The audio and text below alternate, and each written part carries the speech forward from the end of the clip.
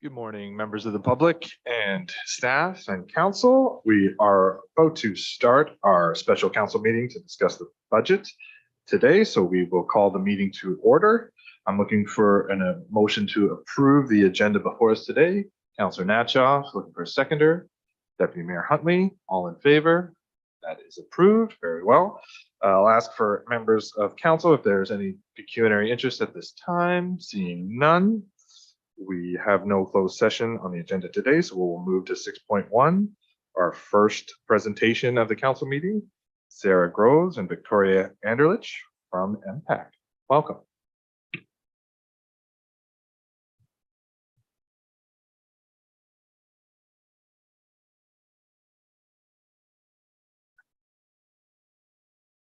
Good morning, Mayor and Council. My name is Sarah Groves, and I'm an account manager with Municipal and Stakeholder Relations at MPAC, the Municipal Property Assessment Corporation.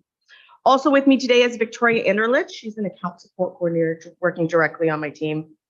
We work together in partnership to support the municipal stakeholders within the cities of Peterborough and Kawartha Lakes and the counties of Peterborough and Haliburton. I'd like to first take a moment and congratulate you all on your recent election. I look forward to working with you, whether you're newly elected or a seasoned elected official. Please know we're here to help, and we have an entire municipal and stakeholder relations team who can answer any questions you may have. So to start, municipal relationships are a priority to MPAC and our municipal and stakeholder relations team, and we want to continue elevating the municipal and property owner experience. Next slide, please. At MPAC, we are Ontario's property experts. Our job is to assess and classify more than 5.5 million properties across Ontario, worth a combined value of more than $3 trillion.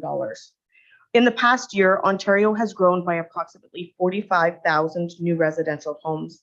And in 2022, we added more than $37 billion to Ontario's assessment rolls. Every municipality uses our assessments to make informed decisions about their community, including the distribution of property taxes.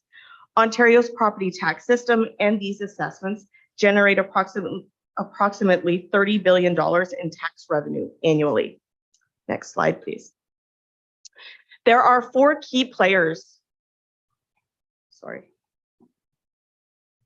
There are four key players in Ontario's property assessment and taxation system, and all have a different role and interest in this process. The provincial government, specifically the Ministry of Finance, is responsible for setting assessment and taxation legislation, as well as policies. They also determine the education property tax rate. There's also an independent body that adjudicates appeals of MPAC's assessed value, the ARB, and this also falls under the jurisdiction of the province. So MPAC is an independent, not-for-profit corporation funded by all of Ontario's 444 municipalities. Our role is to accurately assess and classify all properties in the province. And we do this in compliance with the Assessment Act and regulations set by the Government of Ontario. We are accountable to the province, municipalities, and property taxpayers of Ontario through a board of directors that is comprised of provincial, municipal, and taxpayer representatives appointed by the Minister of Finance. Municipalities also are a key part, obviously, in this process, and you determine your budget requirements, you set tax rates, and collect property taxes in order to pay for the municipal services such as police, fire, roads, recreation, water, among many others.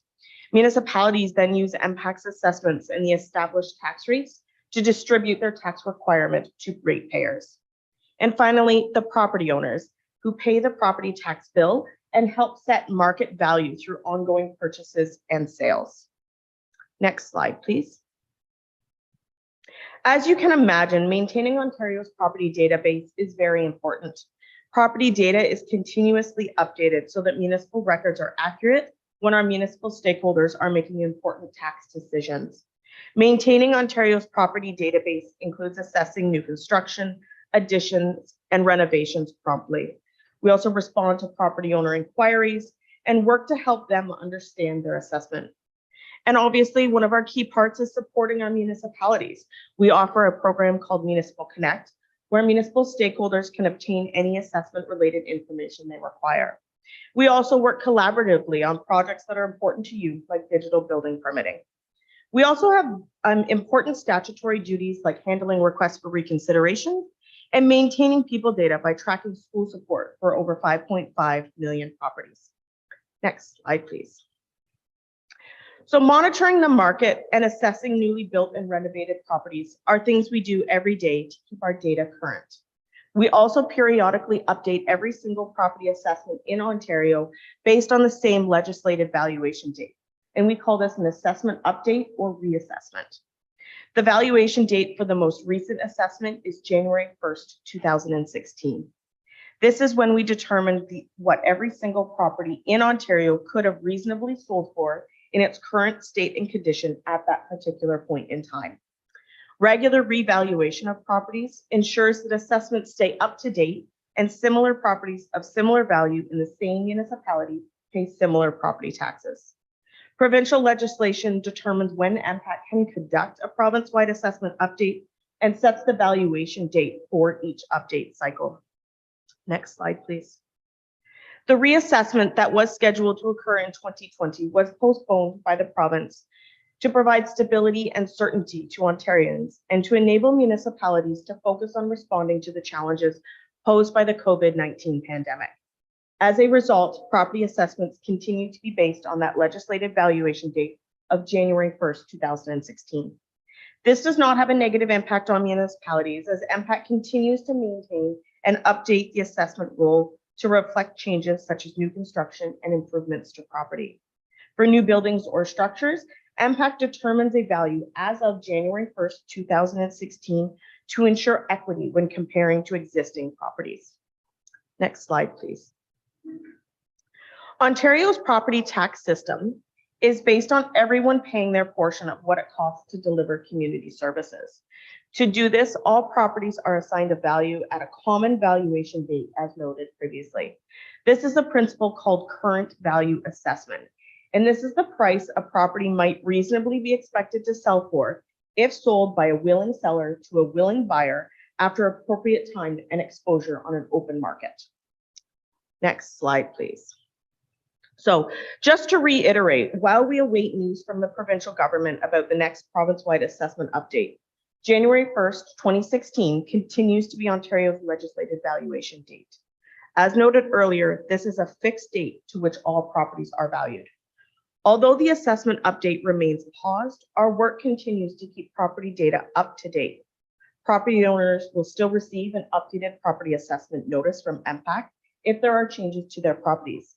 And we currently just finished the process of sending almost 800,000 property notices, to property owners that reflect any changes that have occurred to their properties this year. Once the province announces when the next assessment update will take place and what the valuation date will be, we will let you know so that we can have those meaningful conversations as we work to finalize those assessed values within your community. Next slide, please. So let's talk briefly about the three approaches to valuation. So in Ontario, there are three industry-wide standardized approaches to valuing properties. And the first is the direct comparison approach. And this is essentially when recent sales of comparable properties are analyzed. And this is typically on residential properties and vacant land. The income approach is when the ability to earn revenue is tied to the real estate and not the business that may be run from the location. So in other words, it's not the revenue being generated by the Walmart, rather it's the income by way of rent that the landlord is generating through the ability to lease the space to Walmart. So this method requires a detailed analysis of the income and expenses to determine how much income a property could be expected to generate if sold on the open market. And then there's the cost approach, and this is typically seen on our more specialized properties and industrial properties. So this approach is used when a property type is unique and rarely sold on the open market. So there's very limited data about those types of sales. So with this approach, we calculate the cost of replacing any buildings or accessible fixtures that are on the land. We then apply a deduction for the depreciation due to age or any conditions that may be affecting the value of that property. And then we finally determine the value of the land and add that to it in order to produce an overall valuation. Next slide, please. So what draws our attention to a property? And it's typically one of the following things: a market sale, a request from a municipality or a property owner, or a request for reconsideration or appeal. And additionally, we always action building permits. So building permit activity is one of our key drivers as well. So MPAC's role is to take building permits and plans and turn them into assessment. Our municipal stakeholders rely on MPAC assessments to levy property tax. And when MPAC delivers that assessment, our municipal stakeholders can then realize that new revenue. Every year, MPAC processes on average 300,000 building permits for new developments and renovations. And we are the only organization with a data set of all building permits in Ontario. So our understanding of this data gives us a unique perspective on ways to modernize the collection and exchange to support our municipal partners. So some insights we have gained through the data we have captured. In 2021, Ontario saw more than 48,000 new residential homes constructed, with just under 50% of those being single detached. And did you know that condos are getting smaller, not larger, but detached homes are getting larger? So Ontario condominiums are 35% smaller on average than they were 25 years ago, with the average detached home 25% greater. So in the 90s, the average condominium was approximately 1,100 square feet. And today we're seeing those condominiums average about 700 square feet. And similarly, single family detached homes were about 2,000 square feet in the mid 90s. And today we're seeing them around 2,500 square feet. So the next slide, please. So after we assess a property or change an assessment, we mail the property owner a property assessment notice. And sometimes property owners don't agree with the assessed value that we have tied to their property. So a property owner might then connect with you to let you know that they disagree. But it's important to remember that property assessments are not taxation. So if you get an inquiry, you can help us by asking the property owner a few questions. And the first one I always ask is, could you have sold your property on January 1st, 2016 for the assessed value? I then direct them to About My Property, where they can then review all of their property information and details and do an analysis on some of the neighboring properties within the community that are similar. And once they've done these few steps and they're still concerned with their property assessment, I direct them to then file a request for reconsideration. So this can be done directly through About My Property or AMP, or there's access to it directly from impact.ca as well. And the fastest way for us to review their property is by filing a request for reconsideration, and we do that free of charge. Next slide, please. So let's take a moment to address the relationship between property taxes and assessment. Assessments distribute taxes. They do not determine the taxes paid. The most important factor is not how much the assessed value of a property has changed, but rather how the assessed value has changed relative to the average change in the class within that community. So the next slide, please. So in anticipation of the next province-wide assessment update, we have implemented a strategy to address misconceptions about the relationship between assessed value and taxation, including resources for municipalities that will ensure when an announcement is made, we're ready with the support that you need. There is a digital toolkit available on impact.ca, which can help municipalities, including elected officials, mitigate any misinformation and provide support and resources to educate and inform property owners. In this digital toolkit, you can find a new video. It's called How Property Taxes Are Calculated Based on the Value of Your Home. So if we could please watch that now.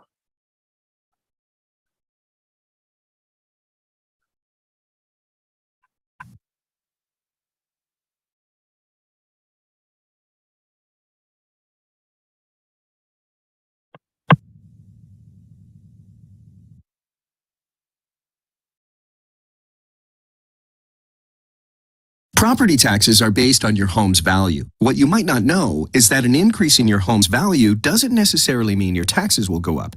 To explain, let's take a look at how your property taxes are calculated. Imagine there's a town that only has 3 homes, and they're each worth a different amount. The total cost to provide all of the town's services is $1,200. This is collected through property taxes. Each homeowner pays property taxes based on their home's assessed value. So we take the total cost of services and divide it by the total property value. This tax rate is applied to all the houses to get enough money to pay for the town's services. Each homeowner pays according to the assessed value of their home, and every 4 years, the houses are reassessed. Let's say all 3 properties have gone up equally in value. The total cost of services hasn't changed, but the total property value has increased. When this happens, there will be a decrease in the tax rate. Now, when we apply that new rate on all the homes, everyone still pays the same. Now, let's say another 4 years has gone by, and these homes are reassessed. During this time, the house on the right gains more market value than the other 2. The total value of all the homes have increased, which means the town has to calculate a new tax rate.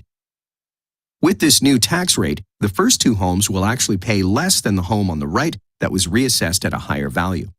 Since the cost of services hasn't changed, the town doesn't need to collect more property taxes on the whole. However, since property taxes are based on a home's value, taxes for each individual home could potentially go up or down based on the rest of the homes.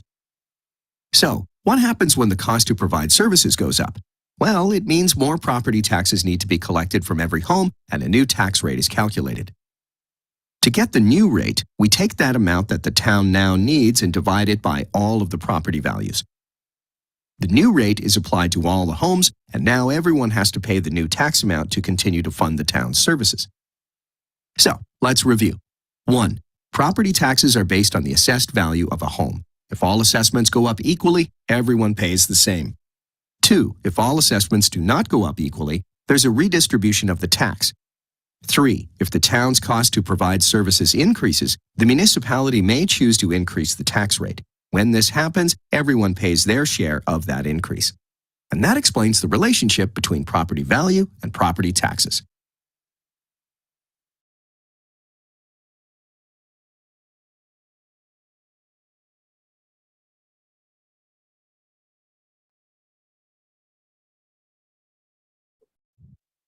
Okay, next slide, please.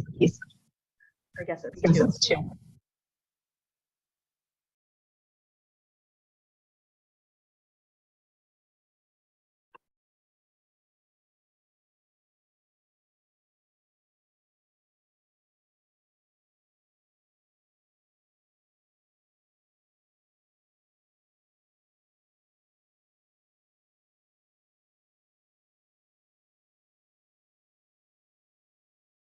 Okay, so a couple slides after.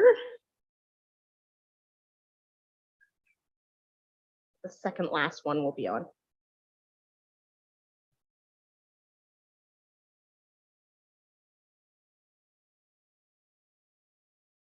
Next one. Perfect. Okay. So thank you for having me here today, but we want to stay connected. If not already, make sure you subscribe to In Touch, which is our monthly municipal e-newsletter, which can be done through mpact.ca. We also have a library of digital resources available. So be sure to reach out to me at any time if you have any questions or are looking for resources. Last slide is just my contact information as well as the contact information for my regional manager, should you have any questions you'd like to direct. Thank you. Thank you very much for the presentation. Council, any questions? Councilor Byrne. Early on in the presentation, you mentioned $37 billion of increase in Ontario. How much of that would be inflation and how much would that be new construction? Thank you, through you, Mayor. All of that is new construction. So all of that value picked up is based on building permits newly issued and picked up within 2022. Yes. Deputy Mayor Hunley. Through you, Chair, to Ms. Groves. This pausing the MPAC assessment from 2020, I think it's going to cause a bigger problem than we're anticipating, in the sense that, you know, if our assessed values were on 2016, like we've all seen the market has more than doubled since then. And I think there's gonna be a lot of people in for a real shock when we get their MPAC assessments in the next couple of years, whenever it is I don't know, when is the new release date? Is it 2023 or not decided yet? I mean, that's going to be a huge jump. And I've seen it in the fact that you are picking up the new builds.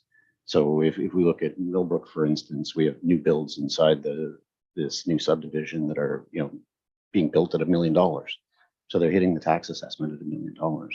right? There's older homes in the village, which, you know, in 2016 were probably worth $400,000 that are now worth $1 million on an open market, right? That is a huge jump. And as of today, those houses in the village are paying a fraction of the tax that the ones in the subdivision are paying.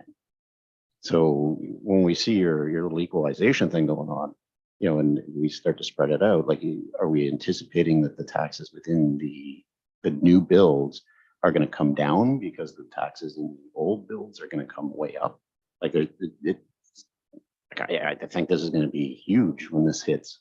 I don't know, any comments, or is there a way to mitigate this a little bit? Because typically, if I'm not wrong here, I think when you do the new assessment, it takes you like 4 years to build back up to whatever that assessment is. Like, you don't get hit with it bang on, but still those 4 years are going to be pretty big jumps in order to get you there.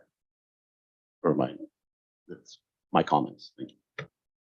I had a similar question and discussion with Ms. Pope, so I'll ask her to weigh in and correct some of the misnomers with regards to the assessment. Thank you, Ms. Pope.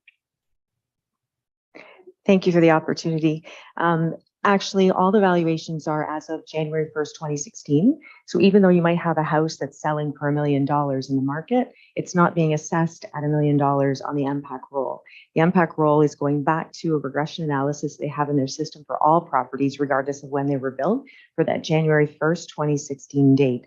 So as an example, some of the properties that are coming in between $1 million and $2 million, or $1 million and $1.2 million, they're being assessed right now somewhere around, and I mean, this is just give or take, because there's a lot of conditions to it, whether, you know, the size, et cetera, but approximately 400,000. And so if you look at the median for our municipality, the CVA, or the current value assessment for January 1st, 2016 on those homes is around 400,000.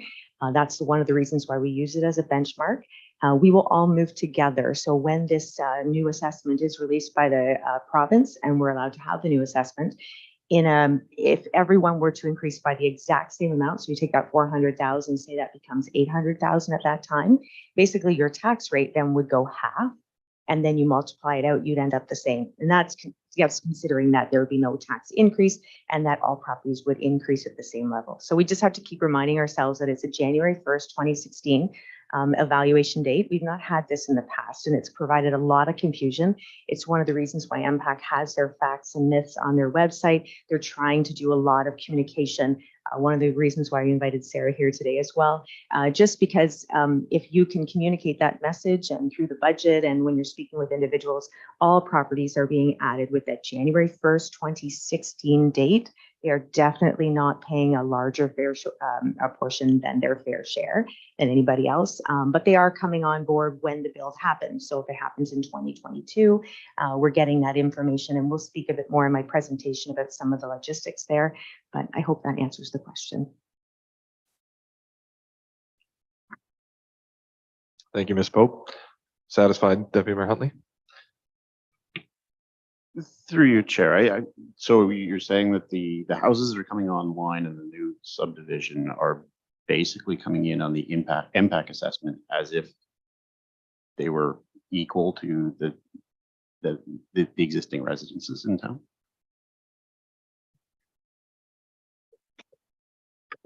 Stop touching it.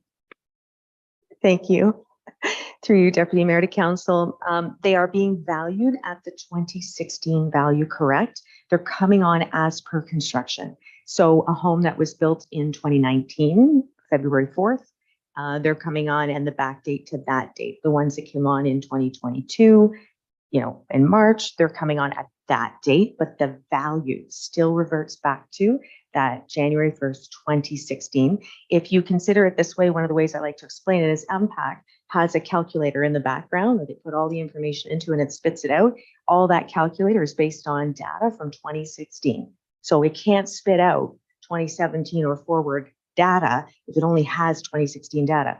When the province allows for that change to occur and the assessment values to go up, that data in their calculator will be updated. They'll put all their properties through, and then we'll get our new values, but we'll all come along together.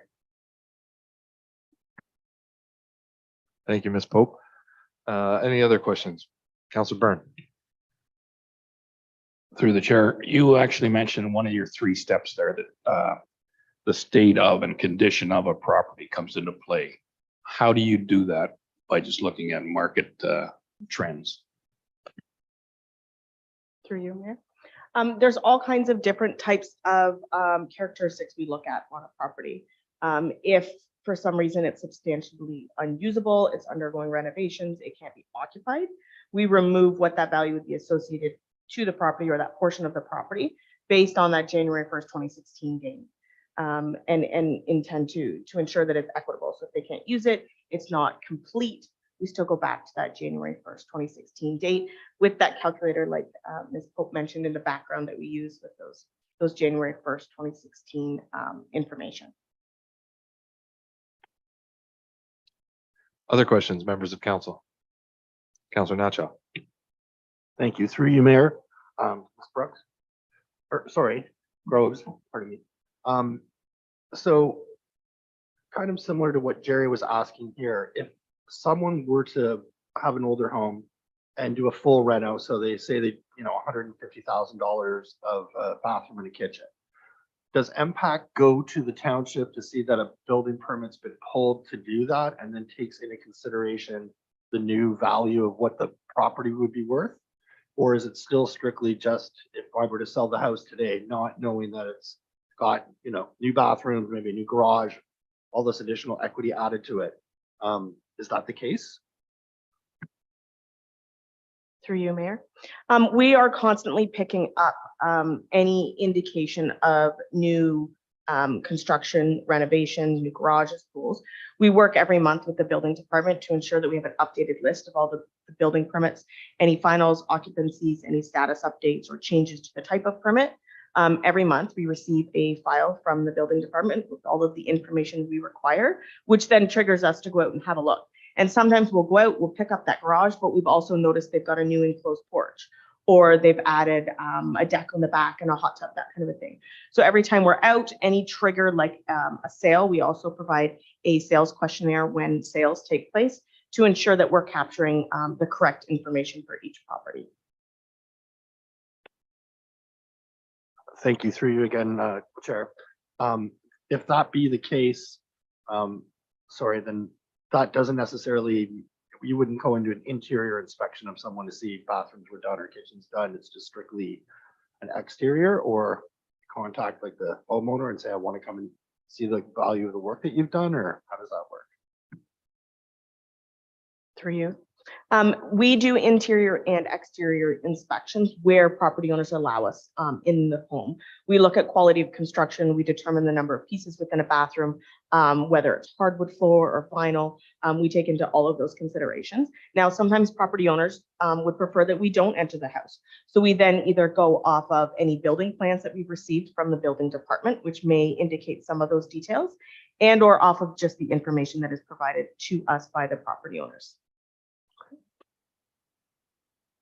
Thank you. Other questions? Councilor Byrne?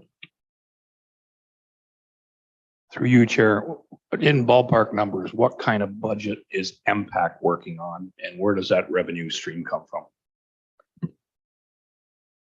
Through you, Mayor.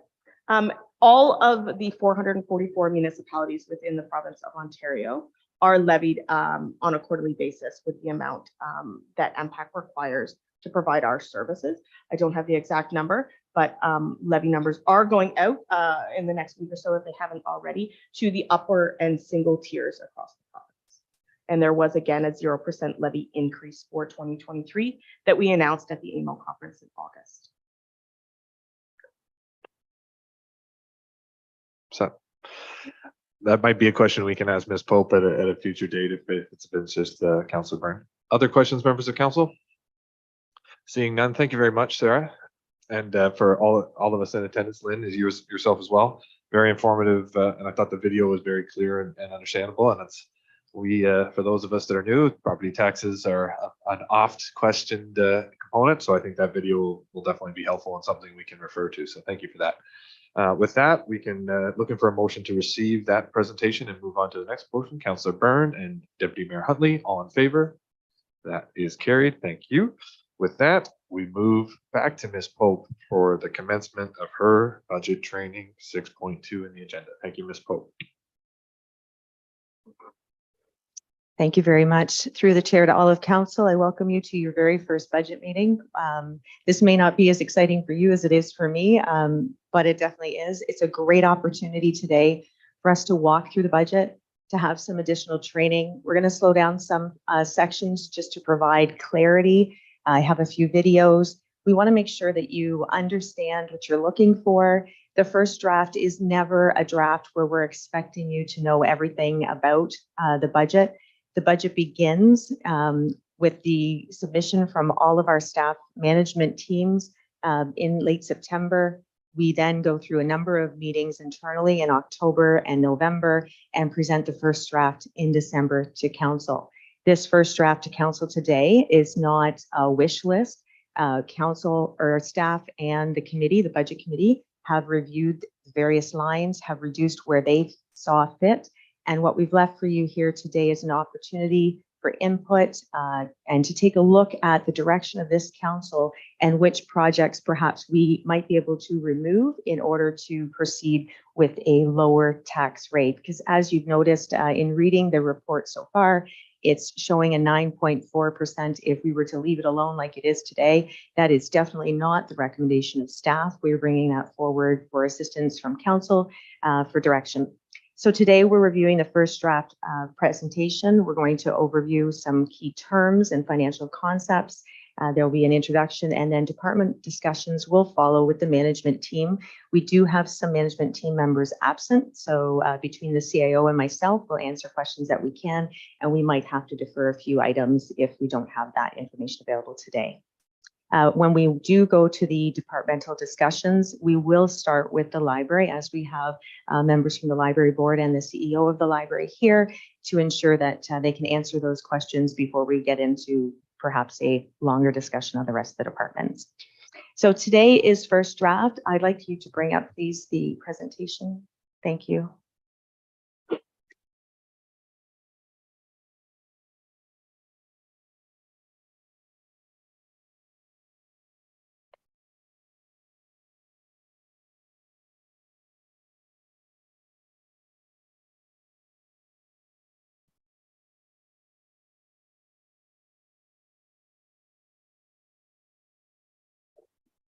Just a few things in overview before we move forward. So again, we're not expecting that today you would know the full document that was released to you last Thursday. There's opportunity for you to have a first look, to come today to receive further information and to have further discussion with staff. We do have our second budget meeting February, at the early February, and then the passing of the budget, hopefully the second meeting in February.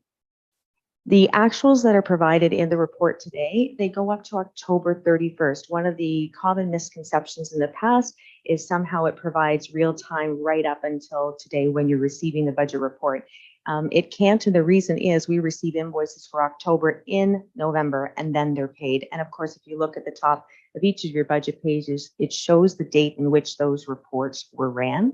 And therefore, this budget brings forward all actuals up to the end of October. The next budget will bring all actuals up to the end of November, and then the final will bring all actuals up to the end of December. Currently in this budget, we are forecasting a surplus. This is a very preliminary estimate based on invoices received to date, and it can fluctuate widely, but I just want you to be aware that in this budget, we do have a $400,000 estimated surplus. Again, I will update at each budget meeting to let you know where we're actually at based on the invoices received at that time. We do not have the full MPAC CVA total assessment value to provide to you in this budget, as the cutoff for this is prior to the second Tuesday in December, and that's when we would have the official notice from MPAC. Therefore, there is an estimate again for the tax roll. Right now, we're looking at approximately $1.78 billion in MPAC assessment that I've based this budget on, but we will bring forward in the next draft the actuals once that is released officially to us. Next slide, please. Ms. Pope, I'm going to call just a brief recess so we can get a printout copy of this for one of our, or for a few of our counselors. We weren't provided it ahead of time. So just give me, if we can have a 2-minute recess just to get that, that would be helpful. Thank you.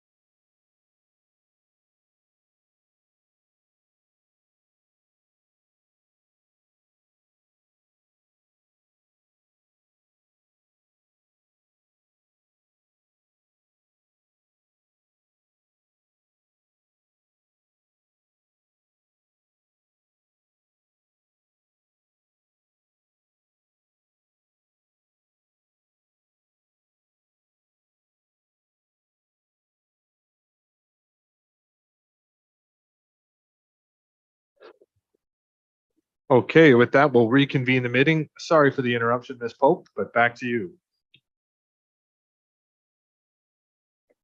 Thank you very much. Through the chair to council, we'll definitely provide those slide presentations in advance in hard copy for anyone who wishes to receive that. But thank you for pausing and providing that opportunity. So this is the first, we just spoke through this a moment ago, so we'll just move on to the very next page. Thank you. So a basic overview or summary, I just want to read this line here. When we talk about our vision here, the budget is a guiding document.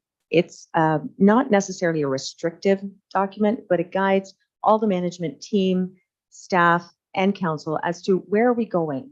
Where are we placing our funds? What's the priority? And how we walk through that, and then accountability as we walk through that right through to audit.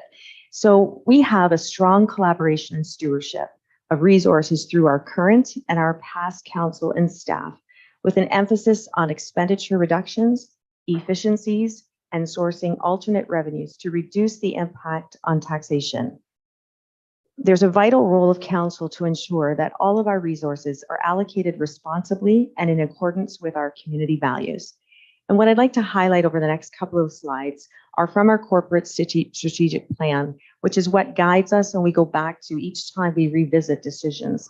Corporate strategic mission, a mission statement that captures the reason that the Township of Cavan Monaghan exists and guides the actions of the municipality. And our mission statement is that the Township of Cavan Monaghan is committed to delivering responsive and cost-effective services that provide for the economic, social, and environmental well-being of our ratepayers now and into the future. Next slide, please. Our corporate strategic plan has a vision based on input from residents, businesses, and community organizations, municipal staff, and members of council. Our vision statement is this: that Cavan Monaghan is a strong, sustainable rural community. We celebrate, protect, and promote our unique history and natural heritage, and value the contribution and interests of all ratepayers in building a prosperous future. We also have in our corporate strategic plan key principles that reflect our goals, values, and aspirations by our community at large. Next slide, please. The key principles are as follows: that we have operational performance excellence. The council and staff will conduct itself in a manner that is affordable to local taxpayers while protecting future generations from being burdened by debt and deficits that they cannot afford. Number two is to building a strong community. Decisions will be made in a balanced and transparent, flexible manner that includes a broad range of interests and perspectives and reflect on community values. Number three, we have growing our local economy. Community economic development initiatives will be designed to maintain and enhance a healthy community and foster the attraction, retention, and expansion of businesses to the township. And number four, respect for our rural environment. Growth in our community will be sustainable and reflect the rural nature of our township. Budget basics are the next slide, please. Sorry. Annually, we produce a municipal budget for council. Traditionally, we have 3 different budget meetings. The very first budget meeting is the first draft, which we are doing here today. The second meeting usually happens towards the end of January, but with the election and the number of training and council requirements for the new term, we pushed it out to February, the first meeting in February.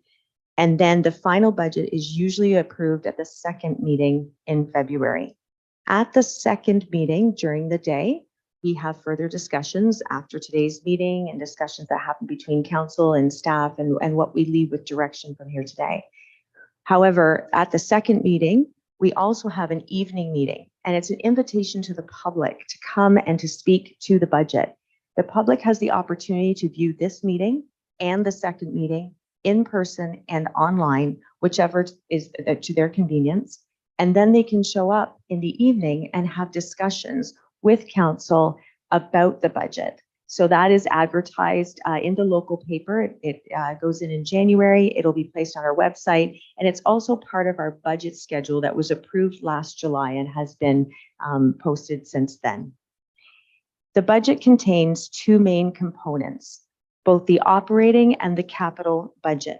We will take a look at both today, but just be reminded that the capital budget does push some operational items. For example, if there's a purchase of a vehicle, we need to, or an additional vehicle, we need to make sure that there is fuel in the operating budget, etc.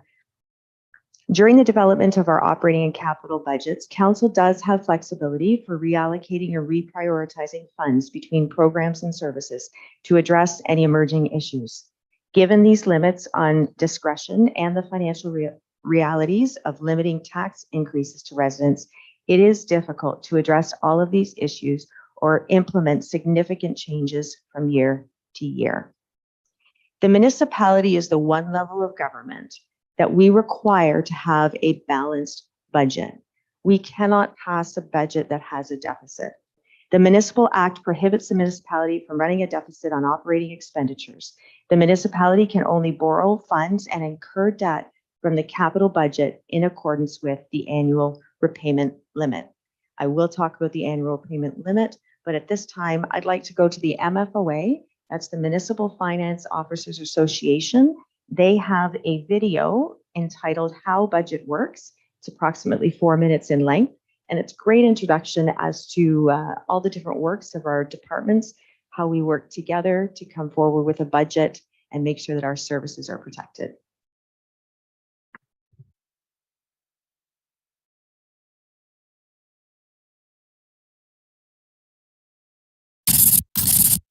Okay, I would like to help you understand how your municipality develops its budget. We always hear about them, and often this can feel like another language altogether. Before we get started, there's important information you should know. Ontario municipalities, like the municipality of MFOA, receive approximately 9% of all taxes collected, but are responsible for over 50% of the infrastructure. Let's start by looking at what the word budget means.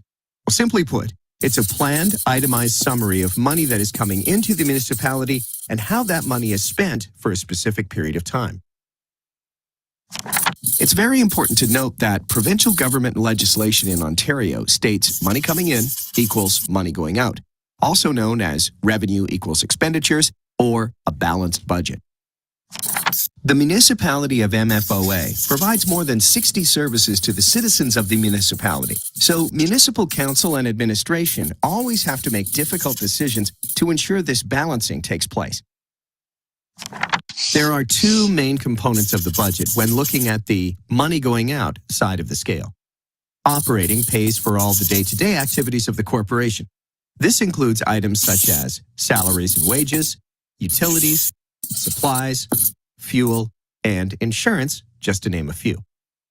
The capital budget pays for all the new big investments or the rehabilitation of current assets under the municipality's control. So let's focus on how the municipality collects to pay for all these services. For every dollar that comes into the municipality, 64 cents comes from property taxes, 21 cents from grants and subsidies, and 15 cents from user fees and other sources. So, now we've learned what a budget is, how municipalities collect money, and how they spend it. Now let's take a look at how these pieces work together. Money comes in through property taxes, grants and subsidies, and user fees. The money collected is required for both the operating and capital budget. We've already talked about the operating budget, including day-to-day expenses, but it also includes money for funding capital budgets. The capital budget pays for all the new big investments or the rehabilitation of current assets under the municipality's control. This connection is made through three methods. The capital levy method reflects a pay-as-you-go approach. The reserve fund method, which reflects a planned save now, acquire, or use later approach, and the debt payment approach. Okay, so let's recap. 1. A budget is a plan for money coming in and money going out. There are two building blocks to the municipality's budget: operating and capital. 2. The operating budget is like you're paying your house bills to keep the lights on. Just like in a normal household, our bills go up with inflation. 3. The capital budget is like your major outlays: vehicles, house, renovations, etc. 4. Money comes in from three sources: property tax levy, user fees, and grants and subsidies. 5. Money coming in is used to deliver over 60 services to municipality residents. 6. Municipal council and administration, with the input of the public, decide how to best balance the municipal budget guided by provincial legislation. And that is how your municipality develops its budget.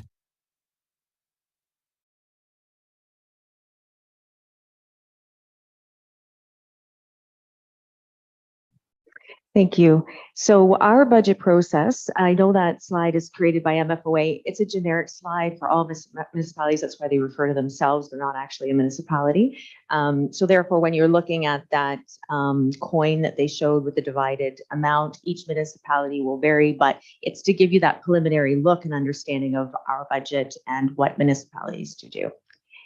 Through you, Chair, would you like to, okay, sorry. Okay, so budget process summary key steps. Next slide, please.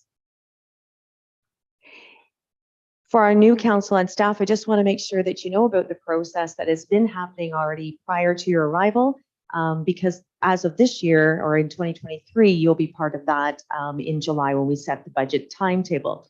So it's a 5-step process where we develop a budget with guidelines and priorities.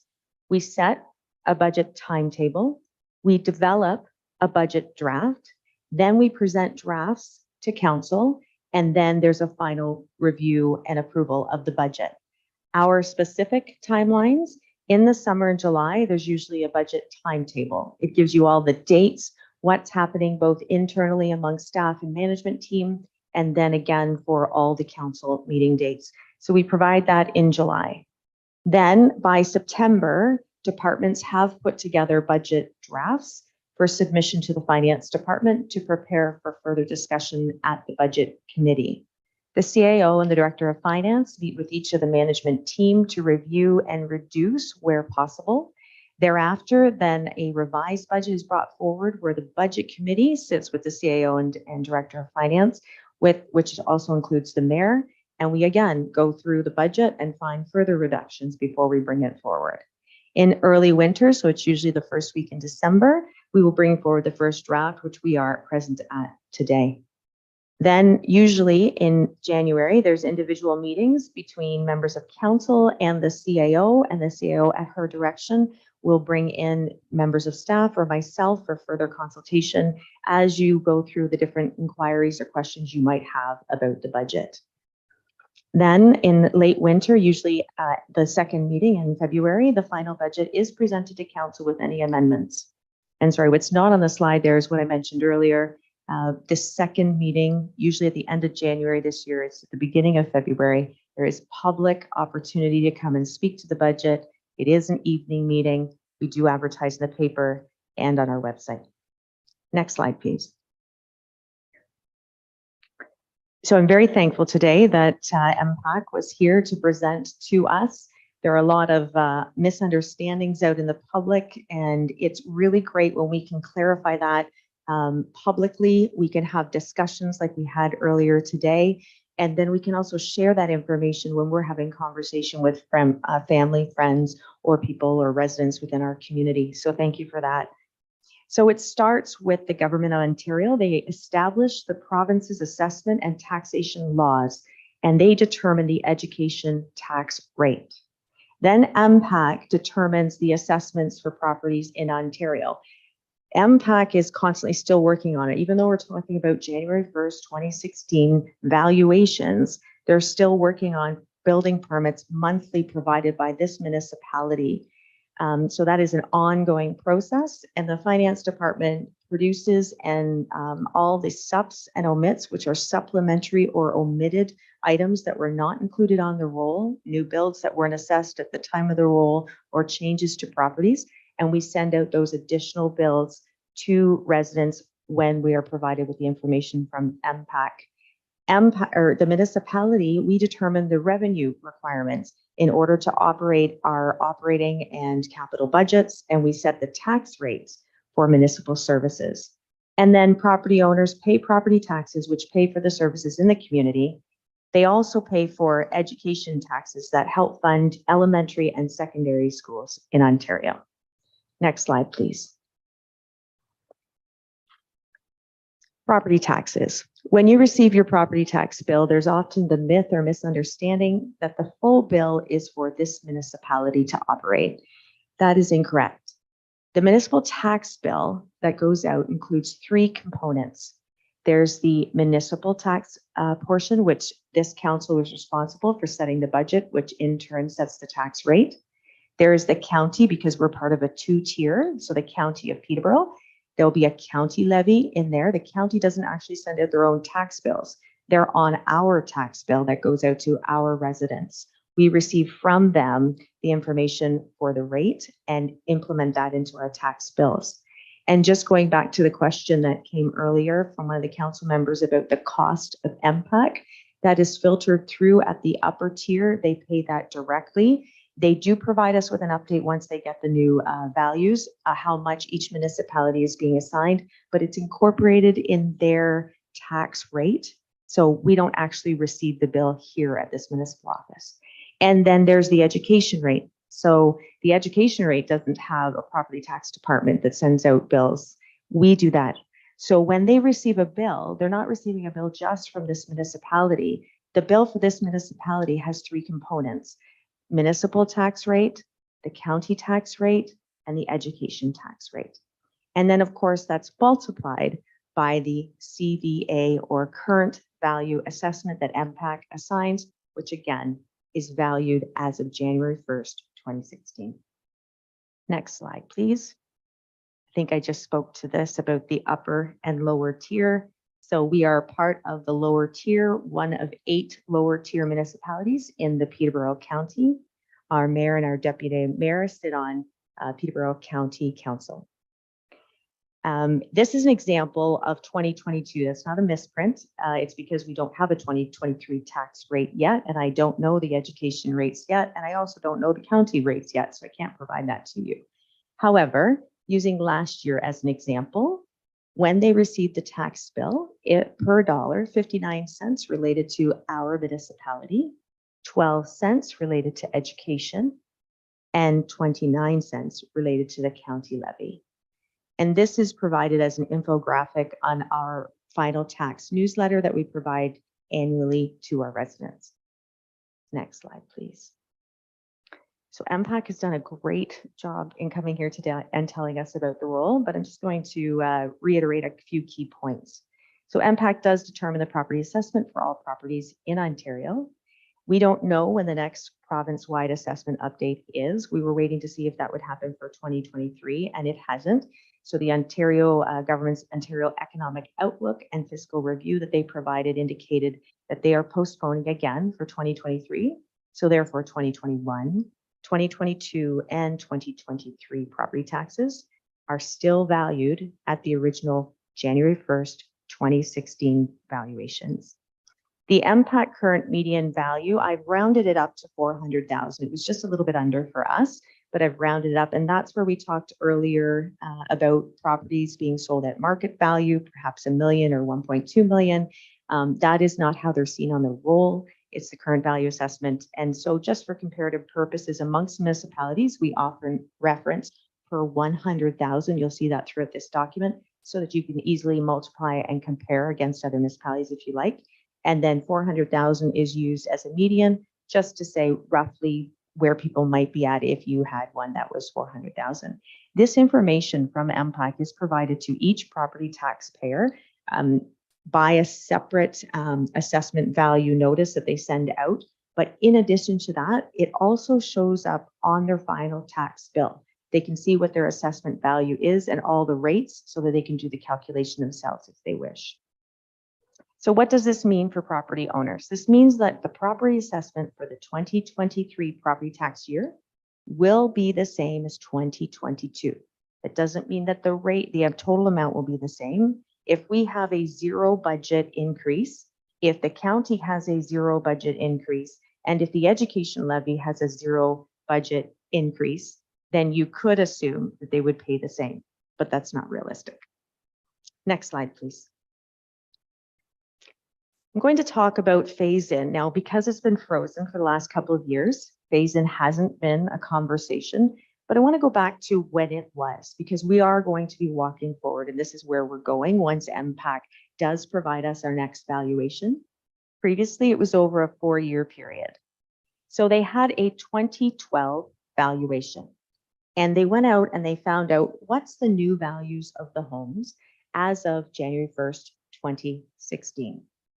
So as this example here, we have a property valued at $228,000 in 2016, and it previously had a value of $162,000 in 2012. Therefore, the difference between those two numbers is $66,000. And they're spreading that out over 4 years to get from point A to point B.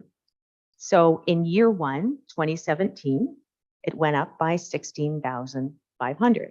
So the $162,000 previous valuation added $16,500 for phase year of 1.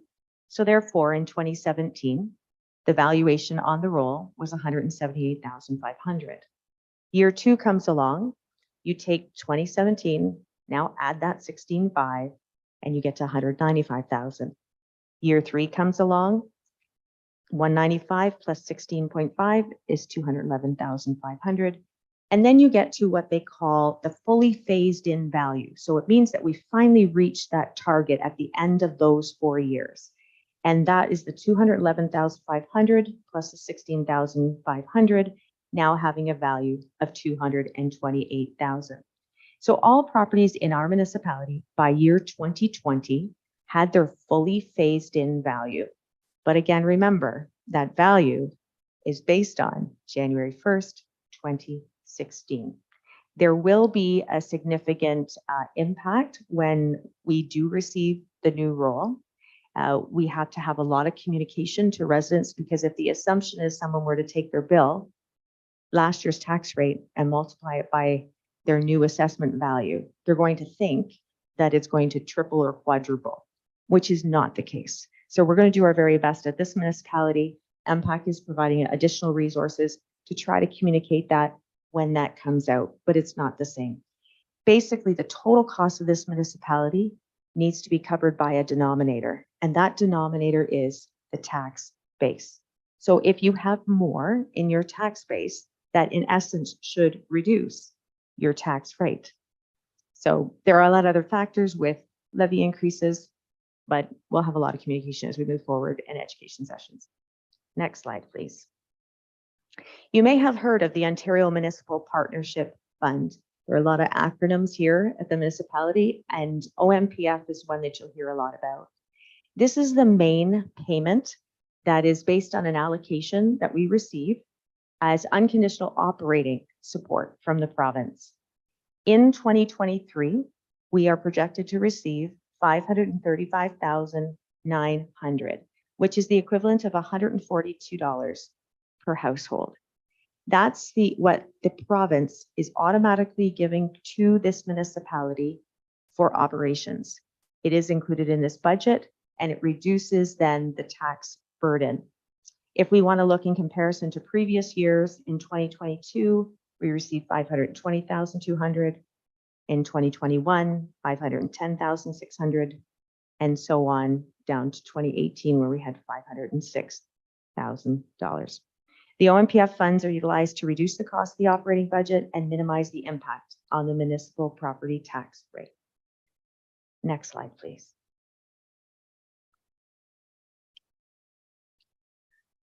Back in 2011, there was a lot of discussion at this municipality, and we had a number of consultants come to the table because we had a serious problem.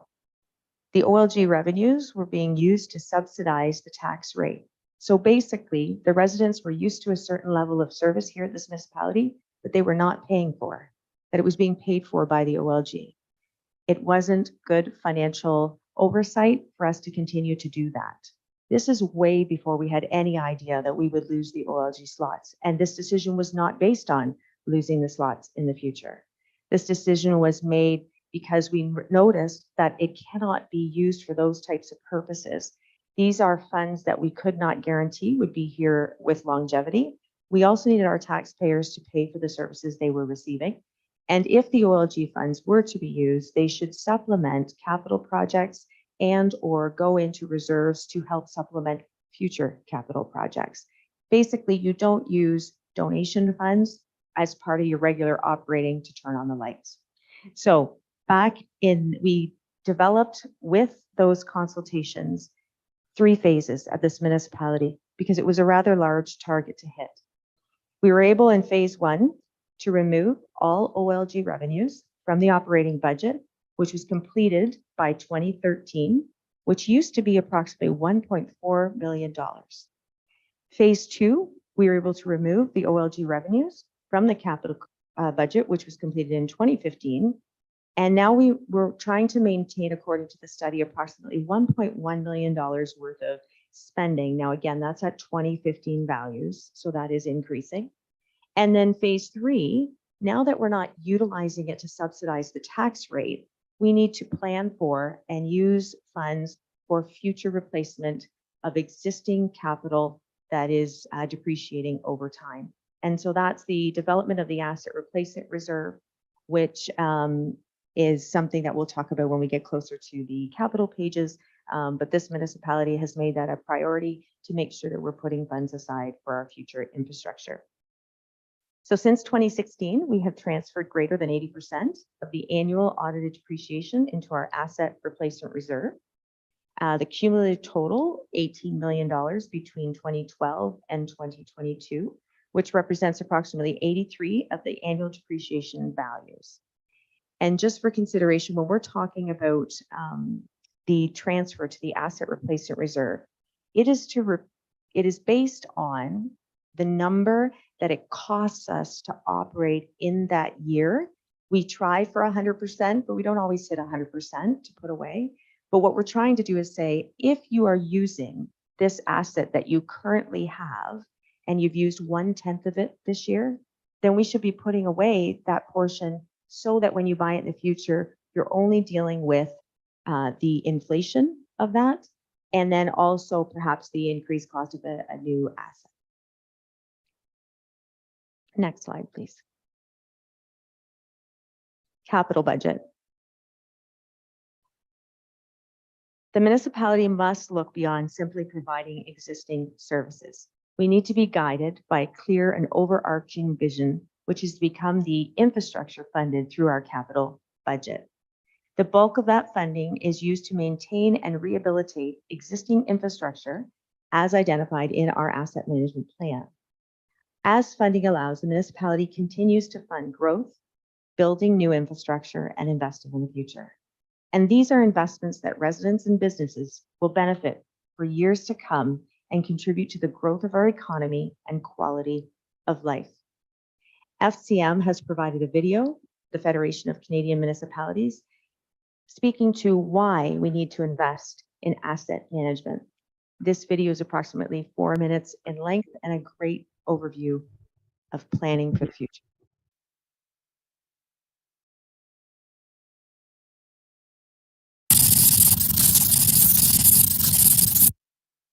So, development charges can be a very complicated and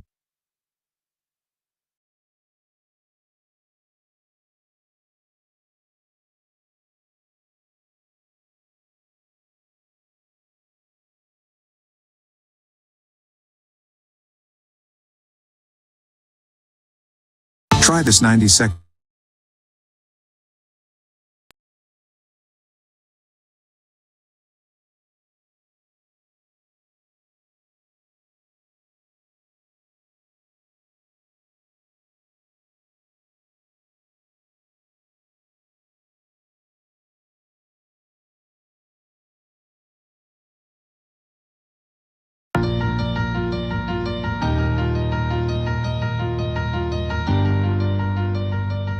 Hi, I'm Lisa, the mayor of my town. The role of my council is to ensure that residents are provided with services that are essential to our quality of life, like clean drinking water and sanitation, transportation, parks and recreation services. Our community's infrastructure assets are critical to deliver these services. Today, like in many Canadian communities, 1/3 of my town's assets are in poor condition, in part because most of our assets were built in the 50s and 60s and are reaching the end of their useful life. At the same time, our community has grown, and so has the demand for new and improved services. We've also had to spend money to upgrade our assets to comply with new environmental and safety standards. We made investment decisions based on our ability to finance the upfront development costs. However, the bigger ongoing costs to operate, maintain, and eventually replace these assets were not fully built into the analysis. Plus, our assets are vulnerable. Climate change has resulted in impacts from more severe storms, flooding, and other unexpected events. Our assets were not designed with these impacts in mind. For example, one of our roads was washed out during last spring's flood, and we had to reprioritize and redirect money in response. Now we're caught in a cycle where new infrastructure is needed to service growth that has been sprawling beyond the core.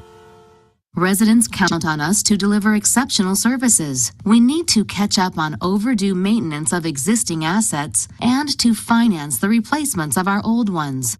We strive to keep taxes and fees low. However, the revenue we collect to manage all this isn't keeping pace with it all. So my council has been faced with some tough decisions. Do we adjust tax rates? Do we delay maintenance and repairs even longer and risk the consequences? How much should we place annually in a reserve fund? Do we reduce the level of services? Do we delay new projects? So what are we doing? We're engaging in asset management planning to be more strategic about how we manage our assets and spending. We're reviewing our assets across all departments in a holistic and integrated way. We're evaluating the full life cycle costs of different capital assets and land use decisions to ensure we're choosing the best long-term option for the community. To become more resilient to a changing climate, we're developing a climate adaptation plan and starting to identify how we can become less dependent on fossil fuels. We now recognize the value of the services our natural assets provide, like managing stormwater and improving water quality. We're also speaking to residents about the cost of service delivery and their needs and priorities. All this work is helping us to coordinate our infrastructure work and set priorities. Now we have an ongoing process in place that is proactive and allows us now to make better informed and strategic decisions. We're now much better placed to support my town's economy and our residents' quality of life sustainably.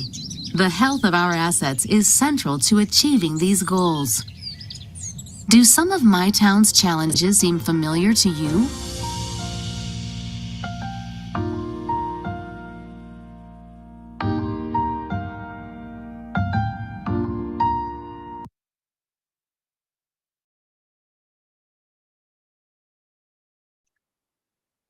Okay, we can go to the next slide, which is reserve and reserve funds.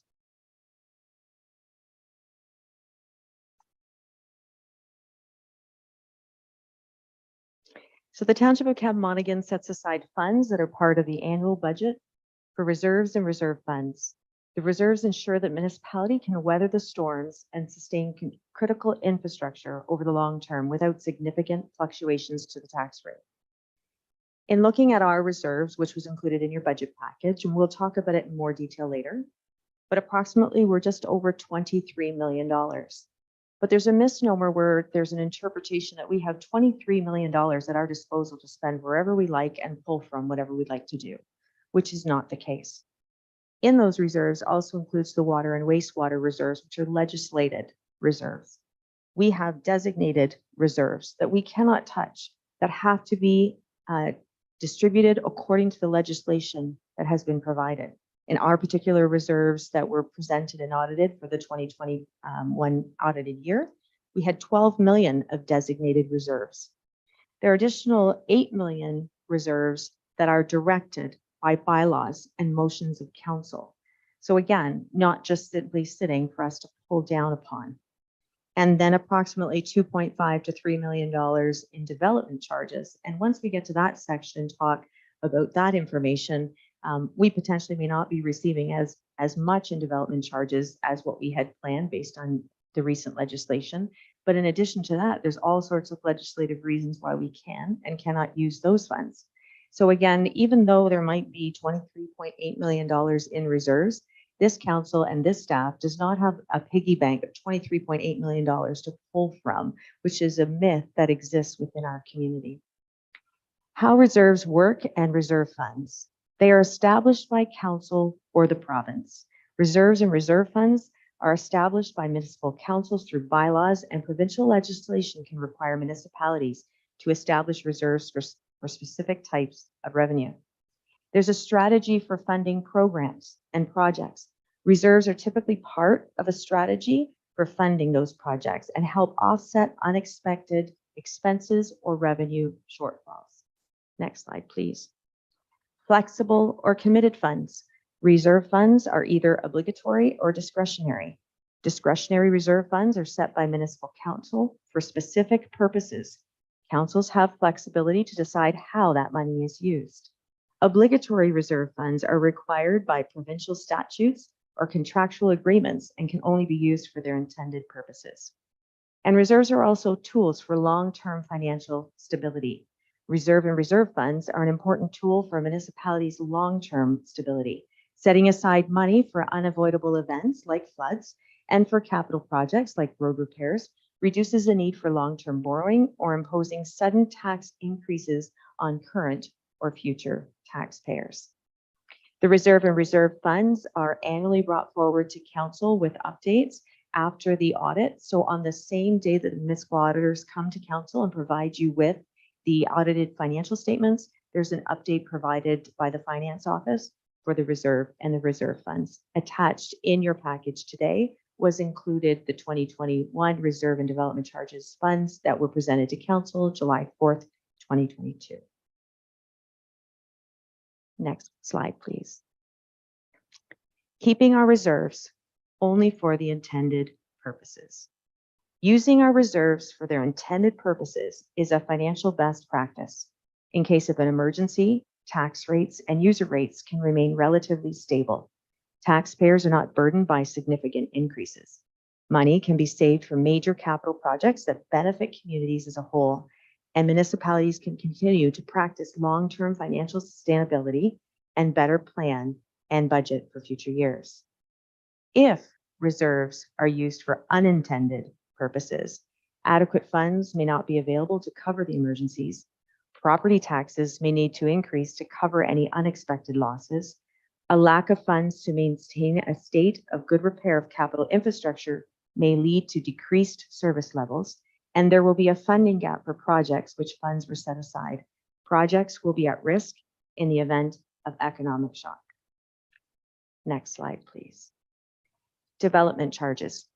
Development charges have been all over the news. There's a lot of information. We have our planning department brought forward a couple of reports at the last council meeting, and there will be ongoing discussions. And as the information comes available, we collaboratively will be working as a team to bring forward updates to council.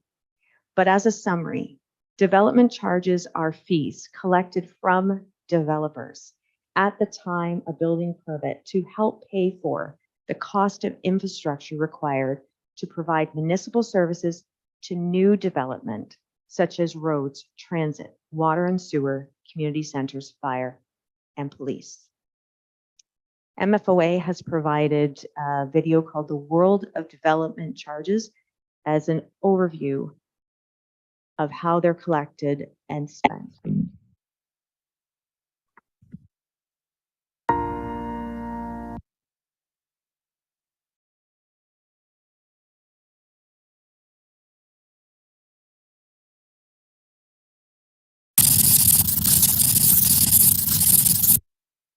So, development charges can be a very complicated and sensitive topic. So let me start by telling you how development charges are defined. Development charges are a fee charged by the municipality for the recovery of growth costs. Growth costs are recovered to build new infrastructure supporting growth, to pay down existing debt for past growth works, and to avoid taxpayers paying for costs that serve growth. Development charges do not pay for operating costs or infrastructure renewal. That's paid for by new taxes from new homes and businesses, also known as assessment growth. Development charges must be paid when a building permit is issued for most new buildings. Development charges would be charged for new buildings, expanded buildings, and converted buildings, and are split into different groups and classifications. Let's look at a hypothetical example of a subdivision development and development charges in action. We will get to know how development charges are calculated in a moment. In order for this area to undergo development, it will need a stormwater management facility, major water mains, sanitary sewers and sewer pipes, also known as trunks. With these major services now available, the developer of the land can undertake the planning needed to lay out street patterns and other servicing needs. These other services required are paid for by the developer and not development charges. Building of new homes or commercial enterprises can begin. Over several years, the subdivision is populated, built out, and may require a district park and community center. These items would be partially funded by development charges. It's now time to look at how development charge rates are calculated, which can be the most complicated item. But first, it's important to know that all municipalities in Ontario must follow the Development Charges Act, which outlines rules municipalities must follow for setting a development charge rate. The main focus of development charge calculation is recovering the appropriate amount of money from individuals who are sparking municipal growth. In simple terms, the rate is calculated as follows. The total dollar value of major growth projects, which is made up of the number of major growth projects, timing of projects, and post-period benefit, as well as other factors. This is then divided by the projected growth to be sparked by projects, which is made up of the amount of the forecasted units in space and splits by development type. Okay, let's recap what we have learned. 1. Development charges are fees collected by a municipality for the recovery of growth costs. 2. Development charges are governed by the Province of Ontario under the Development Charges Act. 3. Development charges only pay for the initial capital cost of major growth-related services that have been identified as part of the rate-setting process. 4. Development charges are paid by individuals or entities looking to construct new buildings, expand buildings, or convert buildings for a different use. 5. Development charge rate calculations are based on the formula of total dollar value of major growth projects divided by the projected growth to be sparked by those projects. And that explains how your municipality uses development charges to pay for growth.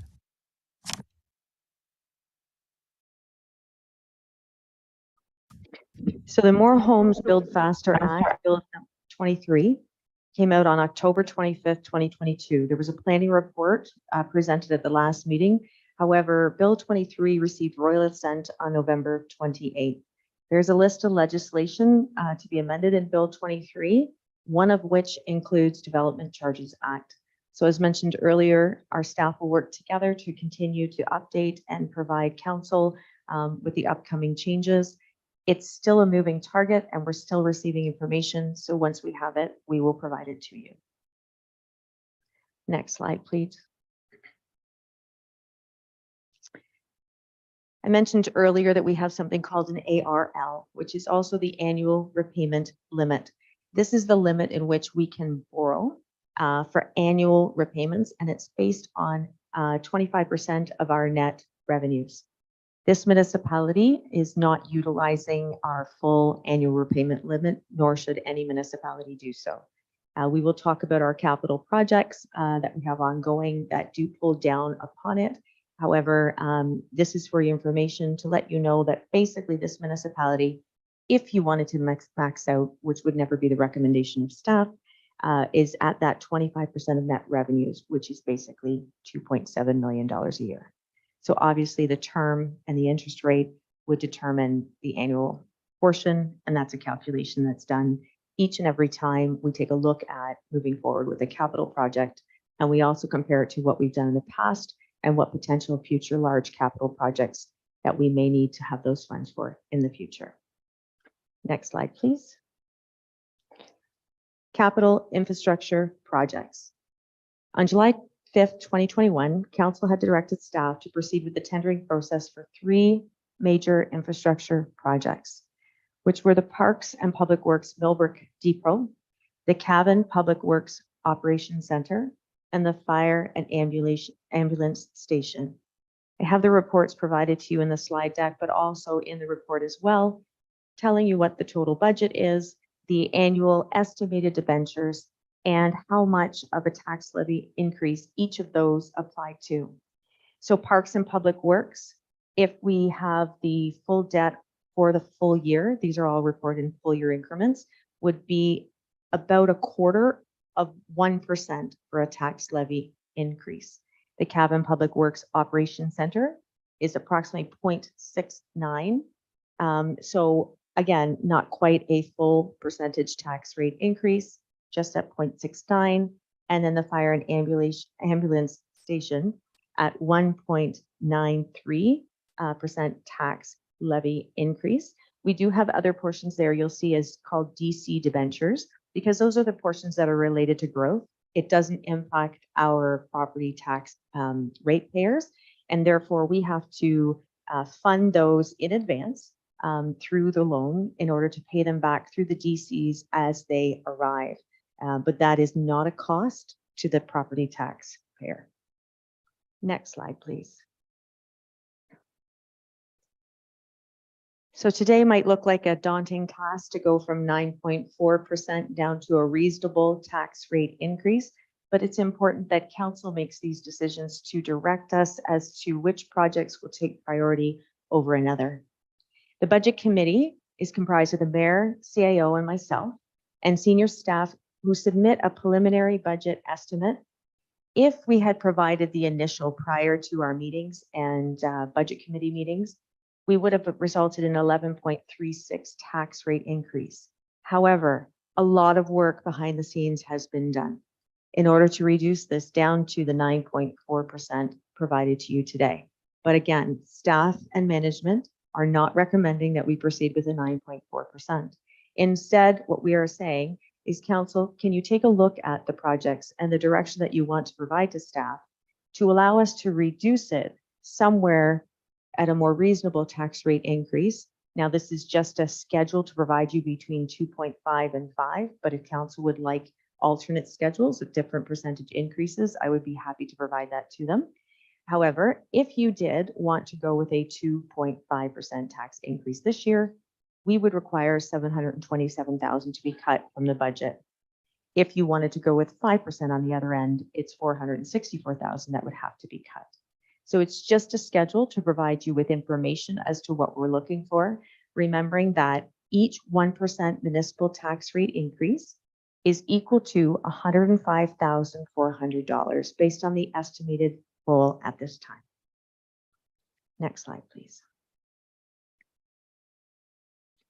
We were talking earlier about our comparison. When we're speaking between municipalities, you'll often see tax rates that are published, and they're published at per 100,000. It's easy multiplier. If you have a $400,000 or $800,000 CVA assessment, you can do the math relatively quickly. So looking at our municipality, 1% municipal tax rate increase. And again, this is the municipal portion. This is not the upper tier, the County of Peterborough. This is not the education rate. This is the municipality only. So our portion. A 1% municipal tax levy increase applied to a bill would be approximately $7.05 for every 100,000 of assessment. I've given a schedule to show you what 2.5, 5, and 9.4 would equal on the same denominator of $100,000. So we're going to look to the median, or the 400,000 that I mentioned earlier, to see how it would relate to the average new home built locally. 1% municipal tax levy increase would be approximately $28.19 extra on this year or the upcoming tax years or final tax bill. 2.5% would mean it would be $70.48. We do, again, it's just another note that the MPAC assessments are based on 2016 fully phased in values. Next slide, please. Tax levy comparison. I provide this 5-year comparison in each budget report as we move forward to ensure, and in the past, to make sure that you can see how much we've raised in taxes. Weighted assessment, that's not the full roll, that's the weighted assessment after you've applied the actual realty tax class and then the, whether it's commercial, industrial, or what have you, but the weighted tax assessment of our tax base across the board, just showing you what that number is. And then the increase in CVA, or again, current value assessment, year over year. The CVA, of course, you notice it's slowed down there because all the CVA that's coming on right now is due to new builds or changes in existing homes because we haven't had a reassessment, right? So I don't have new numbers to increase those values by. So that's the reason why they appear lower at this time. And then if you want to look at the tax levy increase, so in 2019, Council passed a tax levy increase of 2.5%. In 2020, it was 3.2. In 2021, it was 1.0. And in 2022, it was 2.85. And in this draft, it's unknown at this time. Next slide, please. So some of the items are outside of our control, which are external items, and we want to highlight those items that impact the budget and how they're, or what sources or documents that they come from. So the consumer price index rose by 7% in the 1 year, year over year notice that was released September 22, 2022, which is the same period in time which we report annually. And therefore, the municipal wage grid was indexed as per the Personnel Policy Bylaw 2020-12. The Canadian Union of Public Employees local, we have 2 collective agreements. They both renewed in 2022, both Parks and Public Works, and over the 3-year term have a 5.25% wage increase. The construction price index rose 25.9% in year over year. We're doing the same quarterly, or it's a year over year, but it's based on the Q3 of each of those years. And so the 2023 development charges index are indexed, by bylaw 2019-18 section 5.1. And council just received the annual user fees and charges bylaw. I should see the previous council received the user fees and charges bylaw finance report 2022-17 to ensure the municipal revenues for services reduce the impact of the cost of services on the municipal property tax rate. Next slide, please. I don't expect you to read this or know this overnight. This is a document that's presented in each budget. It is a summary of numerous calculations on the back end to determine what the tax rate potentially could be. Again, as you see at the top, it says first draft increase TBD to be determined. It is not that staff are recommending a 9.4% increase.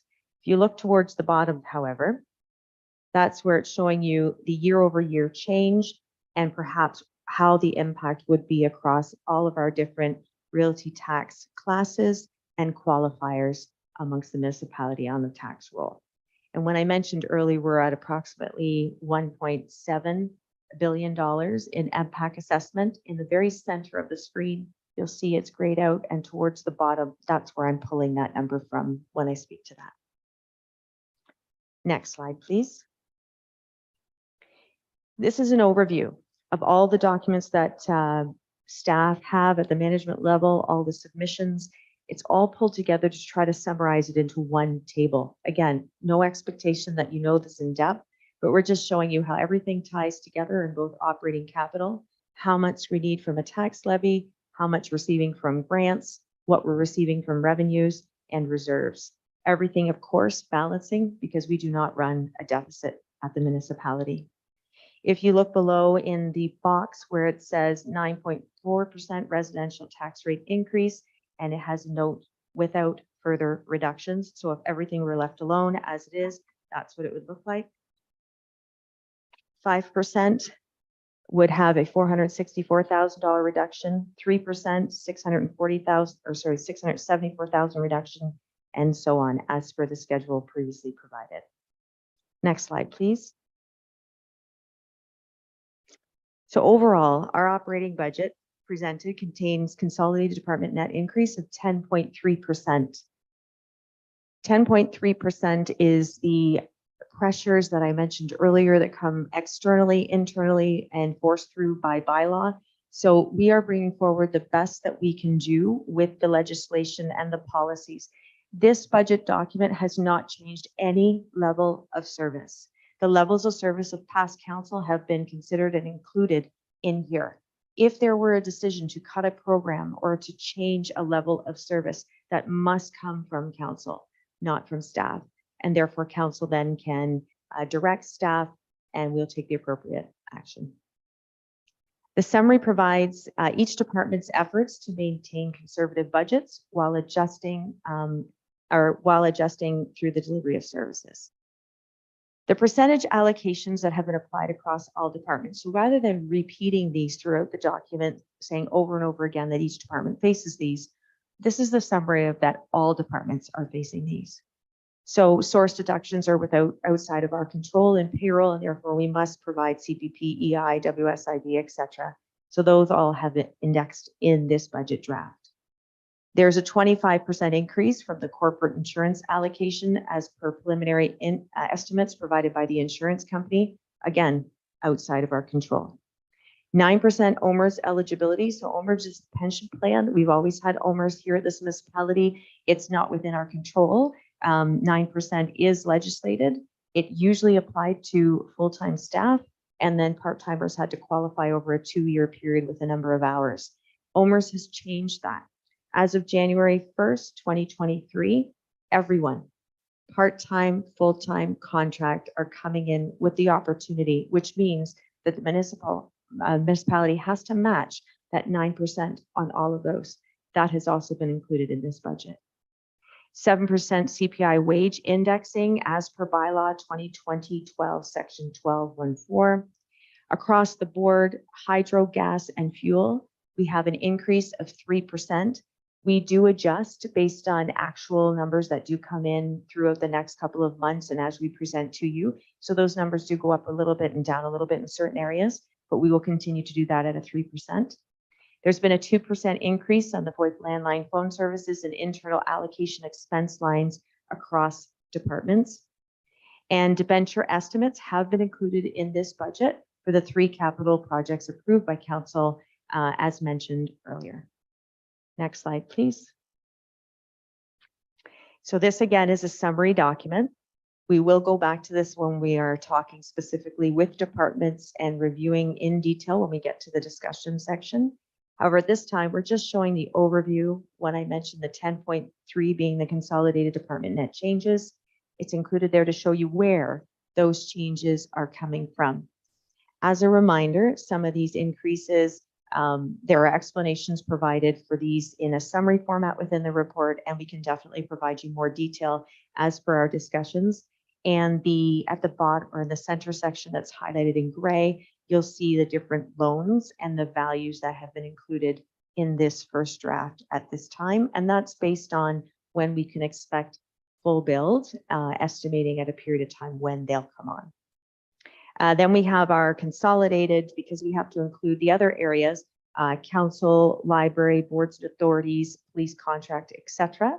So when we add everything together, we're looking at about 9.5% consolidated with our internal departments and the other boards and authorities as included below. Next slide, please. It's important to note that our municipality has 2 levies that are added together. One is the general levy and one is the environmental levy. In years past, we used to have named wards. Now we have numeric wards. But for over 8 years, we have been trying to amalgamate services, provide equal services, have the county of Peterborough amalgamate their services to provide equalized services across our municipality to all residents for the environmental tax rate. We have 1 environmental tax rate and 1 general tax rate, which you'll see on the summary provided to council, but also posted online. When the 2 are added together, it gives you our municipal rate. So the environmental tax rate includes a levy increase of $73,275 for the operational costs within each ward. In addition, a contract was tendered, and in that should say 2022, pardon me. It was tendered in 2022, but due to substantial increased costs, we extended the present contract with Withers Waste Management. Those calculations are included in this budget. At this time, it looks like there's a $4.79 per 100,000 additional cost if we were to go forward the budget as presented today. Therefore, for a home with its current value assessment of 400,000, that would be an environmental tax rate increase of approximately $19.16. It's important to note that water and wastewater does not affect the property tax rate. Water and wastewater user rates are determined by the user rate study. It sets the rates for 5 years based on forecasted growth in our community and number of users on the system and total cost to operate that system. Any changes to water and wastewater will affect the next rate study. It does not have any bearing on the property taxes. Residents who do not live within a serviced area of our water and wastewater system do not pay anything towards water and wastewater. Water and wastewater are paid for by the users of that system, not the general property tax resident. Next slide, please. Capital budget. So our capital budget this year, total requests, not including any rollovers, is $9.5 million at this time. We have about $2.5 million of projects that are being rolled over into this year.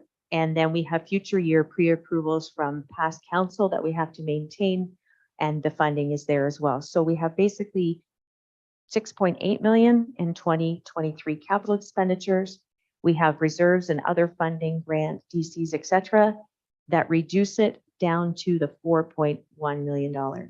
We have detailed pages in your report and as per the attached, but just in summary, if you want to understand the funding sources, we are asking in this year's levy $2.6 million towards the asset replacement reserve and $1.5 million towards the actual capital project costs, which equal that $4.1 million. Next slide, please. So again, we'll go in through these slides in more detail as we begin to discuss per department. But just as an overview, capital requests are summarized by departments to make it easier for you to understand perhaps who might be responsible for or have additional information about. Of course, council would go through the CAO to receive that information. We do have it summarized there. Just as an overview so you can understand the setup of the sheet, requested purchases on the left-hand side are all the items that we intend to do in the current fiscal year, if provided that council gives approval in the budget. Then the next 4 lines are basically different types of funding that we have that we want to apply so that it's not an automatic property tax increase for those things. So we have reserve funding or other funding that come from federal gas tax, development charges, other revenues and grants. Then you have specific reserves. Because we've set aside some of those reserves by bylaw, there are specific reserves that can be pulled for some of the projects. So they get pulled in, again, to reduce the cost to the property taxpayer. 2022 rollovers, of course, the projects that were already pre-approved last year, they're still ongoing. They just happen to be crossing over the 2 fiscal years from 2022 into 2023. The asset replacement reserve. So that reserve we pull down upon based on how much that asset has used over the last 12 years in which we've been able to put aside funds. That's a calculation on the back end that we pull down so that, again, it's not just going to the property tax rate and then the future budget approvals. So when you look right across to the right-hand side, the adjusted total. The adjusted total, that is the piece that is actually going to the property tax base. So, for example, if you look at the first line item, asset management policy and reporting at $115,787, that was a pre-approved project from last year with a rollover and therefore no cost on the right-hand side in the 2023 budget to the property taxpayer. However, that number can change because as invoices come in, that number might go down to 100,000 or 98,000, depending on whatever is left over at the end of this year, we will roll forward. And that's a moving number at this time. But again, still no cost to the property taxpayer for 2023. If you look at the next line, the asset management reserve, if you see under requested purchases, it doesn't exist there. It's intentional. We're not purchasing anything with those dollars this year. What we're doing is we're transferring it into the asset replacement reserve, $2.6 million to be held for future asset projects where we can pull down where you see the negatives below. So that is an ask on the right-hand side to the property taxpayer of $2.6 million. Another example that's kind of a combination. So the hardware replacement program and updates, we're estimating to need approximately $33,300. We have funding in the asset replacement reserve of $24,975. Therefore, to the municipal taxpayer, we are requesting $8,325 to be part of the levy, which is included before you today. So I just want you to have that understanding as we go through and you're actually looking at this document to determine whether or not you're cutting a program, reducing a program, or changing a program. The actual impact to the property tax base is based on that furthest column on the right, the adjusted total. So if you were to cut the asset management policy and reporting bill 6 that was previously approved last year, which I don't suggest doing, it would have no bearing on the property tax base because we're not asking for any funds this year from the property taxpayer. So that's just an overview. We do list on this document prioritized items as per management's direction in the past, levels of service and how they operate. That is available for discussion, but if you're looking at an item to cut, one of the ones at the bottom or the least ranked would be recommended by the staff here today. But of course, everything is open for discussion. As we go down to the next slide, because it's by department and I can't fit it all in one page, I'm showing you the exact same document that you have in your agenda, but it's the Parks and Facilities Department. Go down, then we have roads and environmental services in the next one. And of course, they're all presented in the same format, so there's no confusion. Grant applications. You'll notice that we have a number of grant applications within the budget. And these are programs that we apply to. These aren't automatic. Staff work together to put together a comprehensive application to ensure that we can try to reduce the impact of any projects on the municipal taxpayer. Often these grant programs come in last minute. We have a very limited period of time to complete them, and we work quickly and diligently to do so. In the past, we've had grant applications. Some of these projects are still ongoing, so they're being rolled over. But we're very proud of the work that we do to get the grants into this municipality to offset the cost and bring new equipment or new infrastructure to our residents. So the parks and facilities, there was a $966,000 approval for the renovation of the Millbrook Arena. Then there was also another approval we received in August for the designated Old Millbrook School of $511,750. These have been on the books for a number of years, back to 2019, but again, they're rolling forward. So I just want you to be aware that they exist and they're there. We receive the funding back in these grant programs after we've spent the funds. So they grant us the approval at the beginning. We do the work, then we reconcile back to them, and then we receive the funds. So these will be ongoing until the project is completed. Additional ones, we have investing in Canada, the ICIP Green Infrastructure Stream, Public Works applied to. We received an approval in April of 2022 for $312,500 towards the rehabilitation of Main Street water mains. The MMP grant application, we did an IT modernization plan. That was approved in November 2021. We continue to move forward. That was $117,000 that we received in that growth program. The next slide is just a summary update. This has been provided to the previous council, but we wanted to bring this forward because you may or may not receive inquiries from residents as to the cost to our municipality for COVID and the pandemic. We have a total cost, which includes revenue losses and actual operating costs of about almost $600,000, $593,410. I've included the report there. It's also included in the agenda and available online if you'd like to read it in more detail. In addition, those revenue losses were made up of a period of time when council waived late penalties That was between April of 2022 and October 2022, or sorry, 2020. April 2020 and October 2020. During that same period of time, the collection process was stalled or halted for that period of time and then restarted in November of 2020. Included in there was the loss of the penalty and interest on property taxes, the loss of penalty fees on water and wastewater, the loss of rental revenues through parks and facilities in both 2020 and 2021. We also had additional operating costs. Some council members have already inquired as to what does Emergency Fund 77 mean?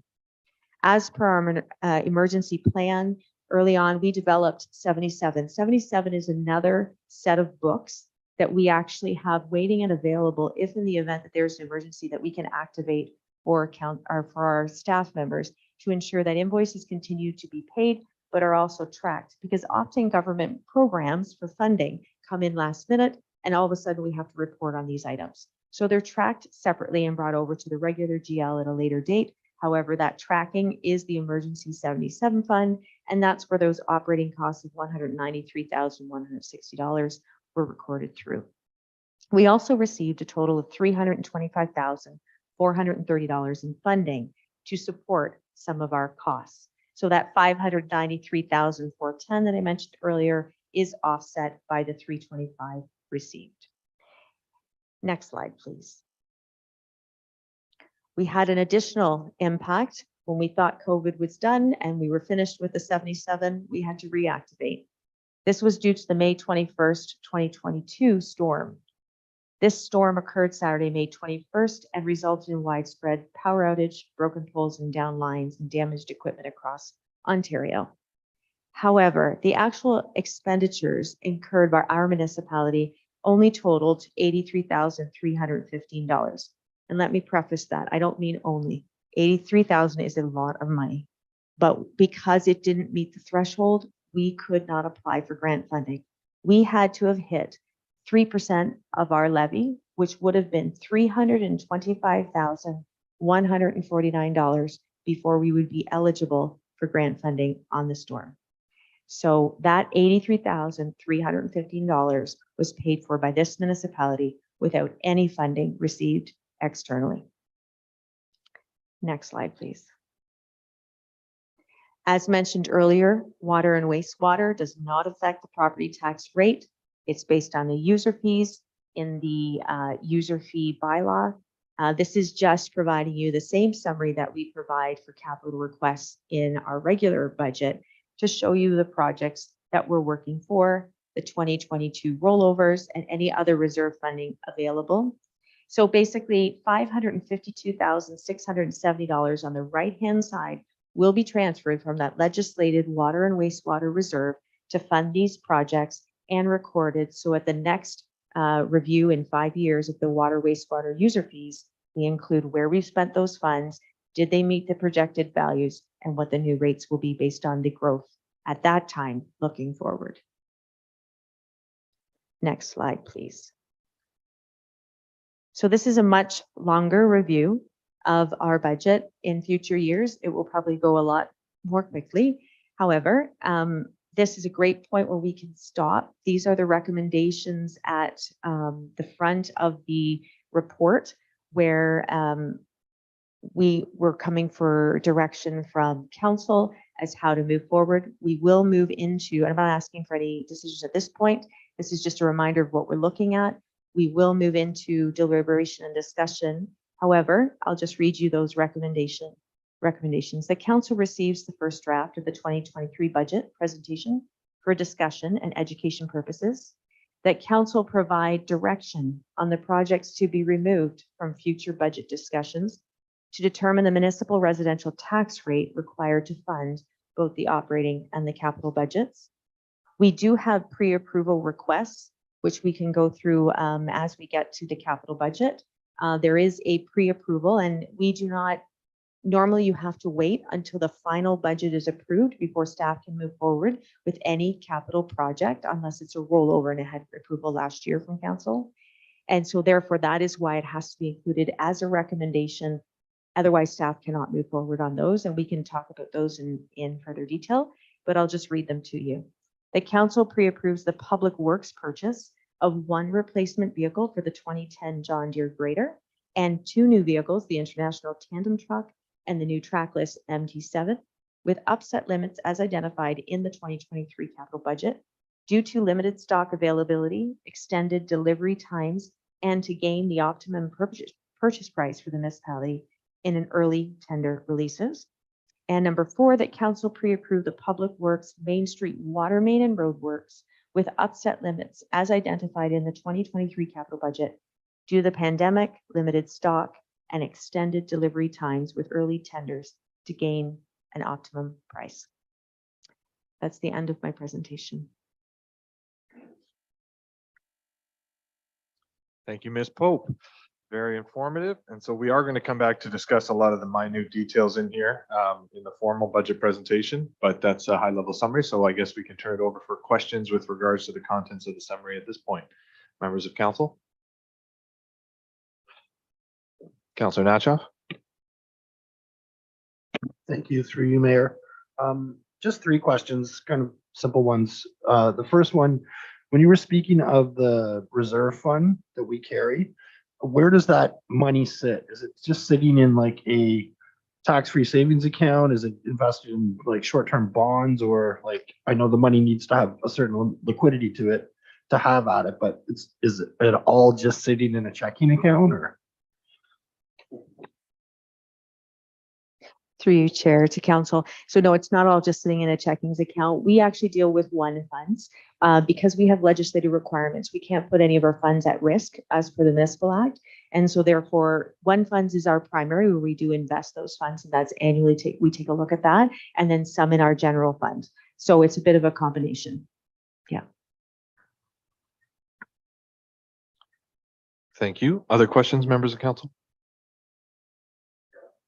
Oh, sorry. Go ahead, Councilor Natchoff. Thank you, through you, Mayor, to Ms. Pope. One of the things that I noticed that they said that the CPI, the consumer price index was tagged at 7%, and that the construction price index was at 25.9%. Is the 25.9% a normal figure, or is that because inflation as well? And then if that being the case, what would a normal construction price index look like in a year?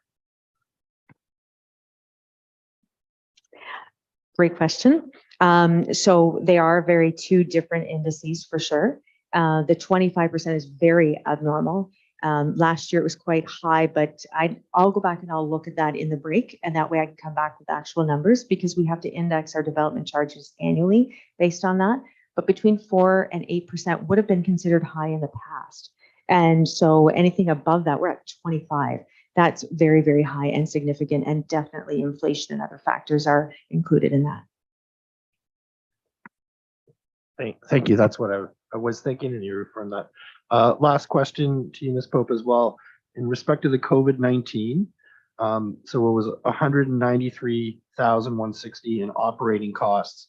Was that operating costs associated to doing the PPE conversions and the building the new, like everything secured in that? And if that were the case, would that not have supposedly have to have come out of the capital budget and not the operating budget? And then in addition, were the renovations to the township offices, as you've expanded all of the offices and everything in that, was that COVID cost related at the same time, since you did everything at the same time, or was that independently done by a previous council as a separate project? Great question. So from my memory, and again, I can provide more detailed information as well, but from my memory, there's a number of things. So PPE is, yes, one component of it. It definitely does not include anything related to capital. We didn't really have capital expenditures required for the pandemic. It's more operating. So it was PPE. There was also security that was required for a period of time. There are different avenues. I just can't remember them all. They're all coded 77, so I can pull all that up really easily for you and find out where they were. A lot of it in the operating costs was mostly between fire department, response type materials, et cetera, and supplies, And then again, the on again and off again of the opening and closing and reopening over our parks and facilities and having to have additional staff for additional purposes and additional resources and supplies. So it was just, it's a slew of components that make that up. You also asked at the end about the capital. So the municipal building, pandemic had not hit and we already had approval to do some renovations here in order to do the council chambers. So we already had that ongoing, nothing to do with the pandemic. At the time though, when the pandemic hit and we were partway through that program, not yet with the actual renovations being completed, there was opportunity for us to apply for one of the grants in order to change our plan to incorporate some of the pandemic related items to receive funding. So we did enhance the program that already existed, but we enhanced it with grant funding, not to the taxpayer. So we didn't do that. But we did definitely change our plans.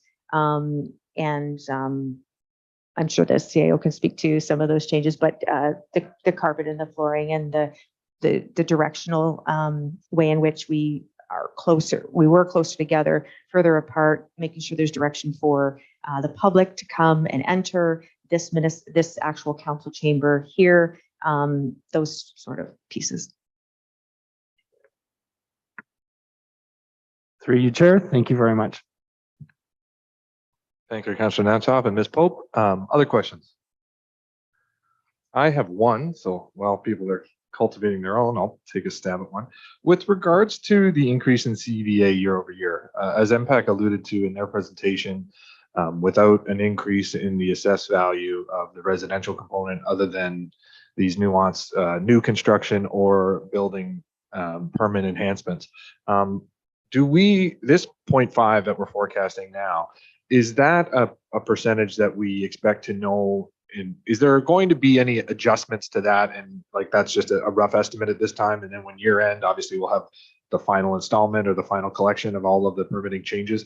Is it common practice to expect that to change significantly? Because it has a big implication into the total amount that we need to raise. So I'm just curious if 0.5 is what we might expect from potential fluctuation with regards to that, and if we will have it by the time we have to make the final one or two meetings of the kind of budget discussion. Thank you, Chair. Through you to Council. We definitely receive every year from MPAC on the second Tuesday of the month in December, the updated rule. That's not available at the time of producing this report. So the first draft always comes forward with an estimate. We've been very fortunate. I'm relatively conservative when I provide estimates, and we've been fortunate that we have hit near targets.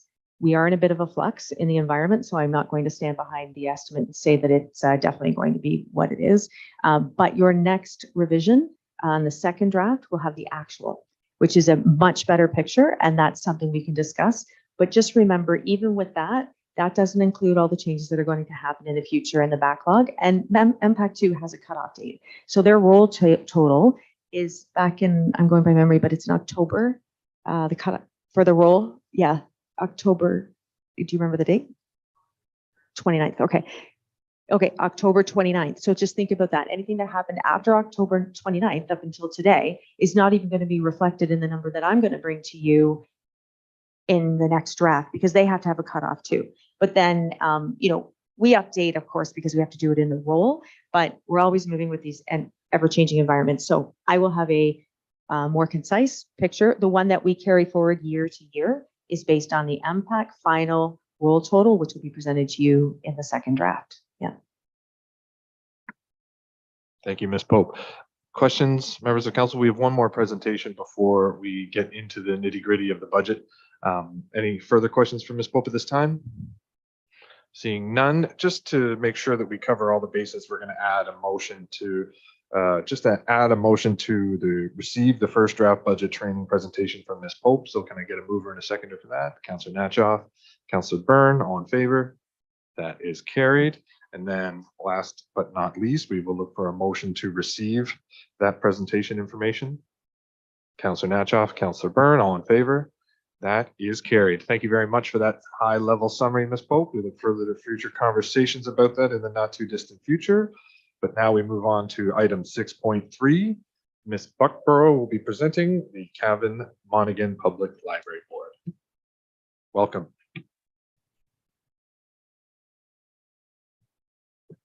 Good morning. So the library board will be presenting twice. The first time is a summary of what's happened over the year. And then when we get into the budget presentation, we'll have our report when it's requested. I love the front door of the library. I like highlighting that in our pictures.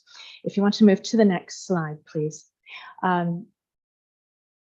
This has been a very interesting term of the library board.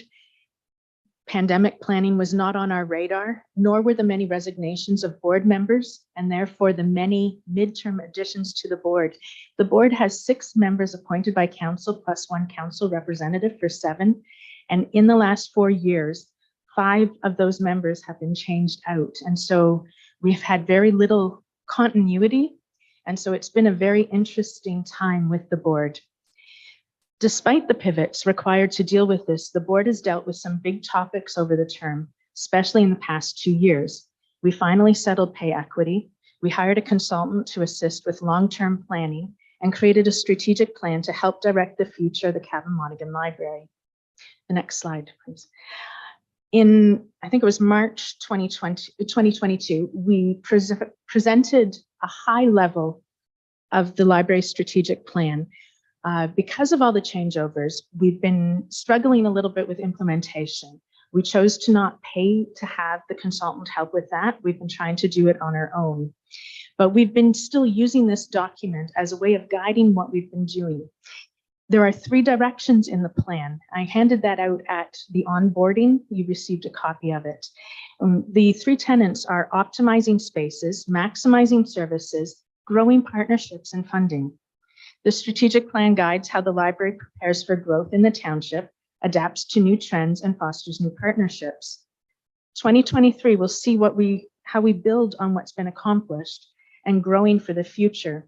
And so it was very interesting to take part and listen to Ms. Pope's presentation this morning, where in her first several slides, she covered about the township strategic plan. We did use that. We had that as part of our background as we created ours. Next slide, please. So the first one is optimizing spaces. And this year, as many years, we are always rearranging and reconfiguring the branches, how to fit in new collections and new activities in our current footprint.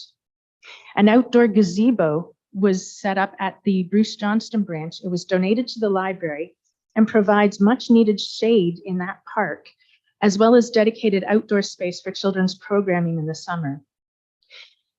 Referencing the May 21st windstorm, the library opened as soon as we could, including hours on the Monday of the holiday weekend for people that were without power and internet at home.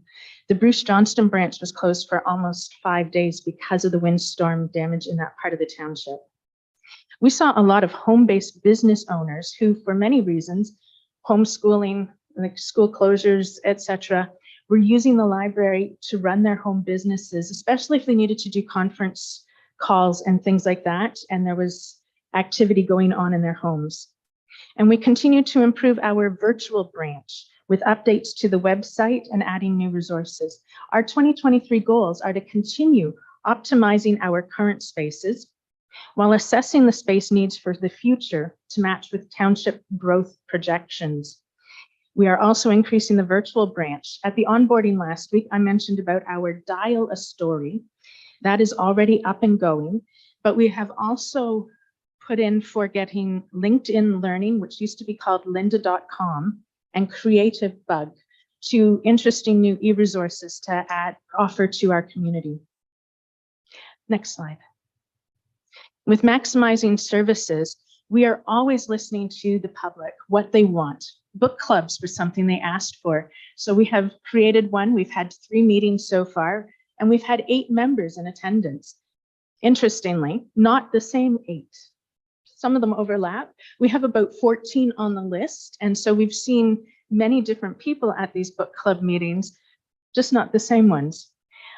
Volunteers have provided over 600 hours of support this year, helping out with reading buddies, summer programming, our books on CD project, shelving, and our book sale.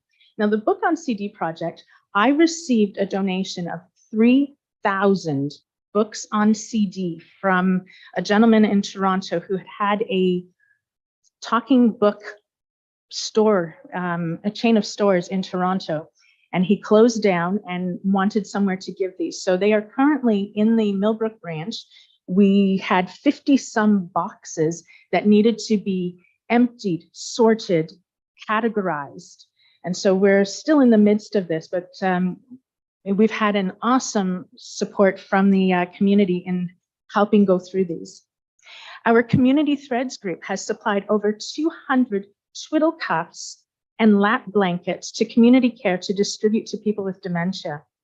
And 120 crafts were made by this group as well and distributed to the residents of Millbrook Manor for Mother's Day, Father's Day, and Christmas. 2023 goals: to continue to maximize services, adding new programs and initiatives based on feedback from members. One of the big things we want to do is upgrade our brand and marketing, and we plan on holding focus groups and using community members to help us lead in that direction. And this year for Ontario Public Library Week, we had a draw for a potted mum. And one of the things I did on the draw ticket was ask people to write down in one word what the library means to them. And so then we'll use those words that we've collected as part of our rebranding and marketing initiative. We plan to continue to advertise and grow our library of things.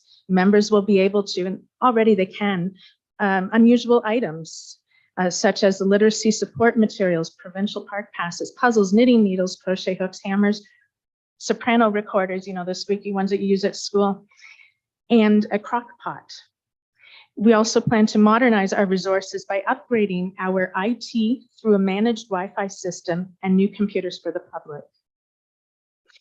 The next slide is a little funny. This is an example of the twiddle cuffs and lap blankets that have been made and sent to community care and then passed on to seniors with dementia. They go on your wrist, and there's textures that are different and such so that it keeps hands, busy fingers, busy. The next slide.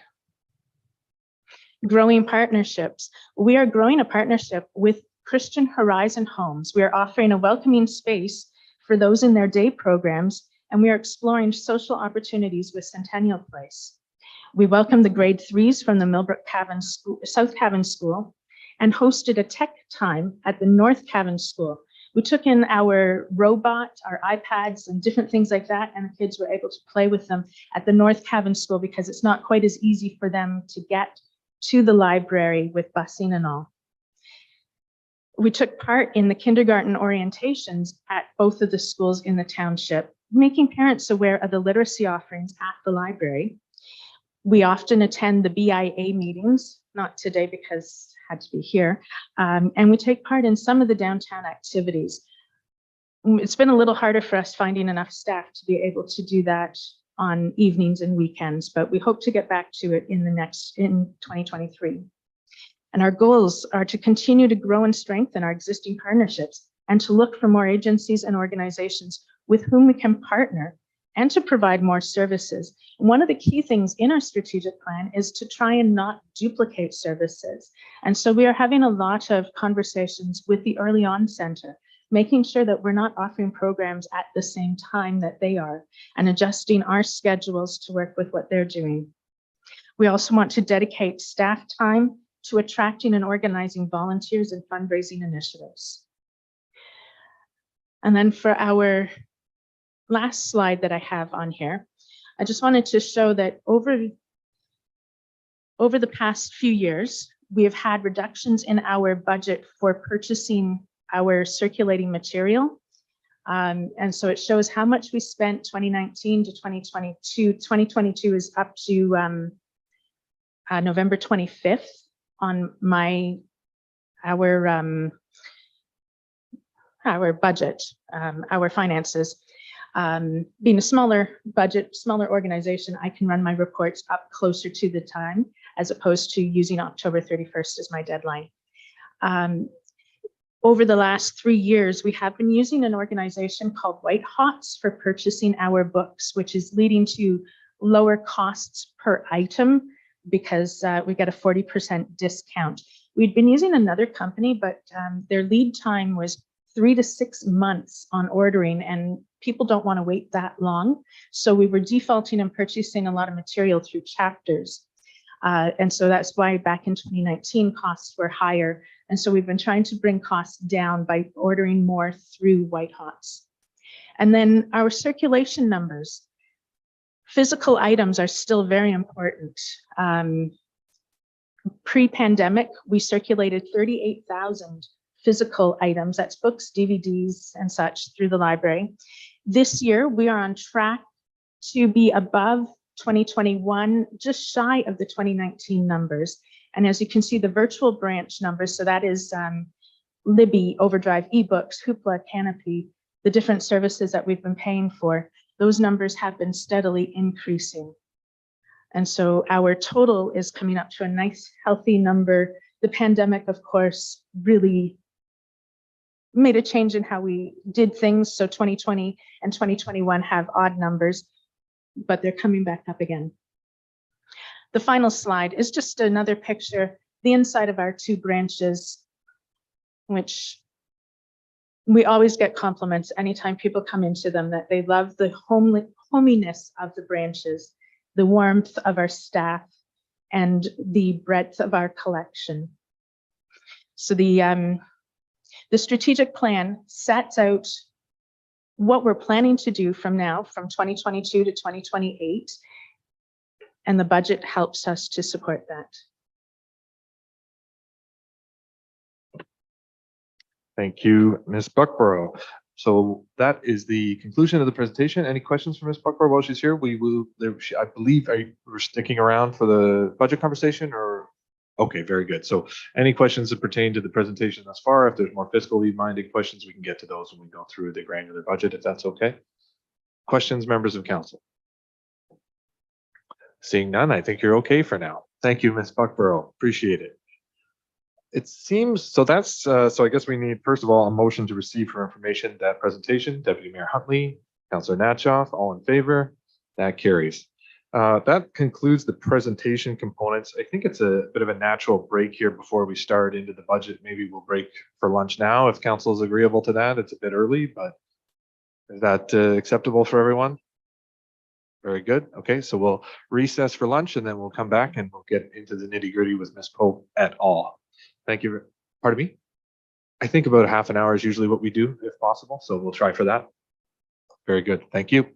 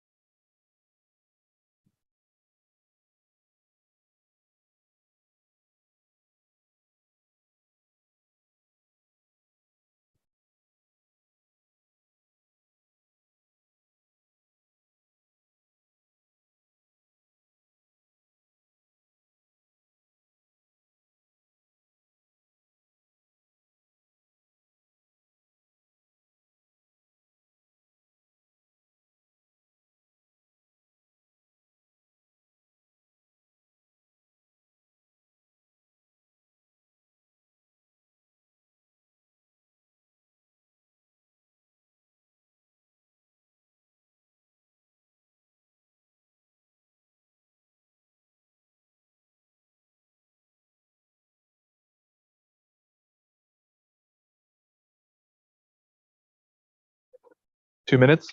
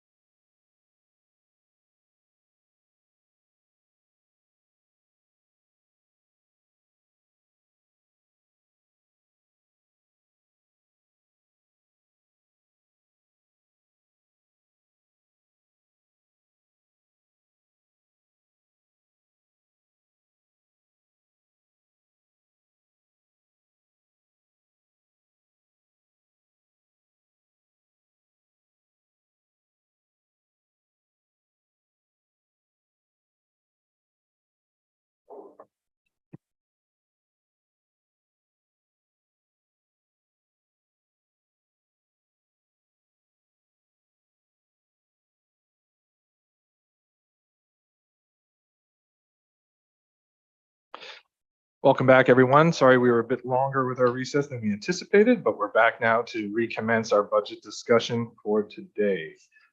Ms. Pope, do you have more to sort of lead us into this more formal discussion? I'll turn it over to you. Thank you very much, Chair, through you to Council. Council, as this is the first draft for this new term of Council, I'd like to take a couple of moments, if I could, just to walk through the budget binder so that I will provide direction as we walk through today, but just to give you a little bit of an overview to know where we're going when you're pulling or looking around. And then as soon as I've done that, we will head over to allow the library to come forward. They're the first department. We'd like to do that to allow them then the opportunity to leave afterwards when they feel they're welcome to stay, but when they feel that they would like to leave, they can, and they're not held here till the very end. And then we will progress through to capital first, and we will talk through some of those pre-budget approval requests that are there, and then digest at the capital level first, and then walk backwards through operating. So from the budget binder, you'll notice in the first section that you have a notes tab, and the actual report itself is either placed in front or within the notes tab, and it starts with Finance 2219. So that's the actual basis of the report. So I want to make sure that everyone has a copy of that in their budget binders. Then as we go through and as we talk through operating, we have it split by departments. You'll notice the tabs. So each tab for each department. So we can just move forward to the planning and ECD tab, open that one up. And I'm just going to show you on the report, when you're looking at the report, on the top right-hand side, you'll see a date. On the planning and ECD, you'll see November the 28th. That's the day in which this was run. So the invoices that were already processed in the system that were sitting there available for the date of that report is what appears in that 2022 actual. Now, we guarantee that October 31st is in there because this was run on November 28th. I don't exclude anything else that has come in. I just can't guarantee you the full month of November's there because we don't have all the invoices in yet. So that tells you the date that we ran it, and then your actuals are updated. So that particular column will update, of course, every time you see a version, second draft, final draft, that'll be updated with all whatever's in the system at the time of the report. I want you to look to the left and you'll see 2022 total budget. So that was last, or the year that we're currently in. That's the budget that was approved by council. And the actual is what we've spent to date. Well, as we move forward, you'll notice some items might be blank. Feel free to ask those questions when we get there. It could be that it's a year-end adjustment or something that's still to go through, but we would be happy to answer those questions. And when you look to the right, proposed budget, that's the 2023 budget. So all of those numbers are incorporated and brought over into what we're proposing to you today. So that's that next line. And then final budget is not filled in until we actually have a true final budget that's been approved by council. So basically every department is exactly the same in structure for consistency when you're looking at it. If you go further on down, and we'll pass all the departments past council, you'll get to boards and authorities, finance and IT, police, keep going. And then you're going to hit reserves. So if we could go to the reserve tab for a moment.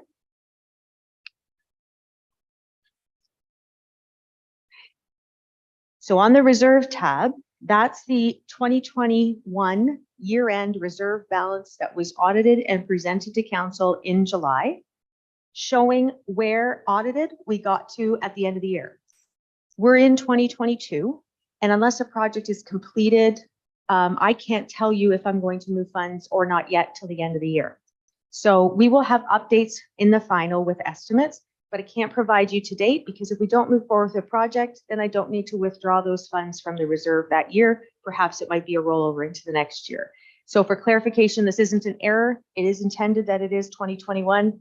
Every year after the audit, when the auditors come back and present the financial statements, I bring forward this summary again with the audited balances as of 2022. So you can expect to receive that next year.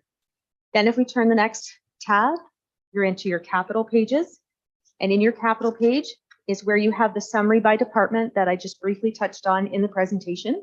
And at the back, you have detailed 10-year, they're folded over, detailed 10-year capital plans that each manager updates, refreshes, and reviews to ensure that all the data is in there. Okay, and that's the folded over pages so that you know where it's there.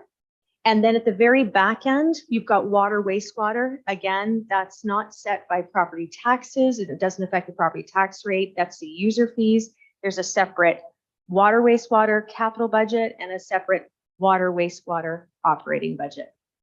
So that's just a little bit of an overview of the budget binder, but please feel free to stop us at any point today if you're lost or you don't know where we're turning to. We want to make sure that you're literally on the same page with us.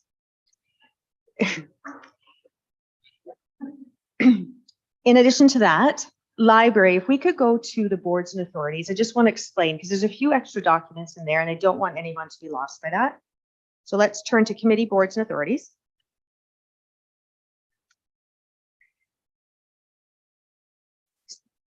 And once everyone's there, then I'll proceed.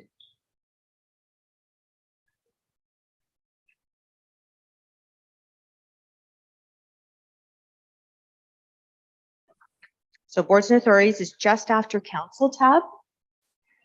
Once we're all there, then I'll proceed.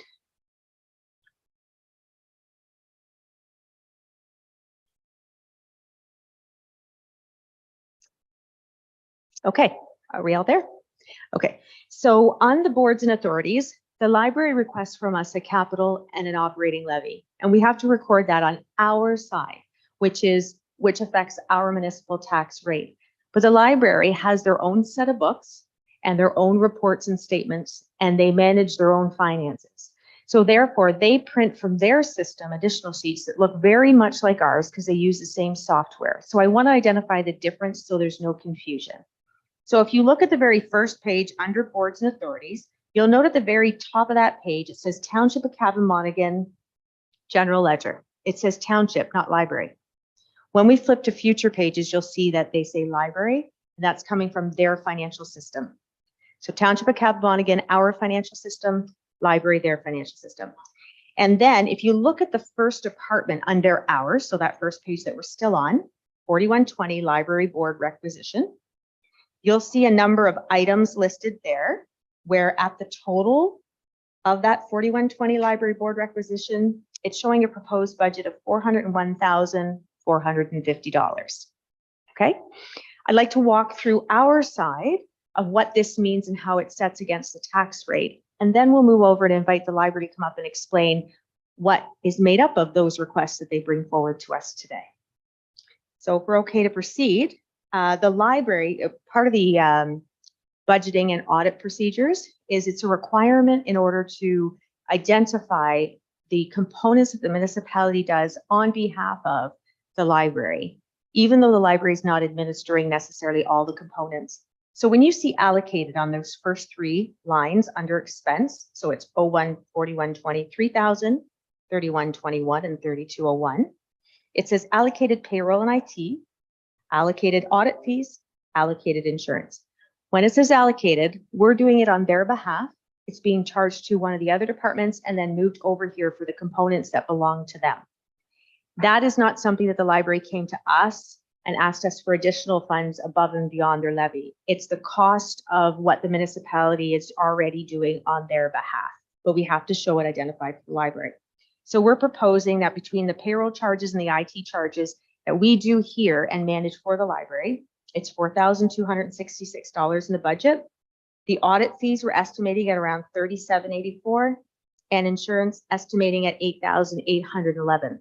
That insurance number should be adjusted when we get the final numbers from insurance, and we'll bring that across board too, so that you have the most updated balance.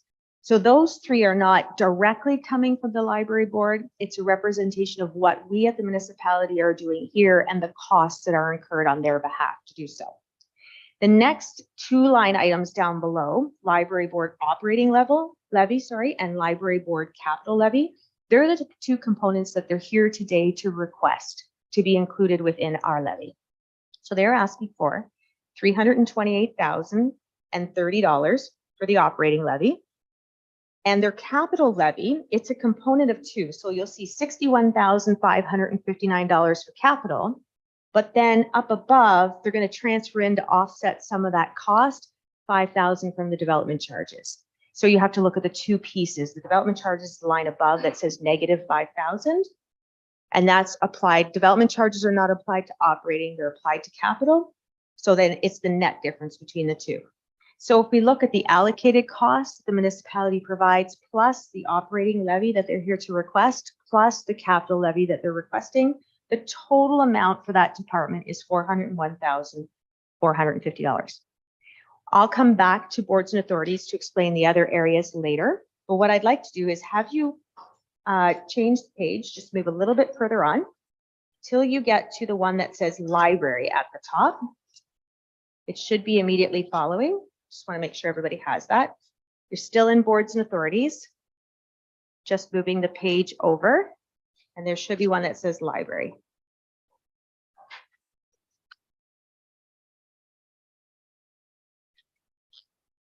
So this is what the library is presenting to us. So when it has library at the top, it means it's coming from their financial system, a request to us, and they carry in their budget those two requests, the operating levy and the capital levy that I just explained is in our budget.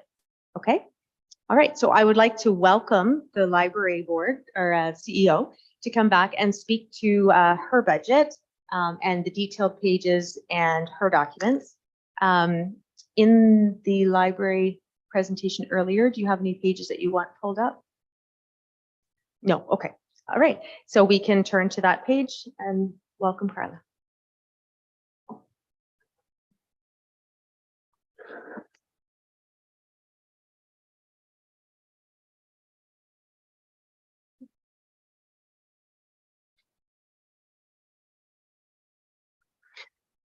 Hello again. I'm actually going to have Earl deliver the report. He is one of our newer board members. And the budget is actually the board's budget, and part of the Public Library Act says that it is the board that presents the budget to council. So Earl will do that. I will stand here as backup because he is brand new with us, and so this is his first time. All right, the first thing I'd like to do on behalf of the library board is welcome new council members and returning council members. And I'm really looking forward to having a productive term with you. That is, if I'm appointed back to the board. And the other thing, in full disclosure, I'm chuckling in this room. My children actually went to school in this building. And when recess flashed up on that screen, I was waiting for the bell to ring. The other thing I want to warn you about is I've been a professional accountant for 40 years.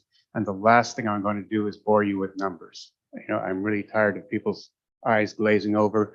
We are going to talk about concepts here.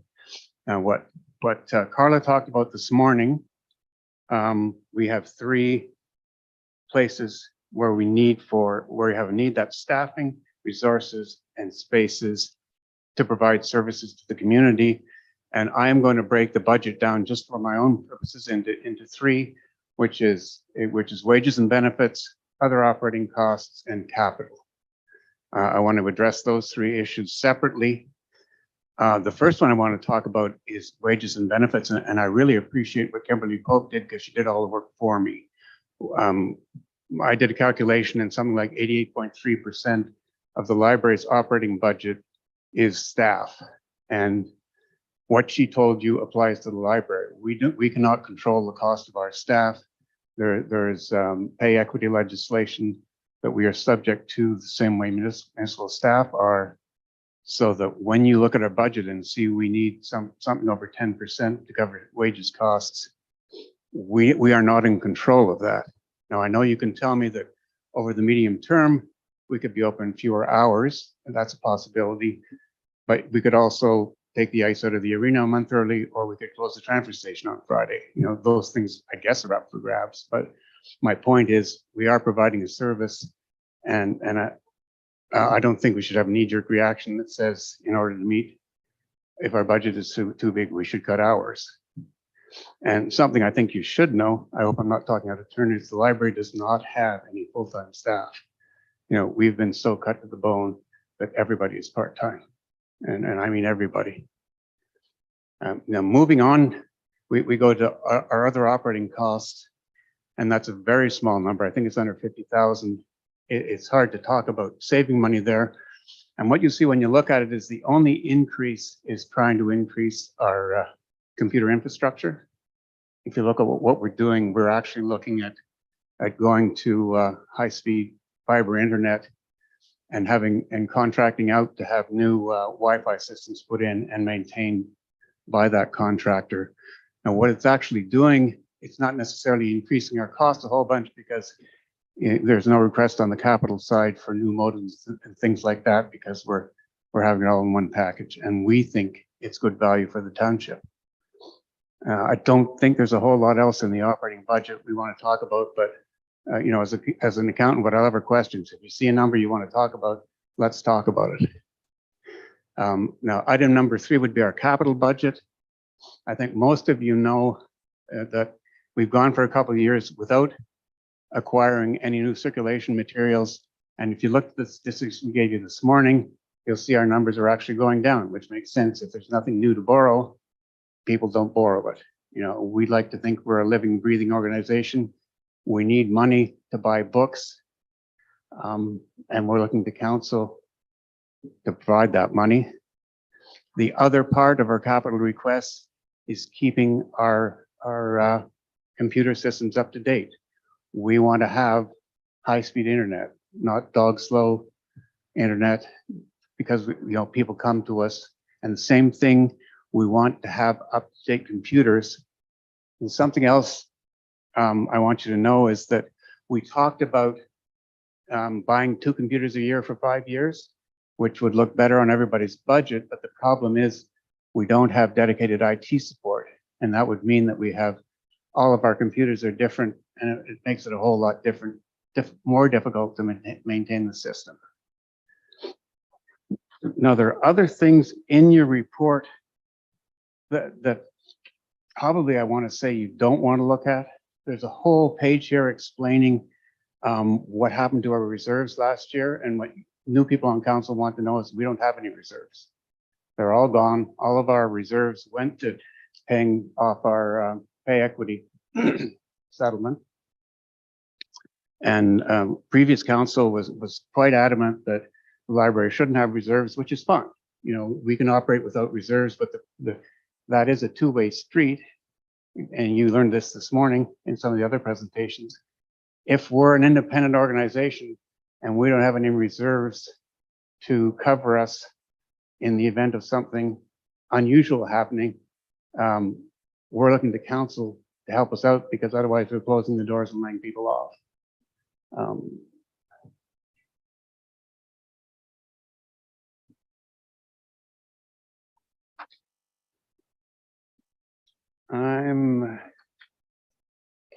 Help me out, probably. I mean, we also given you a long-term capital request, but there are too many numbers on that page. I think at this point, I'm going to look to council for questions, and Carla to back me up if I've missed something.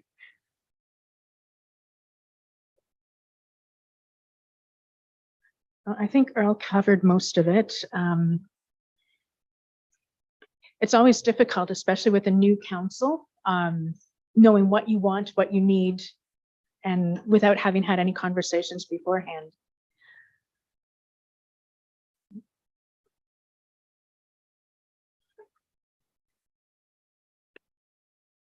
I think Ms. Pope would like to make a comment, just Kimberly. Thank you. Through you, Chair, to Council. I just wanted to bring your attention to the screen because that's attachment number 9 on the report, which is just the summary of what was spoken to that was submitted for the budget, just if you needed that for reference.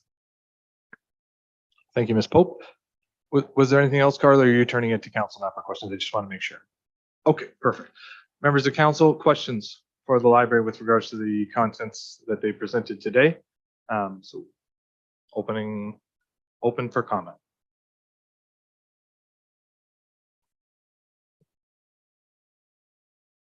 Questions?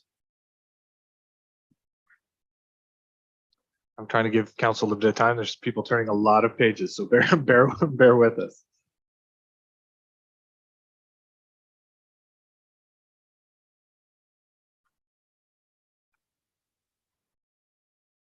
I can start while people are gathering their questions. One of the things that I know was identified in the capital request, and I just wanted to clarify the hardware specifically. I think there was a line item in the granular budget associated with iPads. Is that correct? Correct, yes. And could you just clarify the number? Was it 2 or 4? I'm trying to remember the number that you were looking to acquire this year. I think I had put in 2 or 3. It depends on pricing at the time. Actually, I'm just looking at the chart. It says 2+ iPads. And it's because the original fleet of iPads that we have at the library were bought in 2010. And they are no longer able to update. And so we're having issues with the apps and such that we want to run on them, that we can't install them any longer because they're stuck on an old iOS. And so because, as Earl mentioned, with phasing in the computers, doing 2 a year doesn't work as well as doing a whole bunch at once because of the fact that the IT stays the same. With the iPads themselves, because the iOS doesn't differ and the operating feel isn't that different, those ones we can phase in.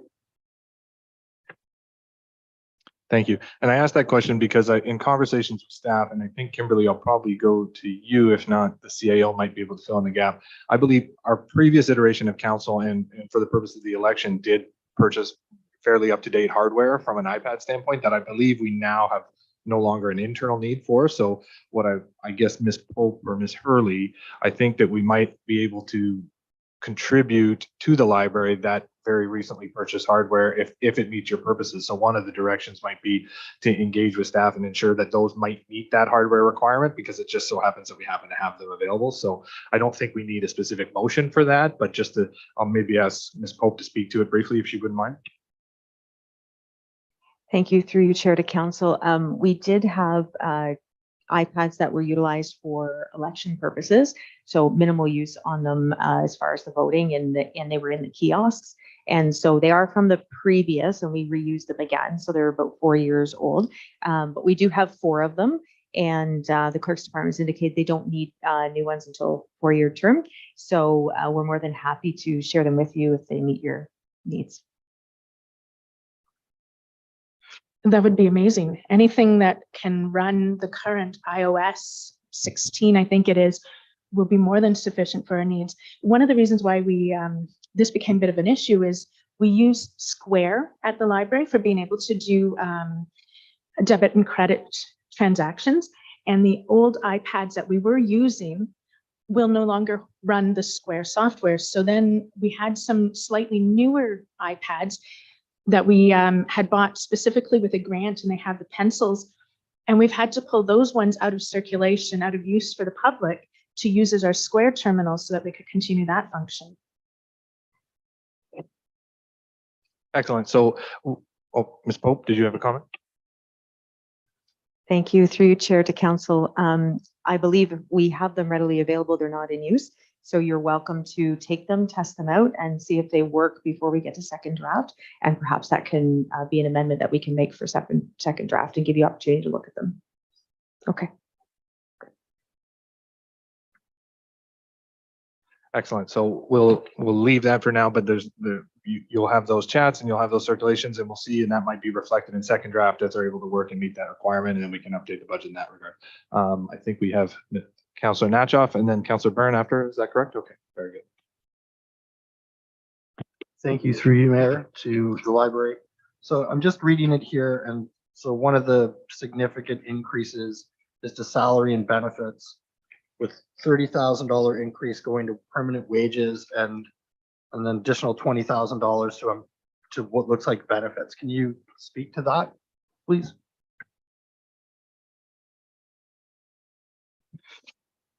A big portion of that is the 7% cost of living increase that the township is employing. We use the same on our grid because of the fact that for pay equity purposes, we are matched with township employees. And so that we can stay, we index our grid by the same amount.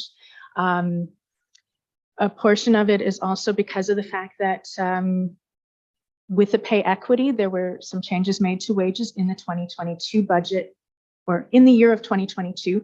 They're not shown on the budget because they weren't a budgeted item. And so the whole increase is because of that. Not quite sure how else to answer that here. Sorry, so if I'm doing the math, there's a 7% increase on $221,000 of permanent wages for 2022 that was budgeted. Wouldn't, Sorry, Counselor Natchoff. I'm sorry. So I'm just doing the calculations, and 7% on 221,000 wouldn't be 30,000. So that doesn't seem like the math is the same. Well, part of it is also the the OMERS that we have to have set aside now for all of the employees, the ones that had chosen before not to have it. We have to budget it in. And Earl, you were wanting to say something? I think I'm only repeating what Carla said, but the problem is that the 2022 budget was not made with the pay equity settlement in mind, so that the actual 2022 wages will be higher than the budget because we reached a settlement on our pay equity liability. So that you can't just add the 7% or whatever it is onto the budget, because the budget didn't have the ending wages in it. It was pre-pay equity settlement. And I do have it, not with me, written out exactly where all of the different amounts go in that increase. I have them in my notes back at the library that I can send that to you if you want to see the actual breakdown of that.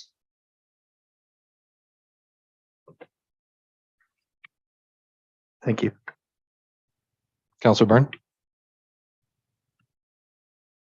Through you, Chair, I get the idea that stuff becomes obsolete fairly quickly.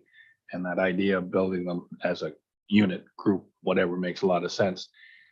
I don't know if I understood the idea of not being able to have a reserve. If you bought a chunk of IT at one point in time, it's all going to become obsolete at the same point in time. Is there any way for use moving forward to start putting money away, because you know it's going to have to be replaced at some time, not knowing when it's ever going to happen, but it's a definite that it's going to happen?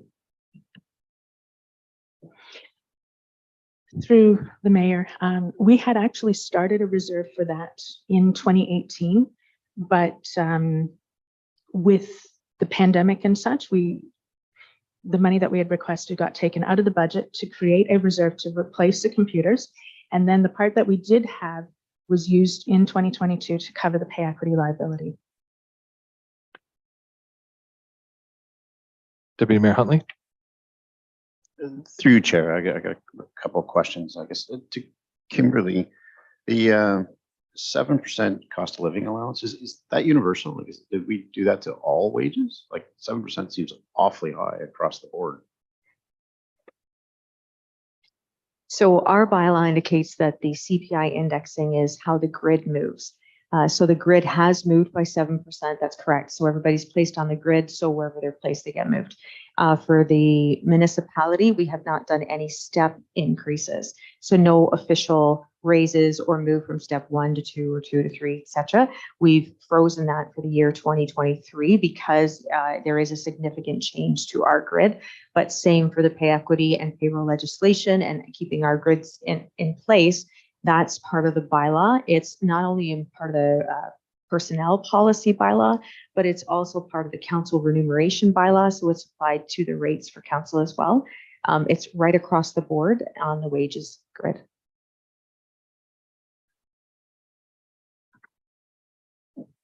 Thank you for clarifying that. I appreciate that. I said the second point to Jerry's comment there is the IT and buying all new machines all at once. I mean, you do end up with these bubbles every refresh cycle. And I don't believe the technology is that significantly different between a Dell or an HP or a Lenovo that it really matters, right? I mean, it's much like the iOS. I mean, they're all running operating systems that are very similar. So I don't see the need for a big bang versus buying a couple every year.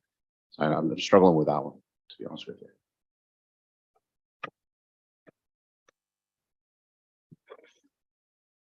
It's because of the fact that I'm the one doing the IT support for the library on site all the time. And we also have patrons who are used to the way computers work. And when they're exactly the same, it is a whole lot easier for me and for the patrons coming in. I'm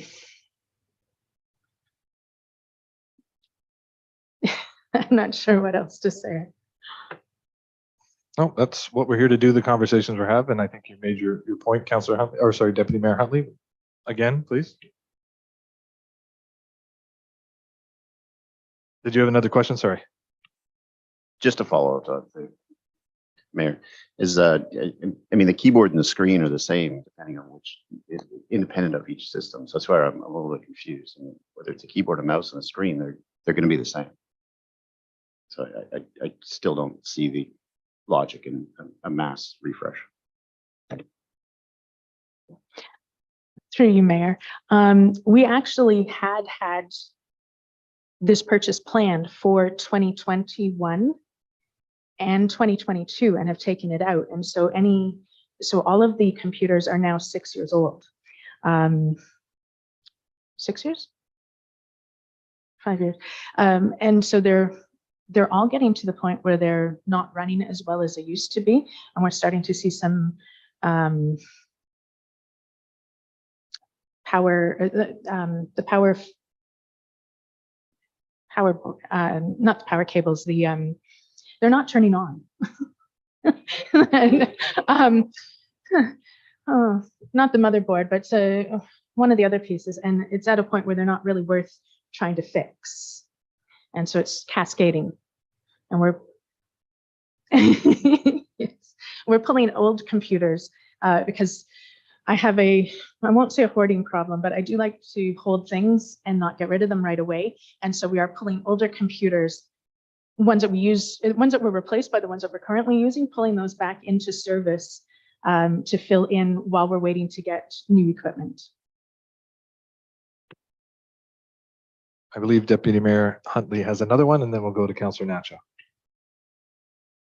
Through you, Chair. I guess on the same token, then, I mean, if we're digging into the closets for iPads, I know we have a little bit of an agreement with accounting for IT too. Like maybe there's more closets we can dig computers out of for you, or if not that, then maybe there's kind of more purchasing power through the county to purchase this stuff than it is for you to go to Best Buy or whatever to buy them yourselves. Maybe that's something we could look into as well and kind of maybe sharpen that number up a bit.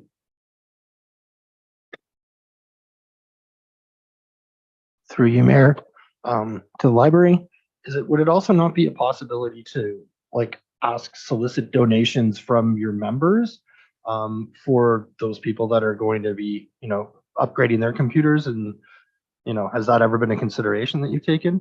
And then the second question was, can you speak to the $4,000 increase for telephone and internet? We've never asked the members to donate things like computers. We have received 3 or 4 tablets over the years from as people changed up their own technology. Like one of the things that I'm looking at with buying new computers is having some smaller profile, even laptop style, so that we don't have to have a dedicated space for the computers, because we're not seeing people come in the same way to where they need to just sit at a computer. They need to come in, use a computer and the printer, but having it more mobile would be something we'd be interested in.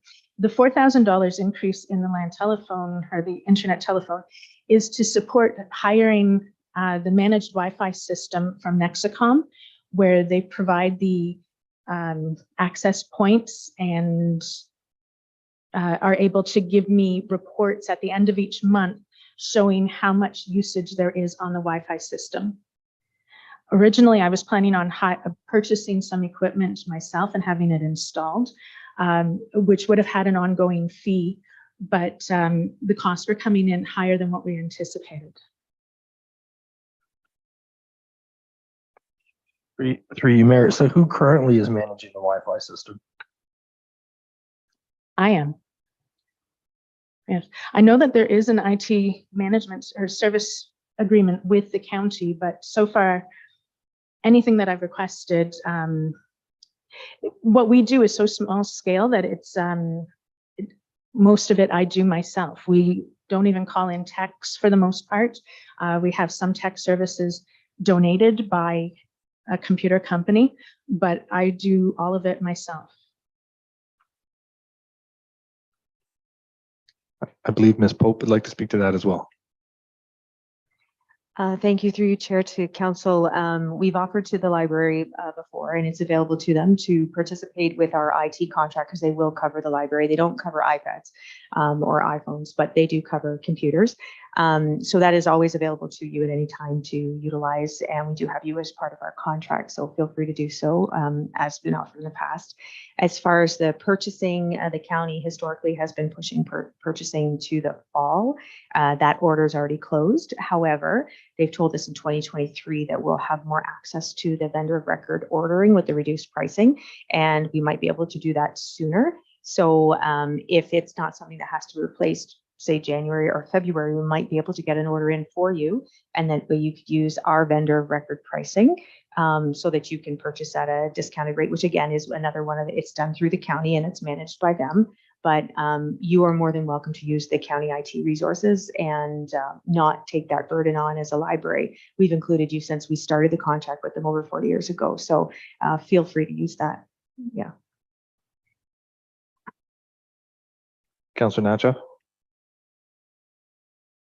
Through you, Mayor, to the library. Can you speak to, for 2022, you had $400 budgeted for community engagement, and you're asking for $3,000 for 2023. Can you tell me what your intention is to do with the additional $2,600?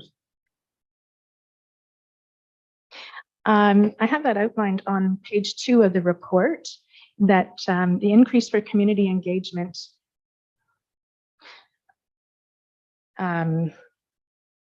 actually, sorry, I don't have it outlined as much as I thought I did. It says strategic direction number 2, goal 6, rebranding and marketing. And so the idea is that we want to undertake a rebranding project this year. We've been using the same logo and tagline for over 25 years, and we feel it's time to refresh. And so that money would be used to run focus groups, to do the artwork that's required, promotion, and reprinting things like the flag that we have at the library outside when we have our activities.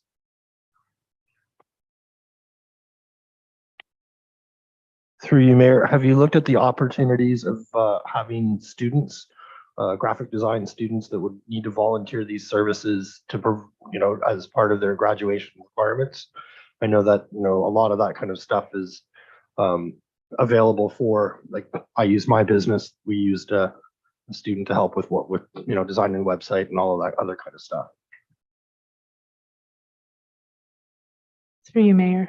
We have not asked for students. I have been talking with a local design person who is offering to help with it. I'm not sure that providing service for free, but we haven't started to look at it too much. One of the main costs would be the the green flags that we have at the library. I know the costs through Vistaprint, where we got them during the pandemic when we wanted to really show that we were open. And so that's part of that $2,400 cost, is to replace those, or $2,600 cost.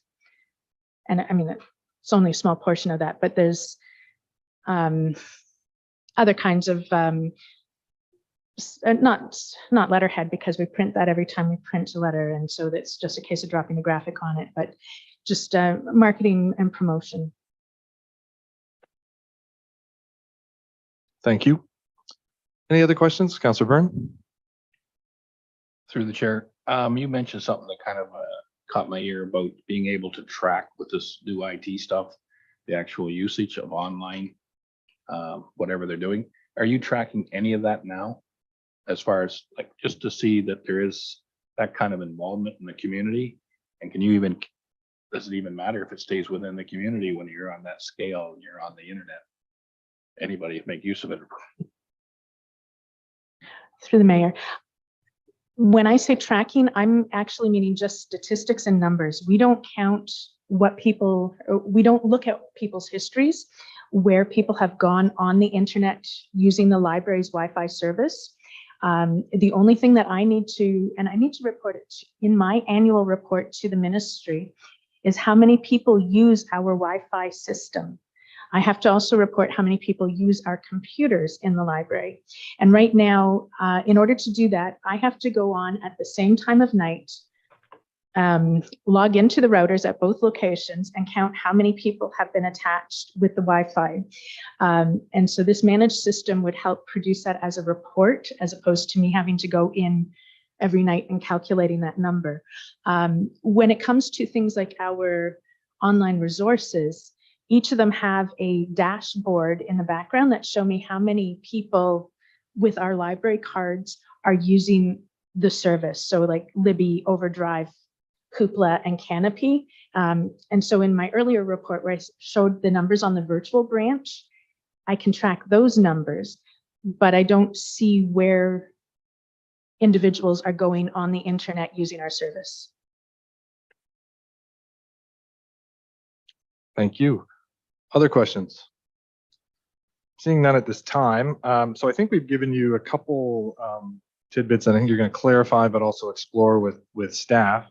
From my perspective, and we'll get you out of here after this, I just think from my perspective, you know, I having been a part of the last, 4+ years of conversations with the library, I think we've come a long way. I think there's the fiscal reality is still the fiscal reality that municipalities are going to face. And I know that with the exclusion of the capital budget in last year's budget, what's still before us today is, an over $100,000 increase in the total cost of the library. It's over a 35% increase, but understanding that doesn't include any capital asked from the previous year outside of the development and non-levy related funds. So I think at this point, with some of the feedback you've gotten, I mean, this is just another year of pandemic recovery reality from us from a fiscal standpoint. So I think from the conversations and from some of the subjects that there's some room to come back at the second iteration of the budget meeting. And, I think at this point, it's just, we're looking for efficiencies from the library, the similar we will be with each of the departments before us today. So we look forward to that second presentation and all the work that you can do in the meantime. Fair enough. Very good. Seeing no more questions. I'll look for, I don't think we need a motion to receive at this point. No. Thank you, Carla. We'll turn it back to Kimberly and keep moving through the budget.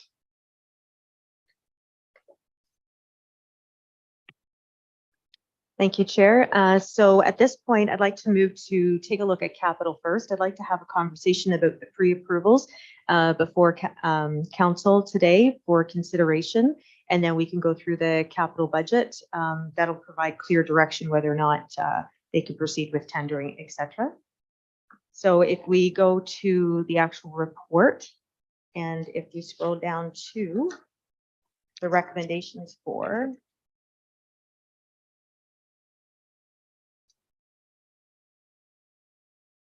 the pre-approval, which is found in the main part of the report, not the attachment, and the pre-approval, keep going down. I think you're about page 6. Keep going down. Thank you.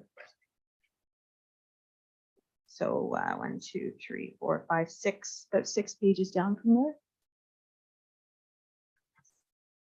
Again, and one more. Pre-approval request right there. We could maybe scroll into that a bit closer. And we have the Public Works Director here. So we're going to speak to these specific, right there. These are all under Public Works and Water Wastewater. These are for pre-approval. So if council does authorize a pre-approval today, these will be items that you will not be able to remove in second or final draft. So we want to provide opportunity for you to ask questions for decision-making at the end of our meeting today.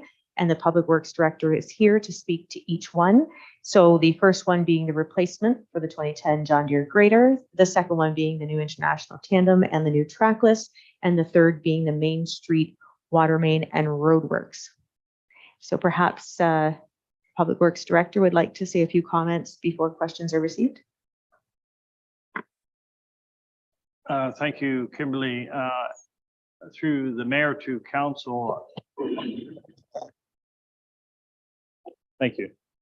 Specifically, we have requested, I think there's a note in the report that speaks to each of the items, but just to sort of reiterate what is and repeat what is in the comments. The replacement of the 2010 John Deere grader, that has partially been financed through the 2022 budget, which was 50% of the dollars were set aside for that. We have also noted in this that we have already sold one of the graders, which would happen to be the Volvo Champion grader, and we did get a value of $68,500. That is set aside to go against the cost of the new grader. We have also estimated, I guess, an anticipated sale of the present 2010 John Deere grader at $100,000. That's included as a recovery against this cost too. The price of the grader, the amount shown in the budget is the amount that we require for the full purchase. These graders, whether it be John Deere, Cat, or whatever, their estimated purchase price is $560,000.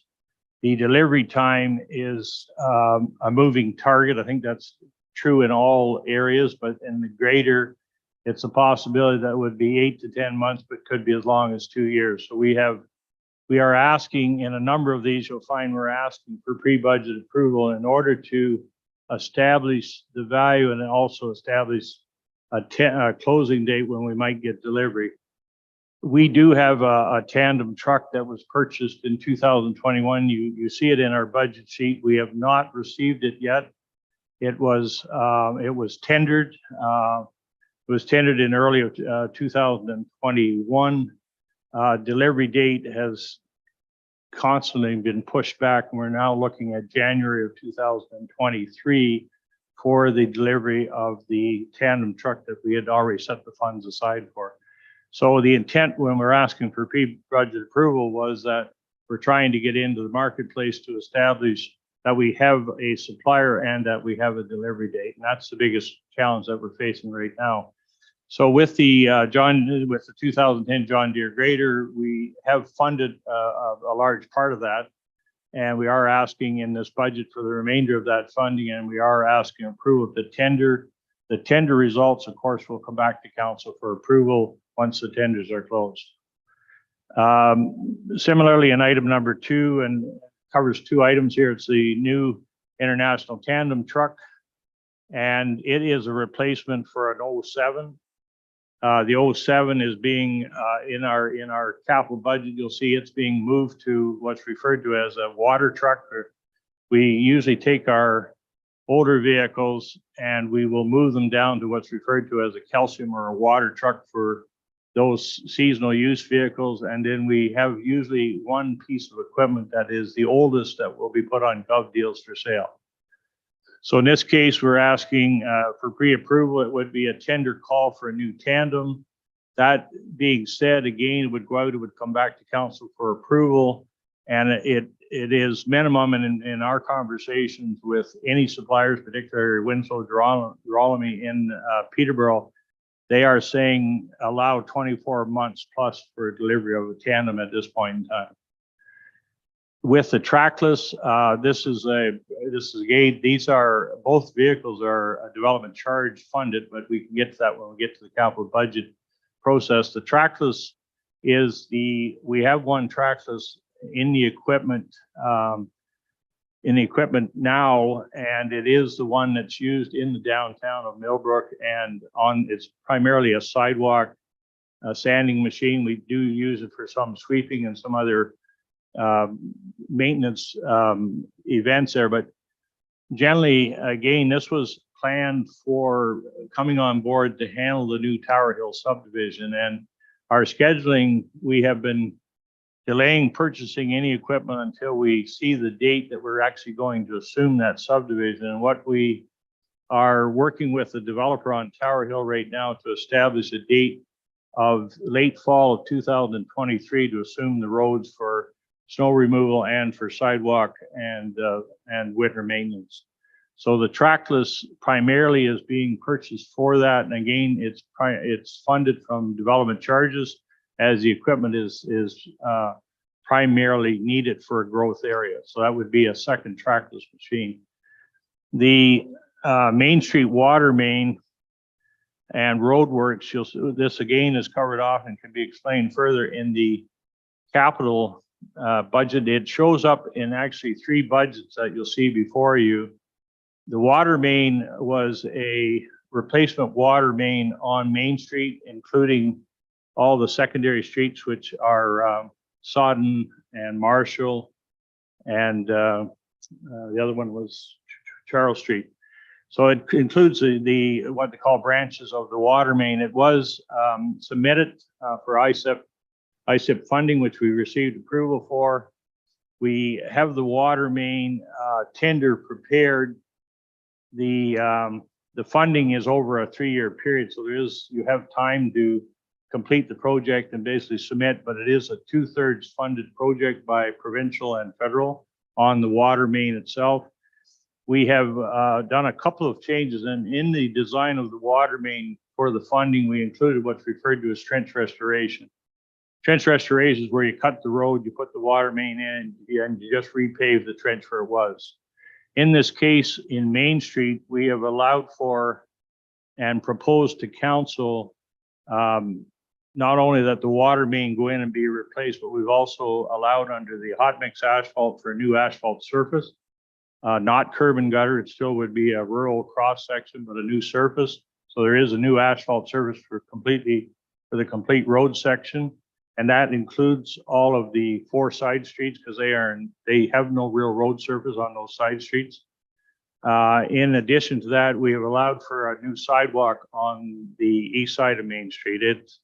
It will be tore up in part by the water main installation, but it's not in very good shape now. So we allowed for that water main or sidewalk replacement, and that is in the capital under the 90,000. There's 90,000 there, and you'll see the hot mix described in that. That is in your tax capital budget. And under the water main, you'll notice the water main is in there. It has the funding under the ISIP program, and we had an estimated cost, which was a carryover. We've also increased the size of the water main from an 8-inch to a 10-inch. And we've allowed that because we can see some possible redevelopment in the fairgrounds area. So we needed a larger water main in order to feed the ultimate development of those lands or in that general area. So we have a DC component showing up in the water main construction, and you'll see that again outlined in the water wastewater budget. So we can talk to that. But the intent of tendering, the intent of asking for pre-tender authorization is we have historically found on any tender, and particularly large tenders, that you're better to hit the market in December, early January to get your best market values. If you're tendering and we find in March and April, most contractors will have what they call their base works, and then the prices tend to go up. Now, we do not have a handle on what COVID has done or what the supply chain has done to market prices. So construction prices are volatile.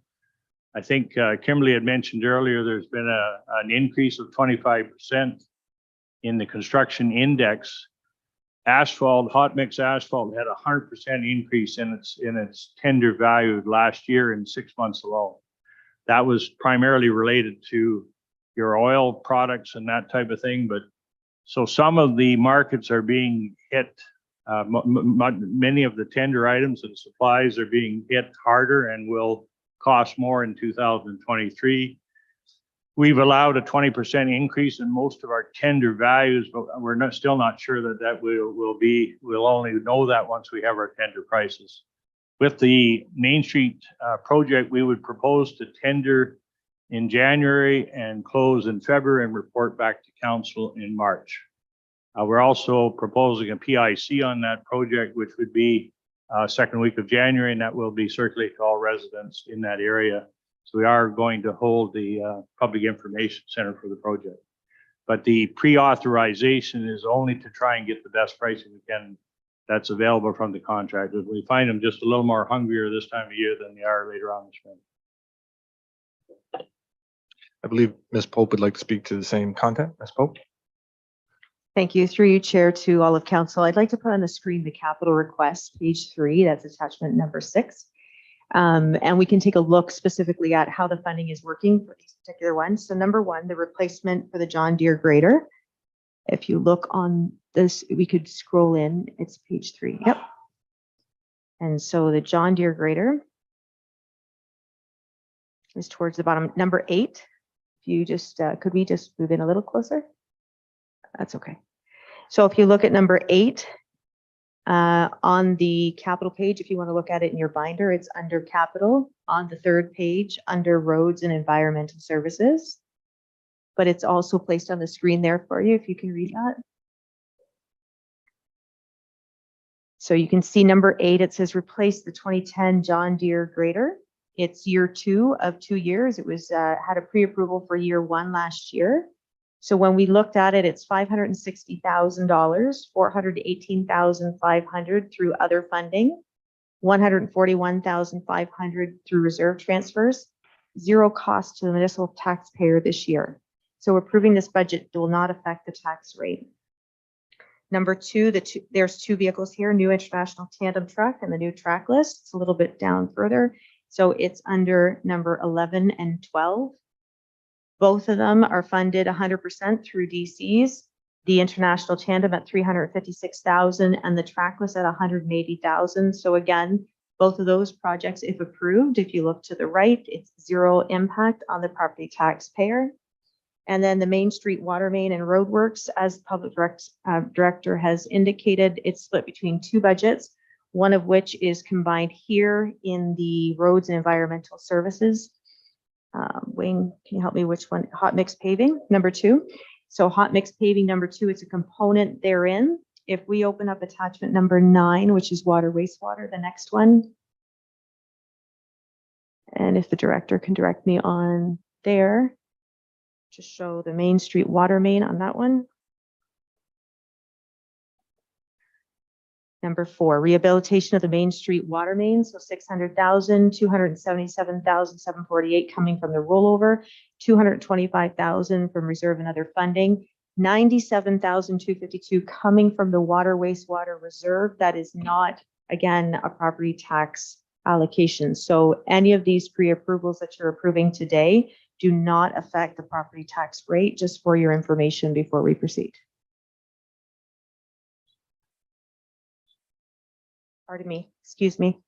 The Public Works Director has brought to my attention that wrapped into this Main Street water mains, which he does identify in the report, is also sidewalks, and that's found on the water wastewater budget, or capital. So we need to go back to attachment number 6 and take a look at the sidewalks in the original. Yeah, perfect, thank you.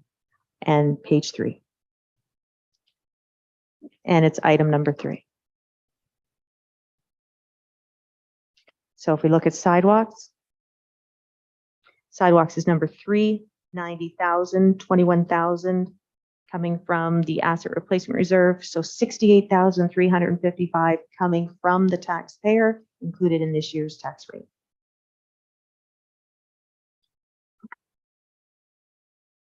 Thank you, Ms. Pope. So based, just to summarize or attempt to summarize, I'm writing like crazy. So with the Main Street, let's just call it project in of itself, there's ballpark upwards of $1.8 million in total for the project thereabouts. But with regards to the actual impacts on the levy, well, at first, the 97,000 is a portion that's within the water rates, so not the levy, but the water rates.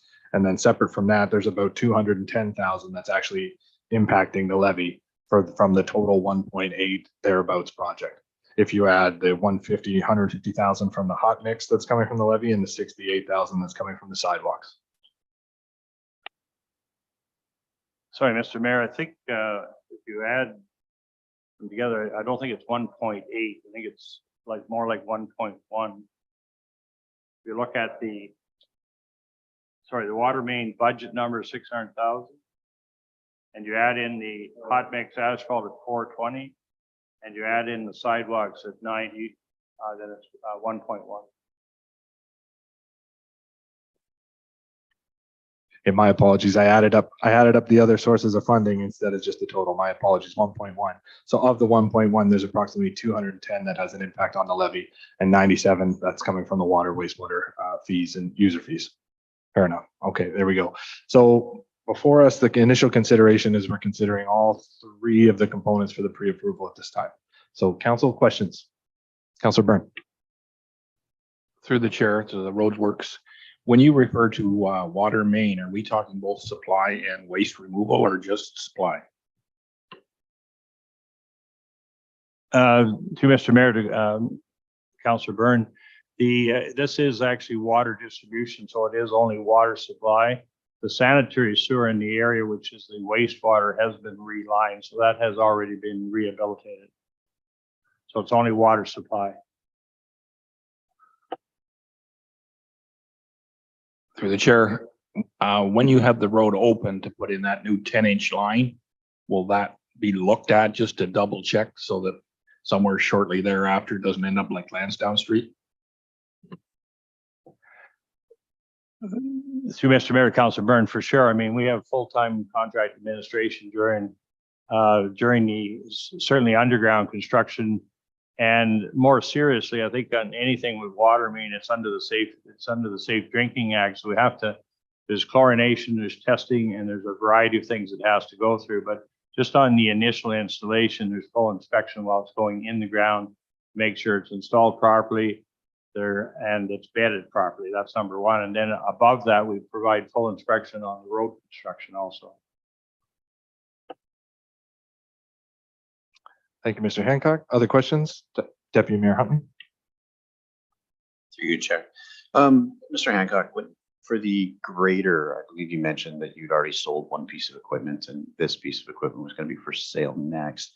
Did those sales proceeds, are they represented in that $418,000 of other sourcing, or is that, so it is in that already? Okay, thank you. Other questions? Seeing none at this time. So what we're at the phase of in this report is in the summary behind us. We have it there up above. So we could have a motion at this point in the meeting for the pre-approval portions. I believe it's in 3 and 4 in those motions. Is that correct? Okay. So would anyone like to move recommendations 3 and 4 from the report at this time? If there's no more questions, we can do that. Looking for a mover. Councillor Natchoff, a seconder. Councillor Byrne, all in favor? That is carried. Thank you very much. There you are with your pre-approvals, Wayne. Hot start to the budget year. Back to Ms. Pope. Thank you. Through you, Chair, to Council. So therefore, since we've gone through the pre-approvals, we can just start at the beginning of the capital project. So page 1 on attachment number 6 in your binder, it's under capital, page 1. The first 2 sections are under my department, under finance. And so therefore I'll speak directly to those for clarification. And then if there are any questions therein. So the Asset Management Policy and Reporting Bill 6, this is a legislative requirement that we continue to do. We brought forward an updated asset management plan, which is still under review for future forecasting under Public Works. But that is a live document posted to our website and continually growing. And as per the introduction this morning, it was intentional to show you the video on asset management to keep that at the forefront to ensure that we are replacing our assets.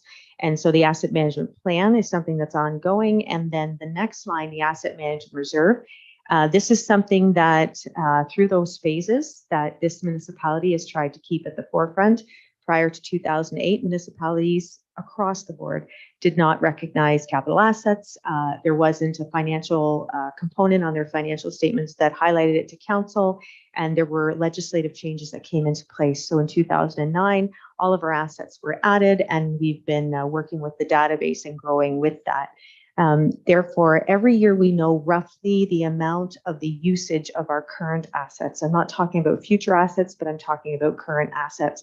So what I try to bring forward to council is to say, can we at least replace and put aside the dollar value of what we just used this past year? I recognize that it doesn't represent any cost indices or inflationary measures. It doesn't cover assets that are already fully depreciated, but just the ones that we can see on the books that are actually depreciating. Can we put those funds aside annually to make sure that we can fund those projects in the future?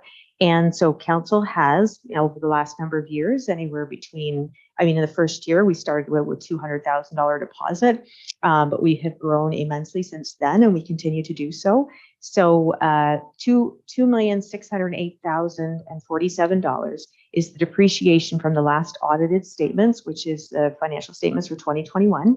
That's the amount that we used. So we're asking for 100%. This is an ask, not a requirement. It's up to council how much we transfer to the asset replacement reserve. But I always bring forward the full 100% so that you are aware that if you choose to cut that back, it's a choice that's being made. It's not that you didn't know that it wasn't fair. So $2.6 million is the ask this year to be transferred to an asset replacement reserve. It is not for necessarily spending in the current year. And you'll see as we move through the budget, we do pull out from that same asset replacement reserve towards assets that we currently have that are depreciating. Because of those years, we've been able to put it aside. So over the last 10 to 12 years, we've been able to put aside approximately 72% of the use that we have, which is fantastic. And we continue to try to be fiscally responsible. So that's the two first sections under finance. I'll go on and talk about IT because that's under my department as well. And then I'll stop there maybe for questions. Okay. So the hardware replacement program and upgrades, there was some conversation with the library here about their program. How our program works is we're between a 3 to 5 year replacement program. However, annually, we don't replace all of them in 1 year. It is spread out. So each year we ask for the component. It's on a rollout schedule. And therefore we move forward with that. We do work with the county and receive vendor of record pricing on that. So we are asking for $33,300, but in the asset replacement reserve, we have $24,975. So the actual ask this year from the property taxpayer is $8,325 in this year's rate. The next component is a full rollover. The county is reviewing our network servers. They had hoped to do some improvements last year, which we had approval for. That's the $36,100. It is not yet complete. So we're rolling that piece over, and we've added in an additional $5,000 this year. We're waiting for additional information from the county, so that number might change. But just as a buffer point to make sure we had something in the budget, we've included $5,000 this time, but I expect that number to change for next draft. And that will be based on the recommendation from the county IT department. And then the last component there is the financial management software. I spoke to this at our orientation meeting. This is the switch from our current Keystone software over Diamond. It's an 18-month deployment. It's a huge undertaking. This is actually just the rollover. I'm not asking for any new funds. This is already funded. We're just continuing that project into next year, and therefore $0 from the property taxpayer for this year. So that's the first two components of the capital request before you under my departments. Thank you, Ms. Pope. Any questions about any of the contents of the first two? There's not a lot, obviously, with regards to asset management reserve, it's usually, as Ms. Pope indicated, the 100% is the beacon, the gold standard, or the castle on the hill that we always try to pursue. But usually, depending on where we get to along the budget process, it's somewhere where we can go. By my loose calculations, Ms. Pope, and you'll always correct me, I believe that approximately 4.04% of asset replacement is equivalent to about 1% of the levy, just so we're aware. So every 4.04% we take away from the AMR, or the ARR, as Ms. Pope likes to call it, would free up about 1% off the levy request. Okay. So, but any other questions with regards to the finance component or the IT before we move on? Councilor Byrne? Through the chair, does that money, once it's moved into that asset reallocation, it's committed for that, it can never be used for something else after that if some emergency came up? Is that, do I'm clear under? So you are correct, through the chair. You are correct that those funds are reserved and set aside to replace existing infrastructure. When we pull back, I mean, you could technically go in and pull out the full dollar value of a future of a purchase of something that you're replacing, but that wouldn't be fiscally responsible. We only want to pull what we've actually put in. So when I was referring to the 72% of those years that are depreciated, a historical item, just to give you an illustration, the old Millbrook Arena. So prior to starting asset replacement back in 2008, the arena was already pre-depreciated. There was no value. So when we went to purchase or to build our new arena, there's no funds sitting there because they weren't part of the depreciation calculation each year. So when I'm asking for that $2.6 billion this year, I'm talking about what we're currently using that we can see on the books. I'm not talking about the items you can't see on the books that were depreciated many, many years ago. But at least that's just an attainable goal to try to get there. We only pull from asset management what we believe we've put in there for that asset. So if I put nothing in there, I won't recommend to pull out for anything other than that. And you'll see in the reserve report when we get there, and we're talking about that, if we do anything and we take funds from the asset replacement reserve that aren't for those assets, it's a loan. And it's identified on there to be returned, and it is returned. So we might borrow on occasion against it because it's an internal reserve. There, it's highlighted directly to show you that we've borrowed from it and we're putting it back.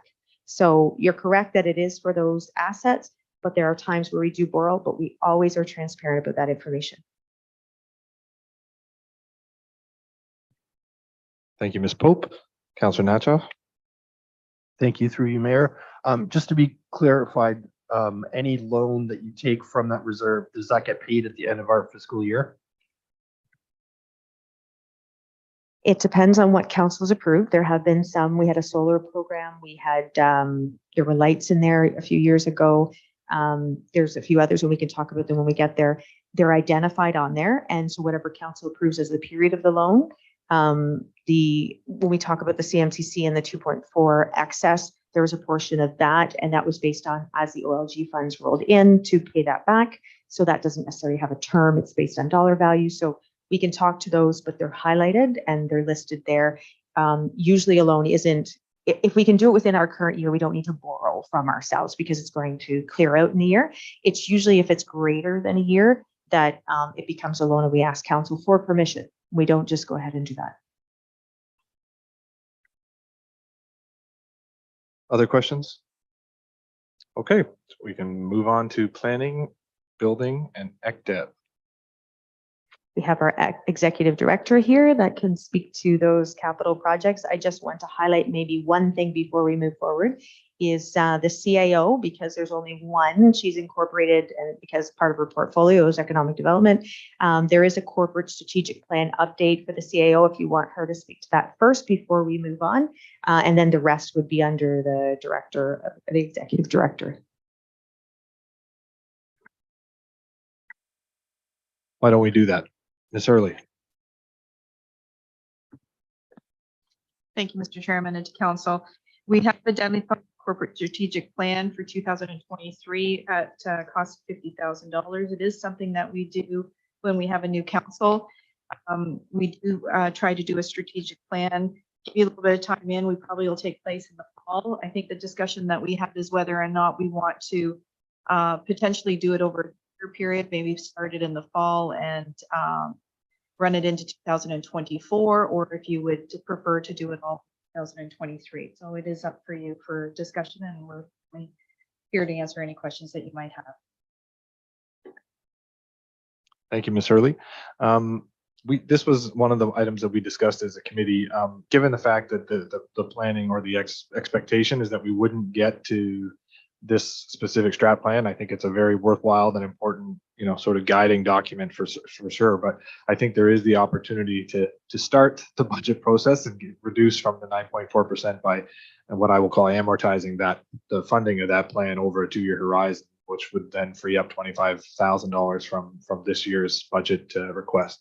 So if that's what your vision is, or you're planning your timeline, I'm happy to make that proposal at this point, and I can make that a motion if council's, or if there's would like to be council discussion, happy to discuss it. But that's one of the things that I had highlighted as for discussion. So open to discussion, and then I can make that motion if it's required, and we can go from there.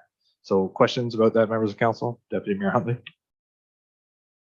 Through you, Chair, I think if we target spring of the next of 2024, 2024, gotta keep my ears straight now. Then let's split it in half, half now, and that gives this council a year under its belt to kind of get to know where it wants to be and where it wants to go. And there's a lot to learn between now and then. So I think it makes more sense to push that out a little bit. Thank you. Thank you, Deputy Mayor. Other questions, comments, or we can make that motion? Councilor Byrne?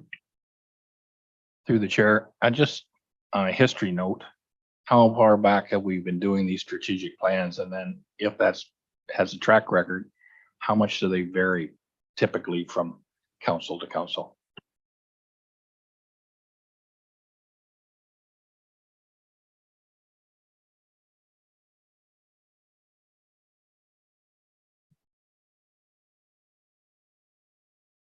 Can't hear me?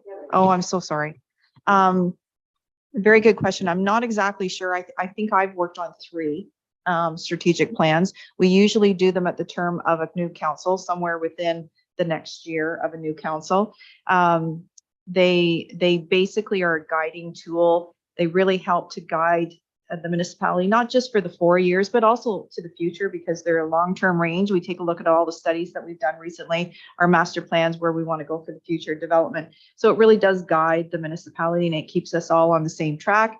And there was a time that we would even reference reports that state that, as per our strategic plan, this project's moving forward with council support. So it is a very good guiding tool. But I know of 3 that we've done. For changing, yes, they do. A lot of them are goals, and you'll see sometimes if you're in my office, you might see the old one that we have, and I sort of mark on the projects that we've accomplished, the timelines, the dates when they get done, and we use them as a reference for that. So some of them do change, some of them shift. If we've carried out a study or a master plan that actually thought we were going one direction and the information actually moved us to a different direction, that too has been allocated. So maybe we didn't go ahead with a certain particular project based on the information that we received. Councilor Natchoff? Through you, for the CAO, how often do you do a postmortem, yearly or bi-yearly for these strat plans? That is a very good question. I would like to really say yearly, but we definitely do not. I think it's just about priorities, timelines, and ability to be able to do that. And it's also a costing. Do we do it in-house? Do we do it externally? Do we do an update? Last time we did an update, we hired a facilitator to do an update. It wasn't a full strat plan, but it's certainly an update. What have we accomplished? What have we done? Are we still in the same direction that we wanted to be? Or is there been a shift in that direction? So I would probably say, in all fairness, I would probably say if we were energetic, I would say maybe we did an update within the 2 years. Thank you. Other questions?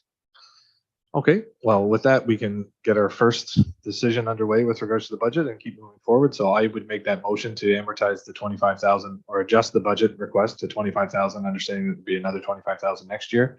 So I'll make that motion. Looking for a seconder. Councilor Natchoff, all in favor? So moved. There we go. 25,000 less. Ms. Pope, get the calculator ready. All right, so with Ms. Hurley's component done, we'll go back to the Economic Dev Department. Mr. Conley, I think you're taking us from now. Thank you. Through your worship to the rest of council, I guess this is kind of a reverse kind of bidding, isn't it? It's the wrong way. What you have is a number of items there. You'll see the top 6 items are rollovers in terms of reserves. These are items that don't affect the tax levy. They won't impact the taxpayer. They are already decisions made before, simply rolling over from previous years. So they're already fully funded. What I will do is pay attention to, or draw your attention to the 5 items on the bottom of the page, or at least in that section. Official plan updates and studies, 150,000. The idea is that's funding that's required now. The reason being, the driving force behind that is under the current growth plan for the Greater Golden Horseshoe is, if you recall, county upper tier municipalities, single tier municipalities were required to do a municipal comprehensive review, bring it into conformity with the growth plan as of July 1st of last year. We participate as a township with the Peterborough counties. The deadline as it exists now within that growth plan under legislation is that we would do our official plan, bring it in conformity with the county upper tier official plan by July 1st of this year. So we're budgeting to have that work done. I do know that through Bill 23, there is discussion about blending the provincial policy statement with the growth plan that may likely impact the timelines, but we can only make decisions and provide budgets and advice based on what we know now. The deadline has not moved of July 1st this year. So we're asking for the 150,000 based on what we know is the work that has done. If I can refer to what work was done this year with the growth management strategy, which supported Peterborough County's municipal comprehensive review, that was a down payment on a lot of the background work that would be required for a new OP. The current OP's been in place since 2015. This would be an update to that. So that's one of the items. As one begets the other, we are asking this for 50,000, that once the official plan has been approved, then we have to make the zoning bylaws consistent with what the official plan, the new official plan will be. We know that'll be years further. Rather than paying for it all in one shot, we're requesting 50,000 this year with the idea that we'll have subsequent requests going further. Number 3 is the township-wide community improvement plan. That's an incentive. That's township-wide. So there's been one that's been in existence for the past few years. You'll see that in the rollover from previous years. Yourself and Deputy Mayor Huntley were part of the initiative, and council had endorsed this new CIP. So that's the 25,000 that we're asking for this year to be able to implement the putting of that in place. Number 4 is the EV chargers. So this is a cost sharing project with the county. It's the idea from climate change and looking at putting in electric vehicle charger stations. It's 50 cent dollars. So our contribution towards the county initiative is $10,000. That's what's been identified. And then the next one is the Heritage Conservation District Plan. That's in our current official plan. It's something that we have passed on from previous years. It shows up this year. And what we would like to do is transfer to reserve the 15,000 to do that. I will remind council that we will be putting in a new official plan in place. It'll be up to council as to whether or not they still see that it's prudent to have that Heritage Conservation District Plan. We do see merits. We've had a number of discussions with previous council. That said, that's the top 5 priorities. So if you have any questions. Thank you, Mr. Connolly. Questions, council? Councilor Natchoff. Through you, Mayor. Mr. Connolly, can you tell me where the transfer state, the EV charging locations are proposed? I know that there's one already that exists at the Go bus pickup. Through your worship to Councillor Natchoff, my understanding is that we would look at locations either by the CMCC or perhaps by the municipal office here. I think that's the rough idea right now, but I think that's also subject to more implementation. Councillor Byrne. Through the chair, what constitutes cost to create $50,000 worth of expense to create bylaws? I've sat here a lot of times and seen bylaws generated. Through your worship to Councillor Byrne. So a lot of it is about any kind of background studies. If we have to get outside consultants to help either with the current work of putting together the zoning bylaw themselves, bringing it comprehensively, or for the fact that if there's other work that needs to be done and it's being done in-house. We also have costs with respect to it has to undergo the proper process. So there's public consultation, there's advertising, things like that, any background studies that may be required to support putting that in place. So again, based on our experience, that's why, because the last one was done in 2018, first official plan is, or the current official plan is 2015. The last zoning bylaw was put in 2018. That's sort of taking those costs, adjusting for time period. That's what we estimated would be, and that it would be, again, over a couple of years' time as opposed to one big ask. Thank you, Mr. Conley. So just to clarify, so because I just don't know if it shows, so with regards to the transfer to reserve for the zoning bylaw review of the 50,000 in this year's ask, the expectation is that the total cost of that project will be, that 50,000 represents an amortization that we expect there'll be a similar budget line next year, or are we expecting the entirety of that review to be covered with the 50,000? Through your worship to council and to yourself, I think the anticipation is that hopefully would be the majority of the cost. At the same time, based on experience, we have spent more. What I would like to do is also, if you have other questions, I should have done this, it was remiss, is that I have Kyle Phillips, who is TBO, who's there online to be able to answer questions, and Karen Ellis as well, and maybe drawing on Karen's experience, she could add any information with respect to the last exercise and was specifically around the zoning bylaw. Ms. Ellis, do you want to take a stab at that? Through you, Mayor Graham, to members of council, a zoning bylaw, a comprehensive zoning bylaw is a very detailed exercise. So as Mr. Connolly indicated, we're hoping that the 50,000 will cover the largest majority of the cost of a new bylaw.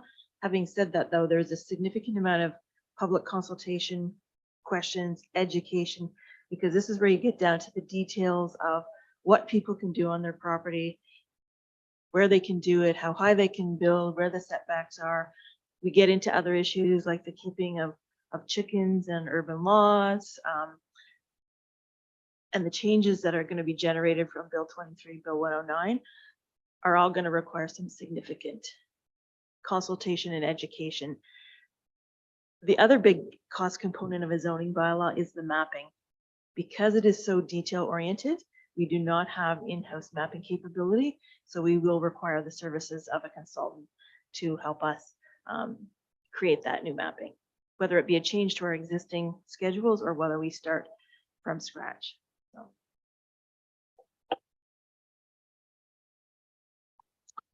Councillor Edgerton? To you, Mr. Mayor. Over here, we're talking about these here vehicles for the charging station. I presume the county owns these, pays for the hydro and pays for the maintenance.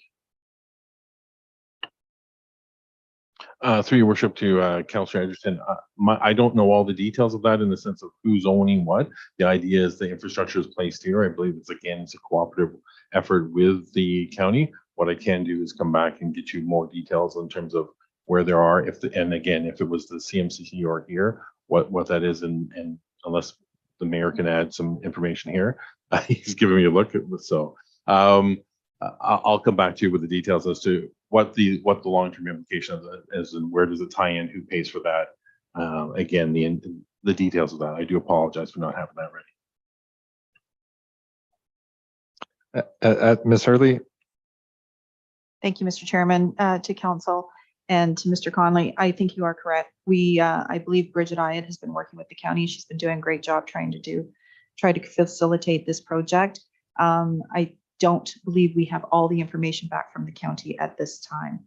So I'm just letting you know that we've been asked, as every other municipality has been asked, the same amount of money to contribute.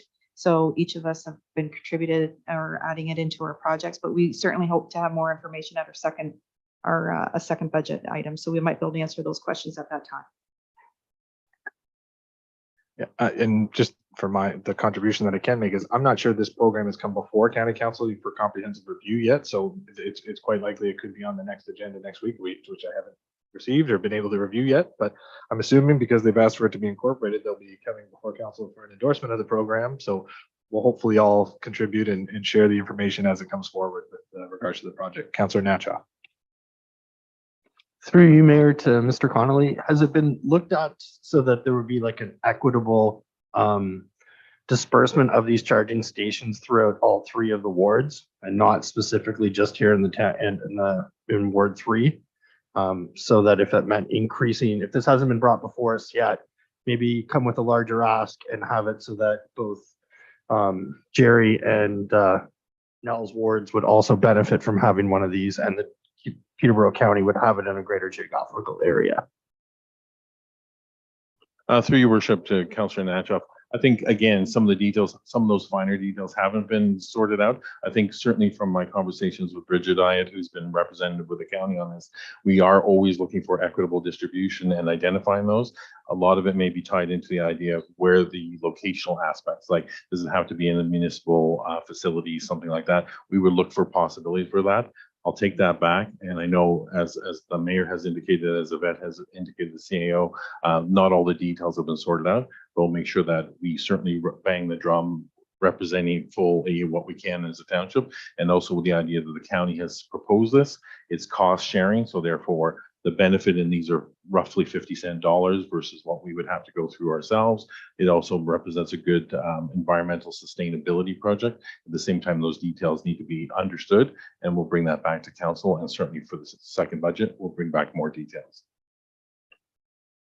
Yep, and in addition, for just so new council is aware, it's my understanding as well that the building code, the current rendition of the building code now requires the infrastructure for charging stations to be a part of all new build construction. So it's not so in new constructed homes throughout the municipality as throughout the province, not necessarily the plug and the unit itself, but the infrastructure to accommodate that plug in those garages is a part of the building code now. So there won't be orphaned in there, and their driveways are bound by that specific plug. They'll still have the cost of installation for that. But like we said, we'll figure out what we can do with regards to more information in that program when it comes forward. Other questions with regards to the planning, building, and ec dev department? Mr. Conley, did you give, was that the end of your summary? Sorry, I didn't mean to cut you off. Your worship, that was the end of my presentation. If we're just focusing on capital, that's it. Very good. So any other questions with this department before we move down to the next one? Seeing none. Okay, thank you, Mr. Connolly. We'll move on to protective services. Ms. Hurley, I know Chief is not with us today. Who do we have? It's going to be Ms. Pope. Okay, Ms. Pope, thank you. Thank you very much. Through you, Chair, to Council, our fire chief sends his regrets, unable to attend today. We're going to fill in wherever possible, and if there are additional questions, we'll be sure to take it back to him. Just in summary, if we take a look at the capital page, you'll see on the left-hand side, there's really only 3 actual projects that the fire chief has requested capital to be purchased in the fiscal year. SCBA units, this is the year for purchase. You'll notice he has significant amount of reserves set aside, and we have money in asset replacement. So for the $398,000 ask to do the SCBA units that he's required to do, because they are tested, we're asking for $105,750 from the municipal taxpayer in this year. The other 2 projects that of purchases this year are the bunker gear and fire hoses, itemized down below as 2 and 3. They're ongoing. They happen year after year. There's no actual ask to the municipal taxpayer on the right-hand side because of the amount of reserves and what we have in asset replacement. So they're the actual 3 purchases that the fire chief has asked for. All the other items are transferred to reserves. It matches with the 10-year capital plan that he has based on when he needs to replace the trucks. But in addition to that, when he has space to replace the trucks. Sometimes you might need to replace something or want to replace something, but we just don't have space. So with the oncome of the fire hall and those changes, we're making sure that funds are set aside. So those are transfers to reserves for the, and you can look at the 10-year capital plan that's included in your budget binder, when he plans to replace it and in the years in which he plans to replace it. But this is to put funds aside into reserve for those years in the future. So that makes up the other components. So really there's 3 actual asks for this year for purchasing, and the rest are transferred to reserves. I'm not sure if there are any questions, and feel free to ask myself or the CAO. Thank you, Ms. Pope, and thanks for filling in for the chief. I know he appreciates it. Given that the chief isn't here, but will be in attendance for the next meeting, is there any high-level questions from Ms. Pope at this time, given the fact that it's not her necessarily department? So any questions? Okay, seeing none, thank you for that, Ms. Pope. We'll move on to the next section, which is parks and facilities. Chris is joining us remotely today. Chris Allison. Sir, can you hear me? I can hear you. Can you hear me? We can. Okay, perfect. Good afternoon, Mayor and Council. I apologize for not being in person today. I have before you the first two there. Kimber or Ms. Pope touched on a bit in her presentation, the ICIP grants, their rollovers and pre-approvals. The next four are just rollovers as well.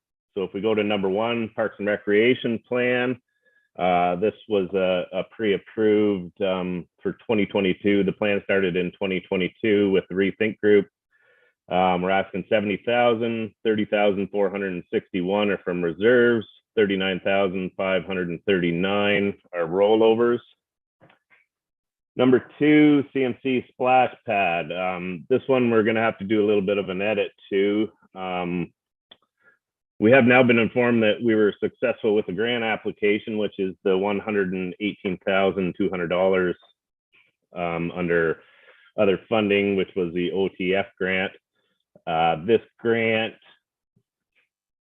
the total project of this grant. So this grant involved two different issues. So we have splash pad, and we have in the grant as well, there was fitness equipment for the CMCC. So the total project costs, the $229,301 is correct. It is the cost of the splash pad plus the fitness equipment. So that broken down, the grant money towards the splash pad equipment is $87,749.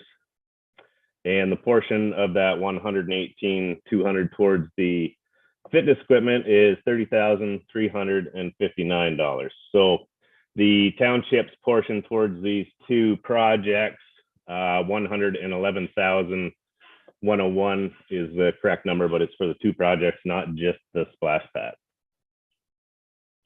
If we go to number three, Maple Leaf Park shelter concrete footing underpinning, we're asking for $55,000.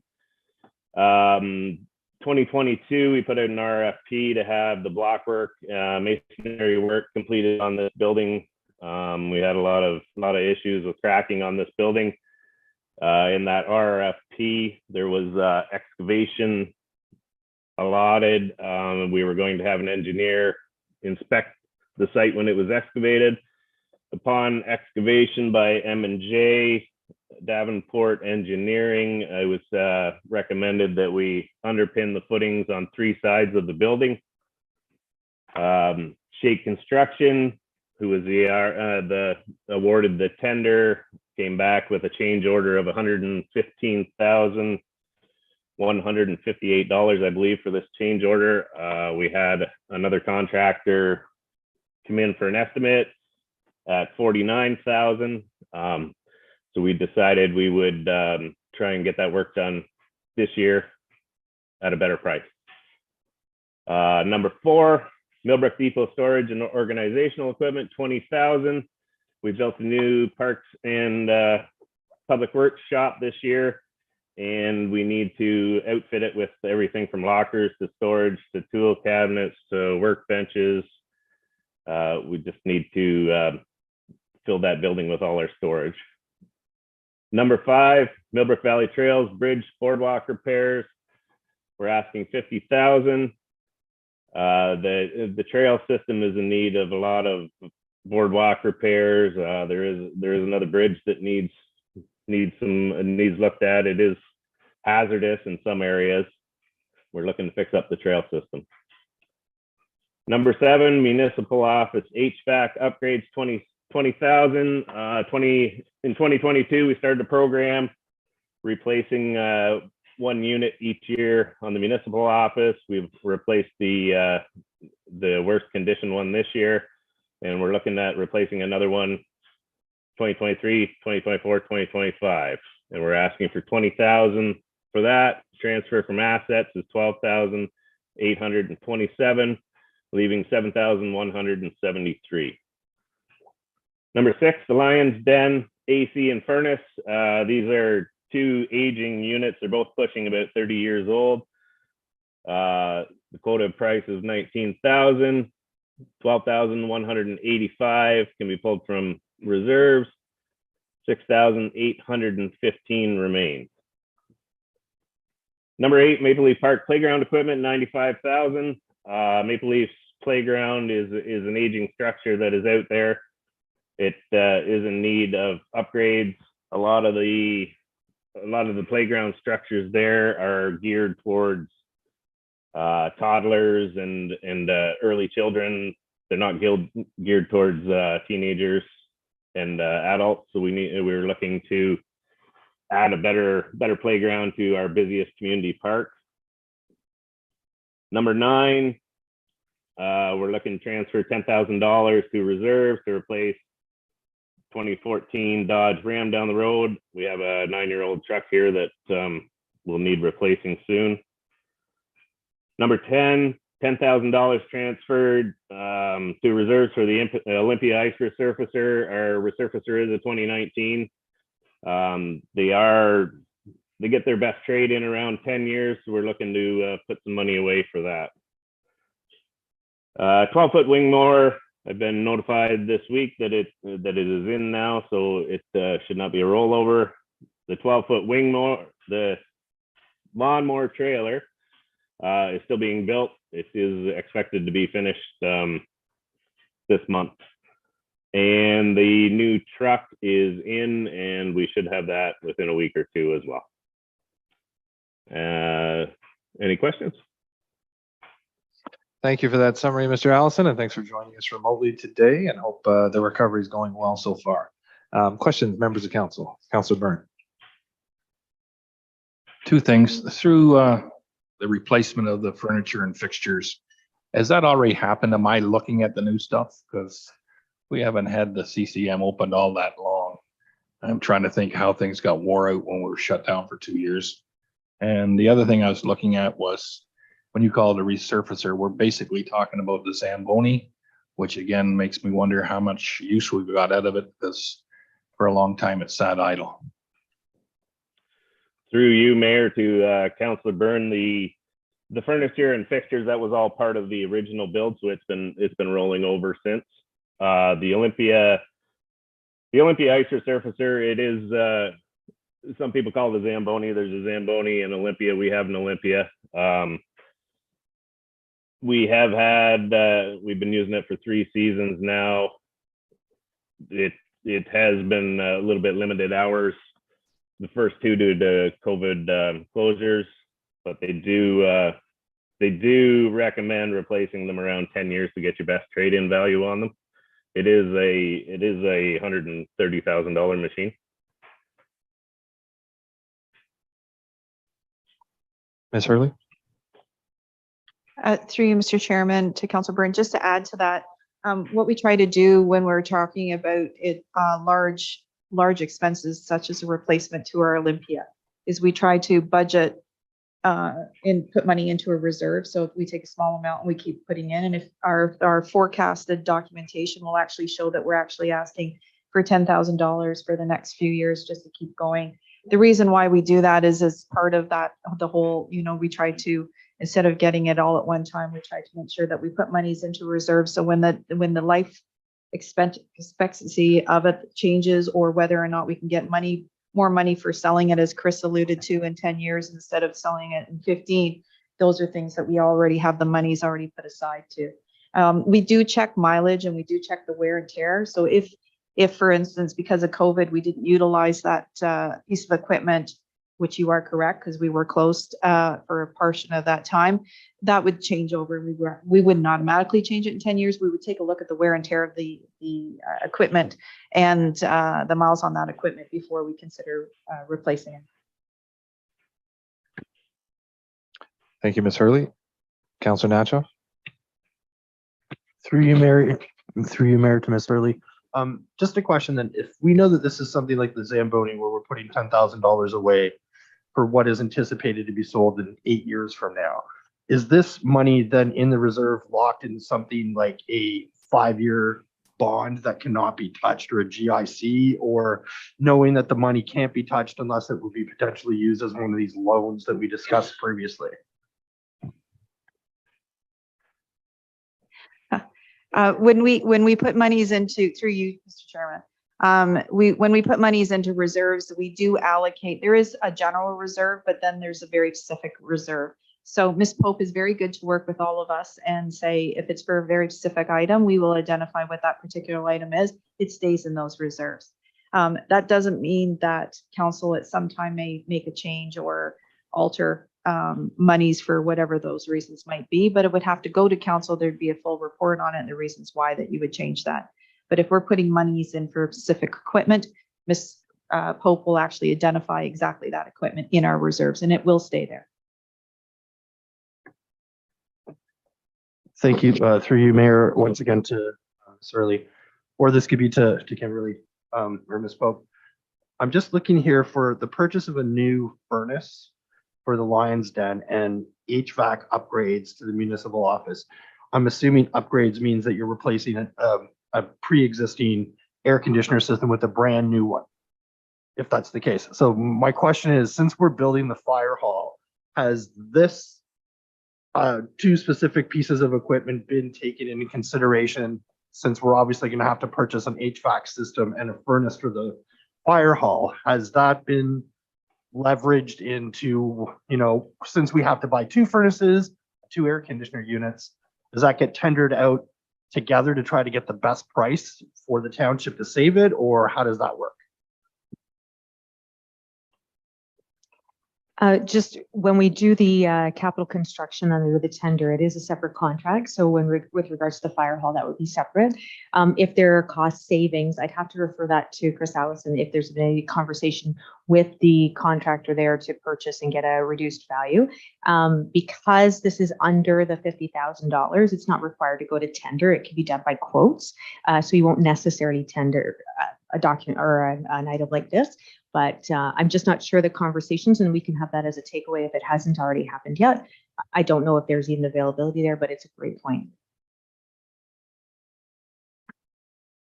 Ms. Hurley. Through you, Mr. Chairman, to council. Just to let you know, when we tender a project such as the fire hall, it's a very large project. When you tender that document, whoever the contractor might be will already have the subs already allocated within that contract. So it's not something that we can add to or amend that contract.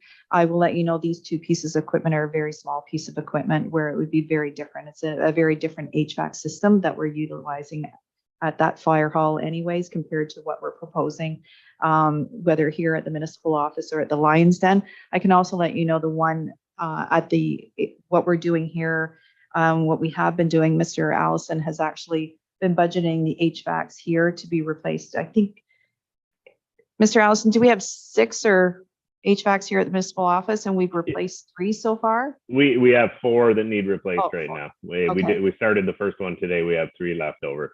So we did one last year and we're doing another one. So we're trying to replace them instead of doing them all at one time and not affecting the bottom line so much. We're working with the mechanic systems that we have and trying to replace them at that time. Thank you. Other questions? Deputy Mayor Huntley. Through you, Chair, to Mr. Allison. The $95,000 to upgrade the playground equipment at Maple Leaf Park. I'm curious on how we figured that one out when our rec master plan is still up in the air. Through you, Mayor, to Deputy Mayor Huntley. You are correct with that. Our master plan is being reviewed right now. We were just looking over all of our facilities, and that one is one that will be coming up in the master plan. As for the 95,000, we are going from with the price on that, we were looking at parks that we've previously done, like Highlands Park. We're just looking to upgrade it to be more geared towards all ages. It is sort of just geared towards the toddlers right now, and it will be. You will see it come up in the master plan as needing upgraded. I believe Ms. Hurley would like to make a comment. Thank you, Mr. Chairman. Just to add to that, the actual equipment at Maple Leaf Park for the second phase was identified in what our current parks master plan is. It's one of those projects that never did get completed or got moved on or changed for whatever that particular reason is at the time. We do know that it's quite old and it has been identified. We also know that it'll definitely be brought forward to you at this time, but it is not a mandatory requirement that you do it now. But it has been something that's been identified in the studies for quite some time. You're welcome. Councillor Byrne.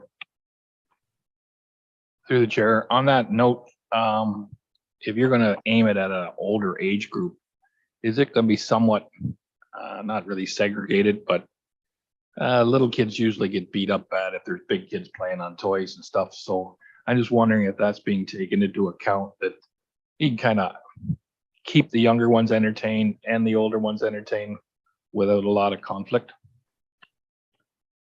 Through you, Mayor, to Councillor Byrne, we would have to add a new section on everything that's in a playground right now. It's all on setbacks. So that playground that is there right now, you can't add any more structures to it. Everything has to be separated. There is setbacks on every piece of equipment. So it will be a new addition to that playground added on, which will segregate the little kids from, if we add older kid equipment, they will be separated. Thank you. Follow up, Mr. Byrne, Councillor Byrne.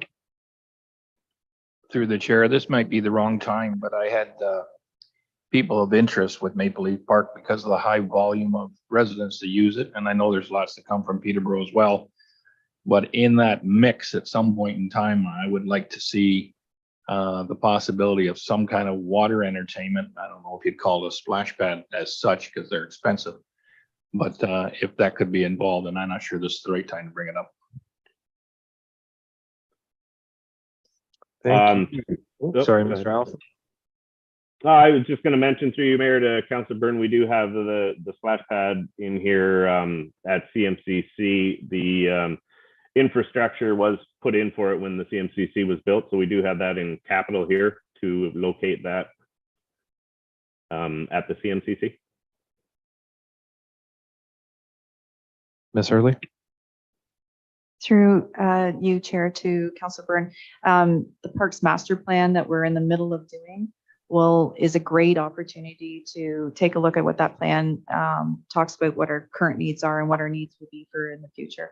So that might be the perfect time to bring that up. Yeah, and on that same vein, I believe that report is scheduled to come before us, or the update on that report is supposed to come before us in January, if I'm not mistaken, with regards to some of that. Oh, the feedback with regards to the survey is coming back, not with regards to the master plan, excuse me. So, but you know, having grown up utilizing that park, it hasn't seen a lot of refurbishment since in my lifetime. So it's definitely something that's overdue. I saw a hand. I can't remember who. No. Okay. I have one question or one thing to consider, or actually two different points. I know, and Chris is very familiar because he's been, I hope walking through those trails didn't contribute to your recovery, Chris, but with regards to the MVT boardwalk repairs, there was a long-standing project that was just commissioned or approved for investment with regards to the replacement of the floating bridge. And so I know that's just in the process of getting underway now, which was a significant and unbudgeted investment of the previous iteration of council. So I think at this point, there hasn't been much in the way of discussion at the Millbrook Valley Trails about the refurbishments of the expansions of that network. And that's kind of an important piece to understanding before we go further down the line with further additional boardwalk repairs, which are definitely needed. And I think I was one of the attendees and staff when we traversed through that area, and it was quite precarious. So don't explore it when it says closed. That part is closed and it should be closed. So please obey those signs because it is dangerous. But I think at this time, I think it would be prudent to postpone the $50,000 allocation to that project until we sort of see what success we have or what obstructions we have with the current project with regards to the floating bridge replacement, and also give Councillor Natchoff and the new iteration of the MVT committee and an opportunity to explore and maybe inform whatever investment might occur and if it's consistent with their future plans, because I know from my tenure on that committee, the floating bridge was about a 10 to 12 year project that was identified, but I'm not sure the extension of that network has the same sort of focus, and they should probably be involved before we just go in and fix something that we're not sure what the infrastructure stands with for that committee. So it can be a priority for their committee maybe, and you can bring that up early on and we can have those discussions moving forward. But because of the time frame involved in that project and getting that feedback from the committee, I think at this point, and having just invested a portion of unbudgeted funds to the replacement of the floating bridge, I think I'd like to at least council to consider the proposal to remove that repair 50,000 from the budget at this time, understanding that there also is the opportunity that should it be an expansion of the existing network, that there might be some DC eligibility to the future network or the future bridge construction that might occur. So that will, I don't think we'll have that answer, but or those answers by the time we get to the finalized or hopefully finalizing the budget. So that's sort of the catalyst behind my sort of proposal to defer the 50,000 from this year's budget or remove it from this year's budget. So any feedback from any members of council with regards to moving that at this time? Councillor Natchoff. Through you, Mayor, I'm in support of that. I think that's a good suggestion. Just one thing I still have yet to hear from that committee for my first meeting. So, but yeah, okay, thanks. Yep. Well, we'll appoint them in 2 weeks, so then you'll be able to hear from them loud and clear, no doubt. All right. So, anyways, any other questions? And then we can look for a mover and a seconder. Questions? No. Okay. Councillor Natchoff, if you want to make that motion, I can second. If it was my idea, and we'll call for the vote. All in favor? That carries. Okay. So there's another adjustment. Ms. Pope, you've marked that down. Excellent. Other questions with regards to other components of the parks and facilities budget? Or do we want to, I mean, we've made some headway. Oh, sorry, my second point, and this is for Ms. Pope. I think there, as an extension of that same sort of subject matter, I think there might be an opportunity for some components, specifically the splash pad and potentially the exercise equipment. And then obviously if we revisit at the future years, the MVT bridge work, that there might be an opportunity for some DC revenues for that work because it is new infrastructure, specifically the splash pad, and it hasn't been identified as an alternative source of funding for here. So maybe we can, if direction is required, maybe staff can look into the potential for DC allocation to those projects that might lessen the levy component and bring the results of that investigation back to the second budget meeting. Do you want a motion for that direction, or is that sufficient? Thank you. We don't need a motion, but we could definitely look at the development charges because there are two aspects. One being the provision for parkland development at the CMCC, and then another being the trails, the provision for the trails development. And so we can look at that with Mr. Allison and the CAO and determine if there are any savings that we can bring forward by funding partial portions of it from DCs. So we'll make a note of that to do that, but not a required motion. Thank you. Thank you, Ms. Pope. Other questions with regards to parks and facilities, or do you want to leave it there for now and keep moving on? Okay, seeing none. Why don't we take a brief moment here before we get into public works? We want to make sure that Mr. Hancock is ready to go, and while we get through his budget. So we'll take a brief 3 to 5 minute recess here now. Okay, thank you.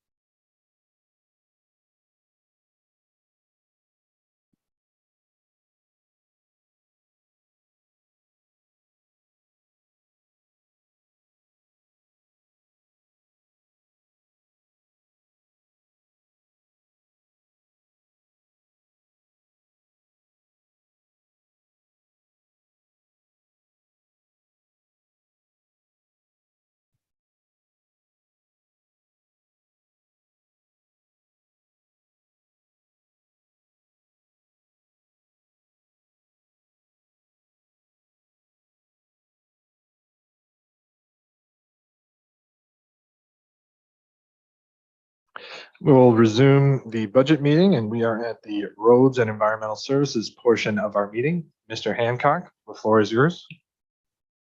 Thank you, Mr. Mayor. Through you to council. We have discussed some of the projects, but I will go through them as listed in the sheet before you. Pre-engineering cost is $30,000. It is a rollover. It is an amount that's assigned for future. It's actually allocation of funds for future design of projects. So it's usually carried in our budget. We would do a design a year ahead, and then we would also finance through the capital budget of the year it's built. So it is a pre-engineering design budget. This amount is a rollover. Second item on the list, Cavan Depot Road and siding upgrades. There was a decision by council to keep the existing Cavan Yard building. That's the one that's presently kind of a dim green. I'll use that term because we are wanting to brighten it up a bit. So we have included in the budget both the roof repair and siding. It's actually new siding, and that was to match the new building that's being constructed presently. The longer term of that existing building is for storage of equipment, both Parks and Rec and Public Works. But it is to allow us to have somewhere. We don't really have anywhere to store anything right now. The new building, as you know, is well underway. You'll see the shell up there now. The color coding of the buildings is to match the Millbrook Yard. Quite pleasantly picked out by our CAO, great on colors. So anyhow, with that being said, we'll move ahead to the next one. On item number 4, you'll see a number of these projects described as surface treatment.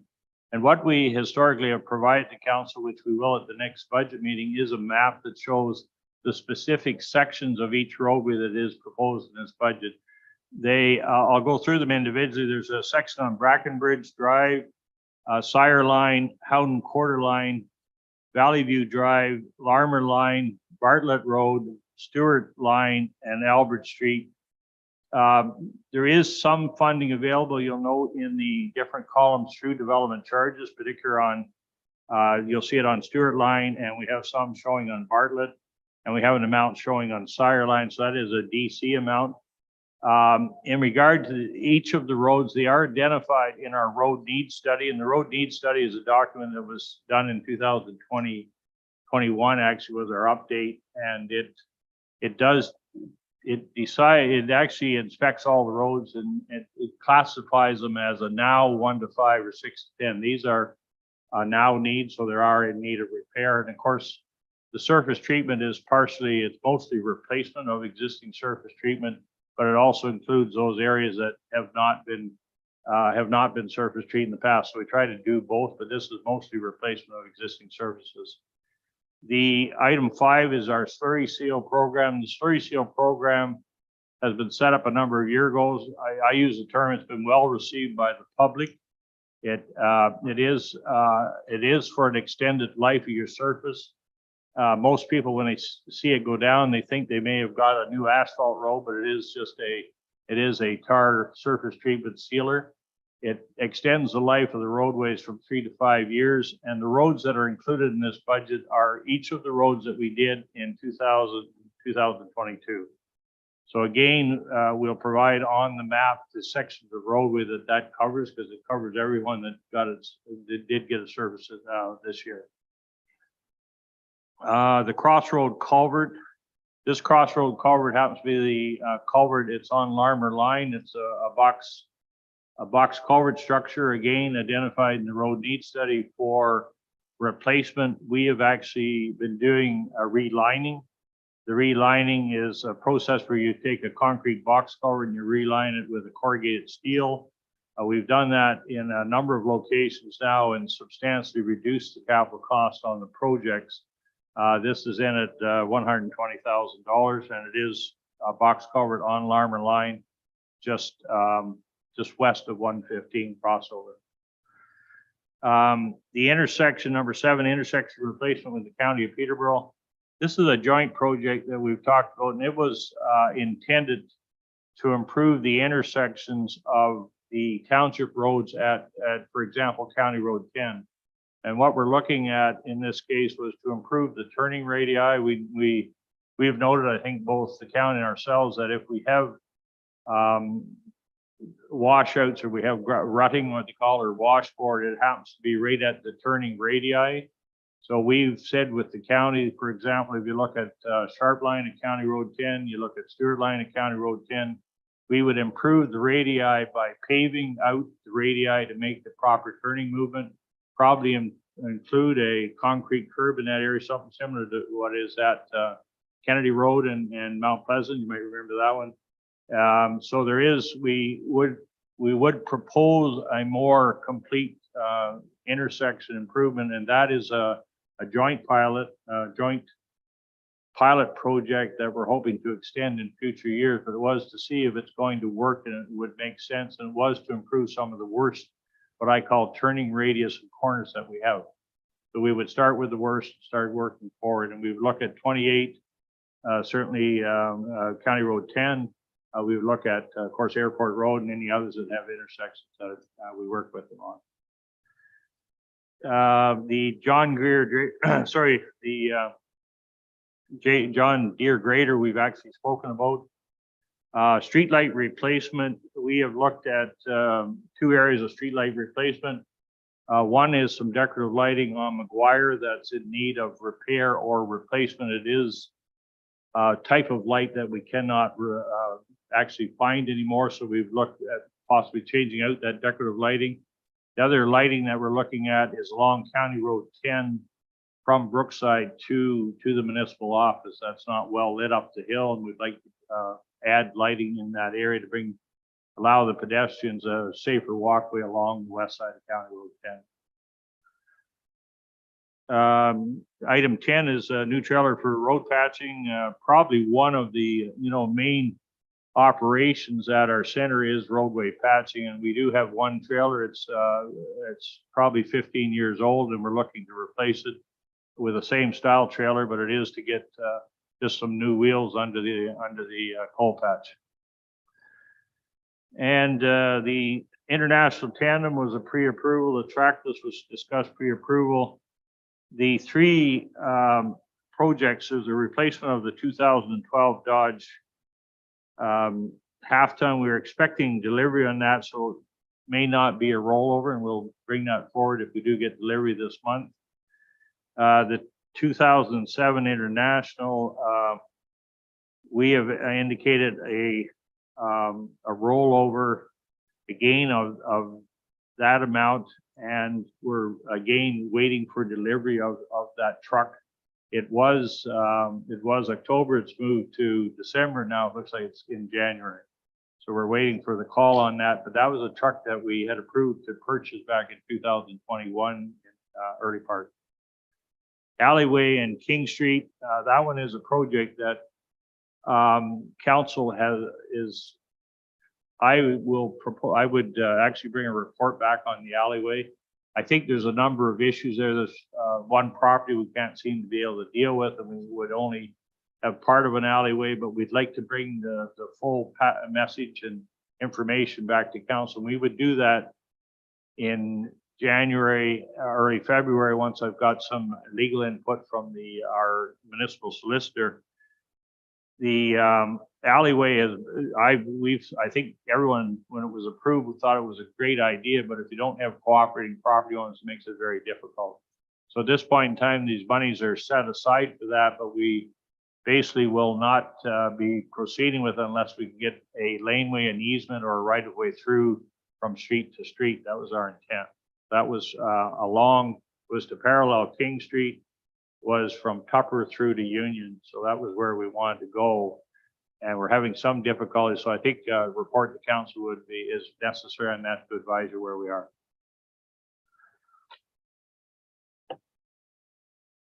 Thank you, Mr. Hancock. Questions from members of council? Councilor Byrne? Through the chair, Wayne, when you were talking about bringing a map forward of the proposed surfacing, could it incorporate what has been done over the, say, the last 10 years or whatever? So there's some correlation that I can look at and say, okay, we're making progress. Through Mr. Mayor to Council Burns, certainly we can indicate the last 10 years, 5 years, whatever is council's wish. And we can show you the sections that were approved and completed in those budgets and what we're proposing in 2023. Thank you, Mr. Hancock. Other questions? One of the projects that Mr. Hancock and I have had a little bit of a discussion about is with regards to the culvert on Larmer. And I just want to reiterate before council, just or ask the question before council. My understanding, so this is only the one culvert, so it's not culverts plural, it's just the one on Larmer, correct?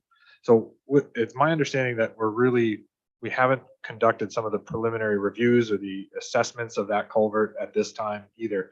Is there any opportunity or is there any belief that, you know, we still have a ways to go with regards to the reduction from the capital that we're going to need to get to a budget or a tax levy that we're probably comfortable with asking for as newly elected members of council? So I think, you know, with regards to understanding that there might be some more work and review that needs to be done on that specific project, is that, and I noticed that it's, you know, given that you've been pre-approved for 11 and 12, it's near the bottom of your priority list. So could you elaborate or maybe provide a bit more clarity as to if, you know, if that's a project that you would feel confident or comfortable leaving, and if there's any rationale to potentially postponing that work until a future year? Through to you, Mr. Mayor. First of all, the Larmer Line culvert was identified in the road need study, so it is identified as a culvert in need of repair. From my point, I think the best way of looking at it is I would request an inspection of the culvert prior to our next meeting. I would have a report come back from the structural engineer, in this case happened to be DM Wills, and I would just verify that if we're proposing to postpone for 1 year, that structurally it's adequate, that it will stand up for the 1 year period. And I think that's a fair way of looking at postponing it. At this point, it is identified, and therefore to not do it right away, we should at least have that inspection. That would be my comment, saying to postpone, let's have the inspection, bring the information back to council with the next budget meeting. So with regards to the inspection component, is there a portion of the capital request that is for that inspection, or is it a pre-budgeted expense in inspection? I'm just facing the reality that we've, I think, made just over $75,000 worth of adjustments. And if we're trying to pursue, a budget reduction, we're, hundreds of $1,000s away. So if, when I go through the ranking that you provided, I'm trying not to remove, independent, smaller value projects. But if there is an inspection that's to be done, if that's going to put off that sort of project, then, I'd like to know where we're going to go. I see the CAO's hand. Is that Ms. Hurley? Through you, Mr. Chairman. Mr. Hancock, is there any funds that are identified that you still have in 2022 for like engineering services or anything like that? That you could utilize some of the funds just to check with regards to the structure? I just got to mention,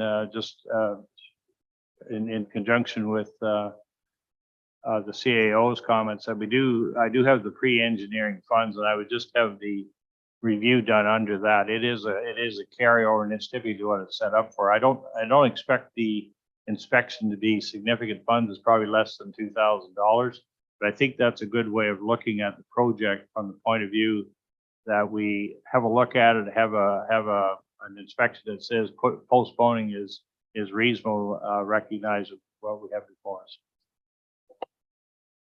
Yeah, and I think maybe,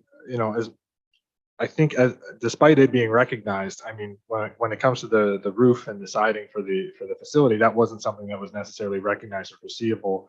And we're trying to get that done. And it was explained to me anyways that there's some justification to do so now because there's a belief that we might be able to acquire that works from the existing contractor doing the works on the cabin yard now. So there might be efficiencies there. Is that correct? Because if we're looking to make actual impacts with regards to a capital reduction, it has to be of some significance. And if that's the rationale behind the investment of a significant amount into the depot, which I think we all understand makes some sense. And if it's going to be done in an efficiency or under some justification of efficiencies, something's got to give. And so I'm just trying to get a sort of a direction from your department as to the comparison between those two projects. Mr. Mayor, for my part, I think the siding and the roof on the depot is a high priority. It's listed that way. It was not, we knew the works were necessary in order to make it aesthetically and actually structurally sound for that building. So I think that's a priority. I think the culvert is a reasonable postponement if we have a inspection report that says there is no structural things that says that it needs to be done this year, it can wait 1 year. So I think from the department's point of view, we're fine with your proposal. Very good. Thank you, Mr. Hancock. Well, before we go making motions, does anyone else have any questions about other components or that component of the capital consideration? Councillor Edgerton? Through you, Mr. Mayor, to Wayne, do we still own, or do you still own that small little truck? It was a little dual wheel truck you used to use for snow plowing and that around the subdivisions. You still have it? Mr. Mayor, to Councillor Edgerton, I'm not sure we have that one. We certainly have we have a 3/4 ton that we use for parking lots and what I call parking lots or smaller areas like the transfer station. So we do have a vehicle set that has a plow and wing on that we use for smaller areas. We do have that, yes. Again, to you, Mr. Mayor. So that has a little dump box on the back, correct? We have a sander on that one, and we also, we have what's referred to as a single axle in Millbrook. It's a 5-ton truck that we use in the Millbrook area because of the tighter streets and whatnot. But we have both a 3/4 for parking lots, and we have the smaller single axle in Millbrook. What I'm getting at here, Wayne, is instead of buying a $10,000 trailer to take out a bit of asphalt out, why wouldn't we put a bit in that little dump truck? And when they get out there, they can stay there and do a job, because a $10,000 trailer, you're not going to put much on it, or you're going to be overloaded. So we have them vehicles, why wouldn't we use them? Generally, in our patching crew, and I think there's 2 issues here. One, we're hoping to double up on the patching, just so you understand. So we want to use the existing trailer and the new one, because we do have a lot of calls for potholes. But in the actual draw vehicle, the vehicle draw them is usually a 1/2 ton or 3/4 ton. So we do draw them. We don't need to use one of the larger vehicles. None of the vehicles are set up the 1/2 ton or 3/4 ton to put or store coal patch. So, coal patch comes, it's a material that has to be laid out by hand. So the coal patch trailers are intended for that. We were wanting the second trailer in order to double up what we call crews that are operating on that. So it's not only a replacement, but also gives us the ability to put 2 crews on road patching versus 1.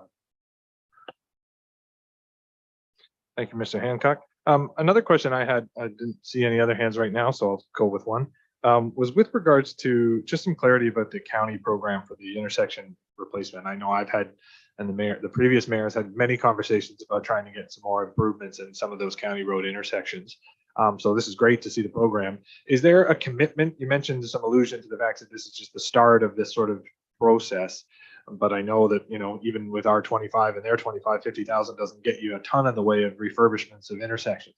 Is there like a horizon or a year commitment for this sort of program so that the continual investment will get to more than just the fraction that the 50,000 might cover in a year? Through Mr. Mayor, in discussions with county staff, they are very positive on this program. They think it's a great program.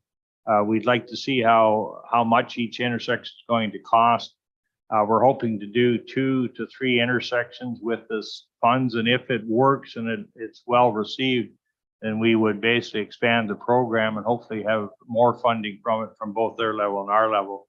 But the county staff are very positive on it. They've included their funds in their budget, and they're hoping to put more funds aside, and they're hoping to work not only with our township, but with the other townships on a similar type idea. So they're wanting to do it across the board, but at least we have a commitment from them to match our funds for this year. So just a follow-up question on that, with some of the development going on to the north in some of those settlement areas, we just had a conversation about a couple of those lots the other day. Is there a potential to offset, maybe not this year, but in future years where we are doing the intersections that are adjacent or in proximity to some of that development that's going on in the north end, that to even whether it's reduce our 25,000 by development charges or expand the program by enhanced investment or further investments from development charges? And is there a portion of that conversation with the county as well? Because, with the increased pressure on the county infrastructure, we're always, trying to pursue the DCs that are being brought in by the community to passed on to the county, that they be reinvested to support that same growth in the area. So just a question. I think, Mr. Mayor, it's a good question, because I think development charges are intended for growth, and if growth is part of if the intersection improvement is related to that, then it is a good possibility to be funded by development charges. So I would say that I believe DCs are going to be under review in 2023 anyhow, and it's probably one that we can look at. Thank you, Mr. Hancock. Questions? Councilor Byrne. Through the chair to roads department, I think I'm getting the impression from Councillor Nelson's concern. So I've spent a lot of years on the business end of a shovel, so I know that there's a lot of work involved. But with the idea of the small trailer, if we're doing patchwork, say at the top end of the township, there's a lot of time back and forth with the full crew trying to get a reload. So I think what I'd be looking at is if there's an option for, say, that little dump unit, if it had modified so that there was a pan or something at the back, so that things could have a slightly larger load and could be dealt out of the box onto a pan that's economically usable, because that's the nice part about the flat trailer. You don't have to lift your arms to get it up and get it off. You want something low that's very accessible, that makes the job somewhat bearable. But the trips back and forth from wherever you store the coal patch to where it's applied, there's a lot of travel time there. I think that's maybe where he's going. If not, I would like to go there. Through Mr. Mayor to Councillor Byrne, there is a number of different ways that coal patch is placed, and I think there are trucks available with chutes, as you're talking about. The truck has to be outfitted with a chute that provides coal patches poured out the back of the box. That's a different system than the manual, where we actually shovel it from the asphalt trailer into the potholes. We certainly can look at that. I'm not sure we still have to buy the equipment that fits onto your larger truck to accommodate the chute. So we can look at that as one of the budget considerations in lieu of the trailer. But at this point, there is equipment available that does provide for that. Thank you, Mr. Hancock. Is there sufficient time between now and the next budget meeting that sort of review or analysis might be able to be brought forward at the second budget meeting? Yeah, we certainly can come out with some information on it for sure. Okay, other questions, members of council? So I don't see any at this time. So I guess it comes back to the one thing that Mr. Hancock's going to look into that with regards to let's call it a dump box or some sort of cold patch application. So he'll report back. So we don't have any reductions there.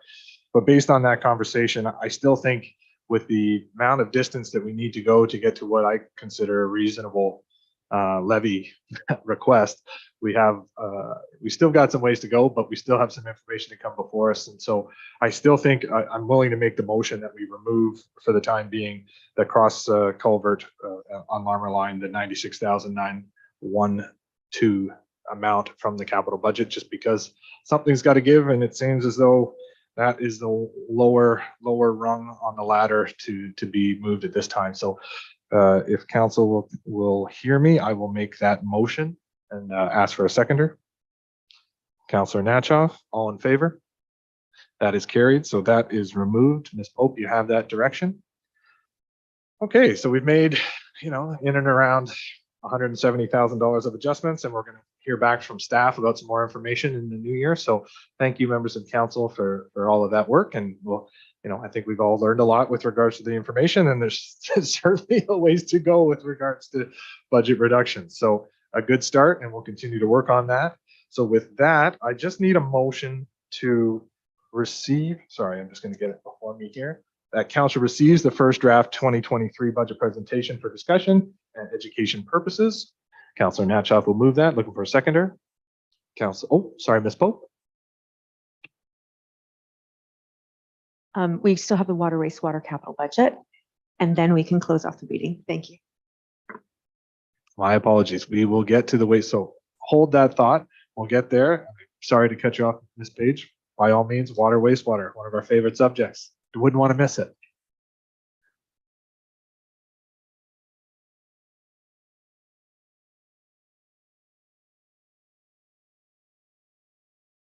Thank you, Chair. Through the chair to council, we'll just revert to the water wastewater capital request.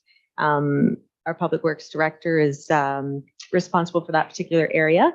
Just as an update, there was a quote received for number one, the replacement of the well pump, and it has come in less than expected at the under $50,000. Therefore, we won't be asking for any transfer from the water wastewater reserve. That'll go down. So instead of it being 75,000, it'll be 50,000 with the rollover, and therefore no new ask in this year. That's the only update, but then the rest for the public works director to address.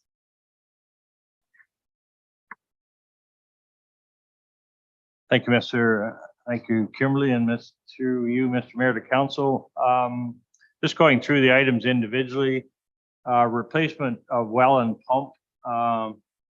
That's been covered off. That is a replacement of well number 3. It's a pull. You're pulling the pump. You're rescreening the well, and as she mentioned, we do have a quote on that that's presently under the 50,000. So we're doing it under the rollover. Don't need additional funds on that. The water master servicing study, and you'll see a similar line number 2 under wastewater. This is the master servicing study it's underway by RVA. We did have a presentation that followed your GMS, your growth management strategy. We have had discussions with our consultant, and we'll be bringing a report, a presentation to council in the spring of 2023. We have talked with planning, and we'd like to do, bring council up to date on the GMS. That's number 1, because some councilors are new, so that's good information. The master servicing, as I've mentioned before, this is a study to look at what infrastructure we need in place to service new development, the growth areas with water and wastewater. It is funded by development charges. It is development charges, and it is a growth item, and it is to look at a 30-year time frame that takes you from 2021 to 2051. So at this point, it's a long range study, but while you're looking at your GMS, you'll have your infrastructure plan for you also. We did have a presentation last fall, and we will update that and bring it forward this spring. Baxter Creek, a cumulative capacity study. This is a study on Baxter Creek, which is the discharge point for our sewage plant. We are required in part to do this if we look at any expansion of the sewage plant or any additional flows. We need to verify. This is a study. It's a 4-season study that looks at both quantity and quality of the water in the creek system. We know it's a cold-bodied stream, so it's referred to as a trout creek. But we need to understand what the capacities of that creek are to do any expansions or any flow increases at our plant. So we need to understand that. And that looks at phosphorus levels. It looks like different criteria that the Ministry of Environment will want to have before them before we propose anything at the plant in the existing plant in Millbrook. So that's one of the considerations. The study is necessary even to verify increasing flows through the existing plant. So we want to do that, and it is a 4-season study. It takes over a year to complete. Rehabilitation of Main Street, we've talked about that. It has a pre-approval. We will tender that and come back to council with a tender report with the different pieces of that. And it is, I think it's a great project for that area because there's a lot of the street that's in need of repair right now. Standpipe generator upgrade. This is an upgrade, actually. This matter was raised to me, and it's a TSSA requirement and it came into effect over the last year plus, where our generators had to be upgraded to meet their requirements. We did do the one at the wastewater plant. We've now geared up to do this one at the standpipe. So these are required, and it's set out in legislation by the TSSA. Ferric distribution panel. Each of these upgrades are at the wastewater plant. There's a ferric distribution panel, the sand filter replacement at the plant, and the wet well upgrade. Those are all recommended to it by our operator, and we see them as a need, and they will increase the efficiency at the plant. They will reduce the amount of ferric that we have to use. And as part of our process there, we're doing a tabletop exercise right now to see where our capacity is at that plant. So with each one of these upgrades, we're looking at increasing the capacity at the plant without physically having to change any of the build out. So what we have there is we have a plant that's operating 50% capacity. We know we have capacity for Tower Hill North. We know we have capacity for probably some ICI and maybe 150 units beyond that. But then we'll have to look at what we're doing at the plant for both the ministry approvals and for any physical upgrades. And that will come through the RVA presentation. Water meter replacement, that is the meters mostly in Millbrook are actually probably, I would say that they were put in the 70s. So a lot of them are 30 years plus. So we're looking at a meter replacement. Those are where you go into the individual residential units and you'll do a free replacement of the meter in order to get the meter up to one into a more state of a proper state. A lot of them are, we're having faulty meters, and we want to make sure that we're getting accurate reading in, and we're making sure that there's actual good quality control at the meter. So we're doing both there. That's in the replacement. And just on under wastewater, there's a master servicing study. That's the second component of the RVA report. Sewer system relining. We only have one section of relining to be completed in all of Millbrook. Happens to be the force main that runs from County Road 10 to the plant. That is the last piece, and that is a carryover, I think, in this budget, or part of it's a carryover in this budget. So those are the items before you. You'll notice that a lot of them are funded by reserve, and a majority of the studies and whatnot are development charges. So I'm available for questions on any of them. Thank you, Mr. Hancock. One question sort of out of the gate. It sounds like the Baxter Creek capacity study is very much growth related. Maybe Mr. Conley has something to add in this as well. But so having identified, for instance, the wastewater master servicing study and allocating DCs to it with the changing legislation that exempts studies from DC allocation, is that going to disable our ability to fund the master servicing study with DCs? And has it eliminated our ability to fund the Baxter Creek assimilative study because of that, the realities of that legislation? Or is there a potential for that Baxter Creek assimilative study given the nature of when it would have I guess it's going to commence this year? So is that why it's ineligible for DC funding, at least in a portion? I think 2 points. First of all, the master servicing study is already underway, so I don't think it's going to be impacted by Bill 23 or Bill 109. In regard to the Baxter Creek one, we see that as a growth-related study. We've looked at we're looking at an update in the DC program because of Bill 23, and we would incorporate that. Right now, we're wanting to fund it, and we've looked at a couple of different possibilities where it might be development funded. But right now, we have it in as coming out of reserve, but we are looking at options of getting it from development charges or otherwise. Thank you, Mr. Hancock. Questions? Deputy Mayor Huntley? Through you, Chair, to Mr. Hancock. Is the capital request for the water and wastewater side, is it within the capital parameters that we had for the water wastewater rates? Like, is this going to affect the rates at all, or is this already accounted for in what the rates are collecting? Through Mr. Mayor to the Deputy Mayor, this has been accounted for. Any items that affect the rates have been accounted for in the study. So that has been completed. A lot of these you'll see coming from development charges. They don't necessarily show up in the rate study, but the projects that are there are identified.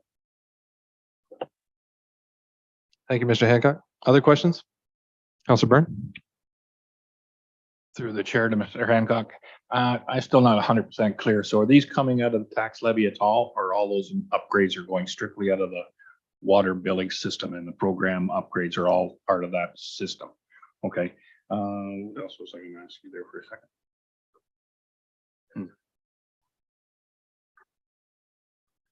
Where is pump number 3 located? Is that the wastewater treatment too? Sorry, the wells are actually located on King Street. They're just on the north side of King, just opposite. It's just there's 3 wells in the one location. I'm just thinking of the different roads there. I guess it's yeah, it's just on the west side, just past where the Millbrook yard is on the north side. Ms. Pope? Just for the benefit of anyone who's listening online and couldn't see me nod my head, I wanted to answer your question, Councillor Byrne, audibly, that the water, wastewater, any of the items that are included in both operating and capital have to adhere to the user fees, because we don't have an option to open that back up and then raise the rates. We have to make sure we work within the study. So the capital items have already been identified. And in addition to that, the operating is actually modified when we put together our budget report. So if we've only hit 80% target for growth, then we're only taking 80% of expenditures that were allowed. We don't hit 100% target on the expenditures that are allowed in the report if we're only getting 80% of the revenues. So the study is actually the limiting factor and the user rates, and we stay within it. That's why it doesn't have anything to do with taxes. It's all just on the user fees. Councilor Nacho?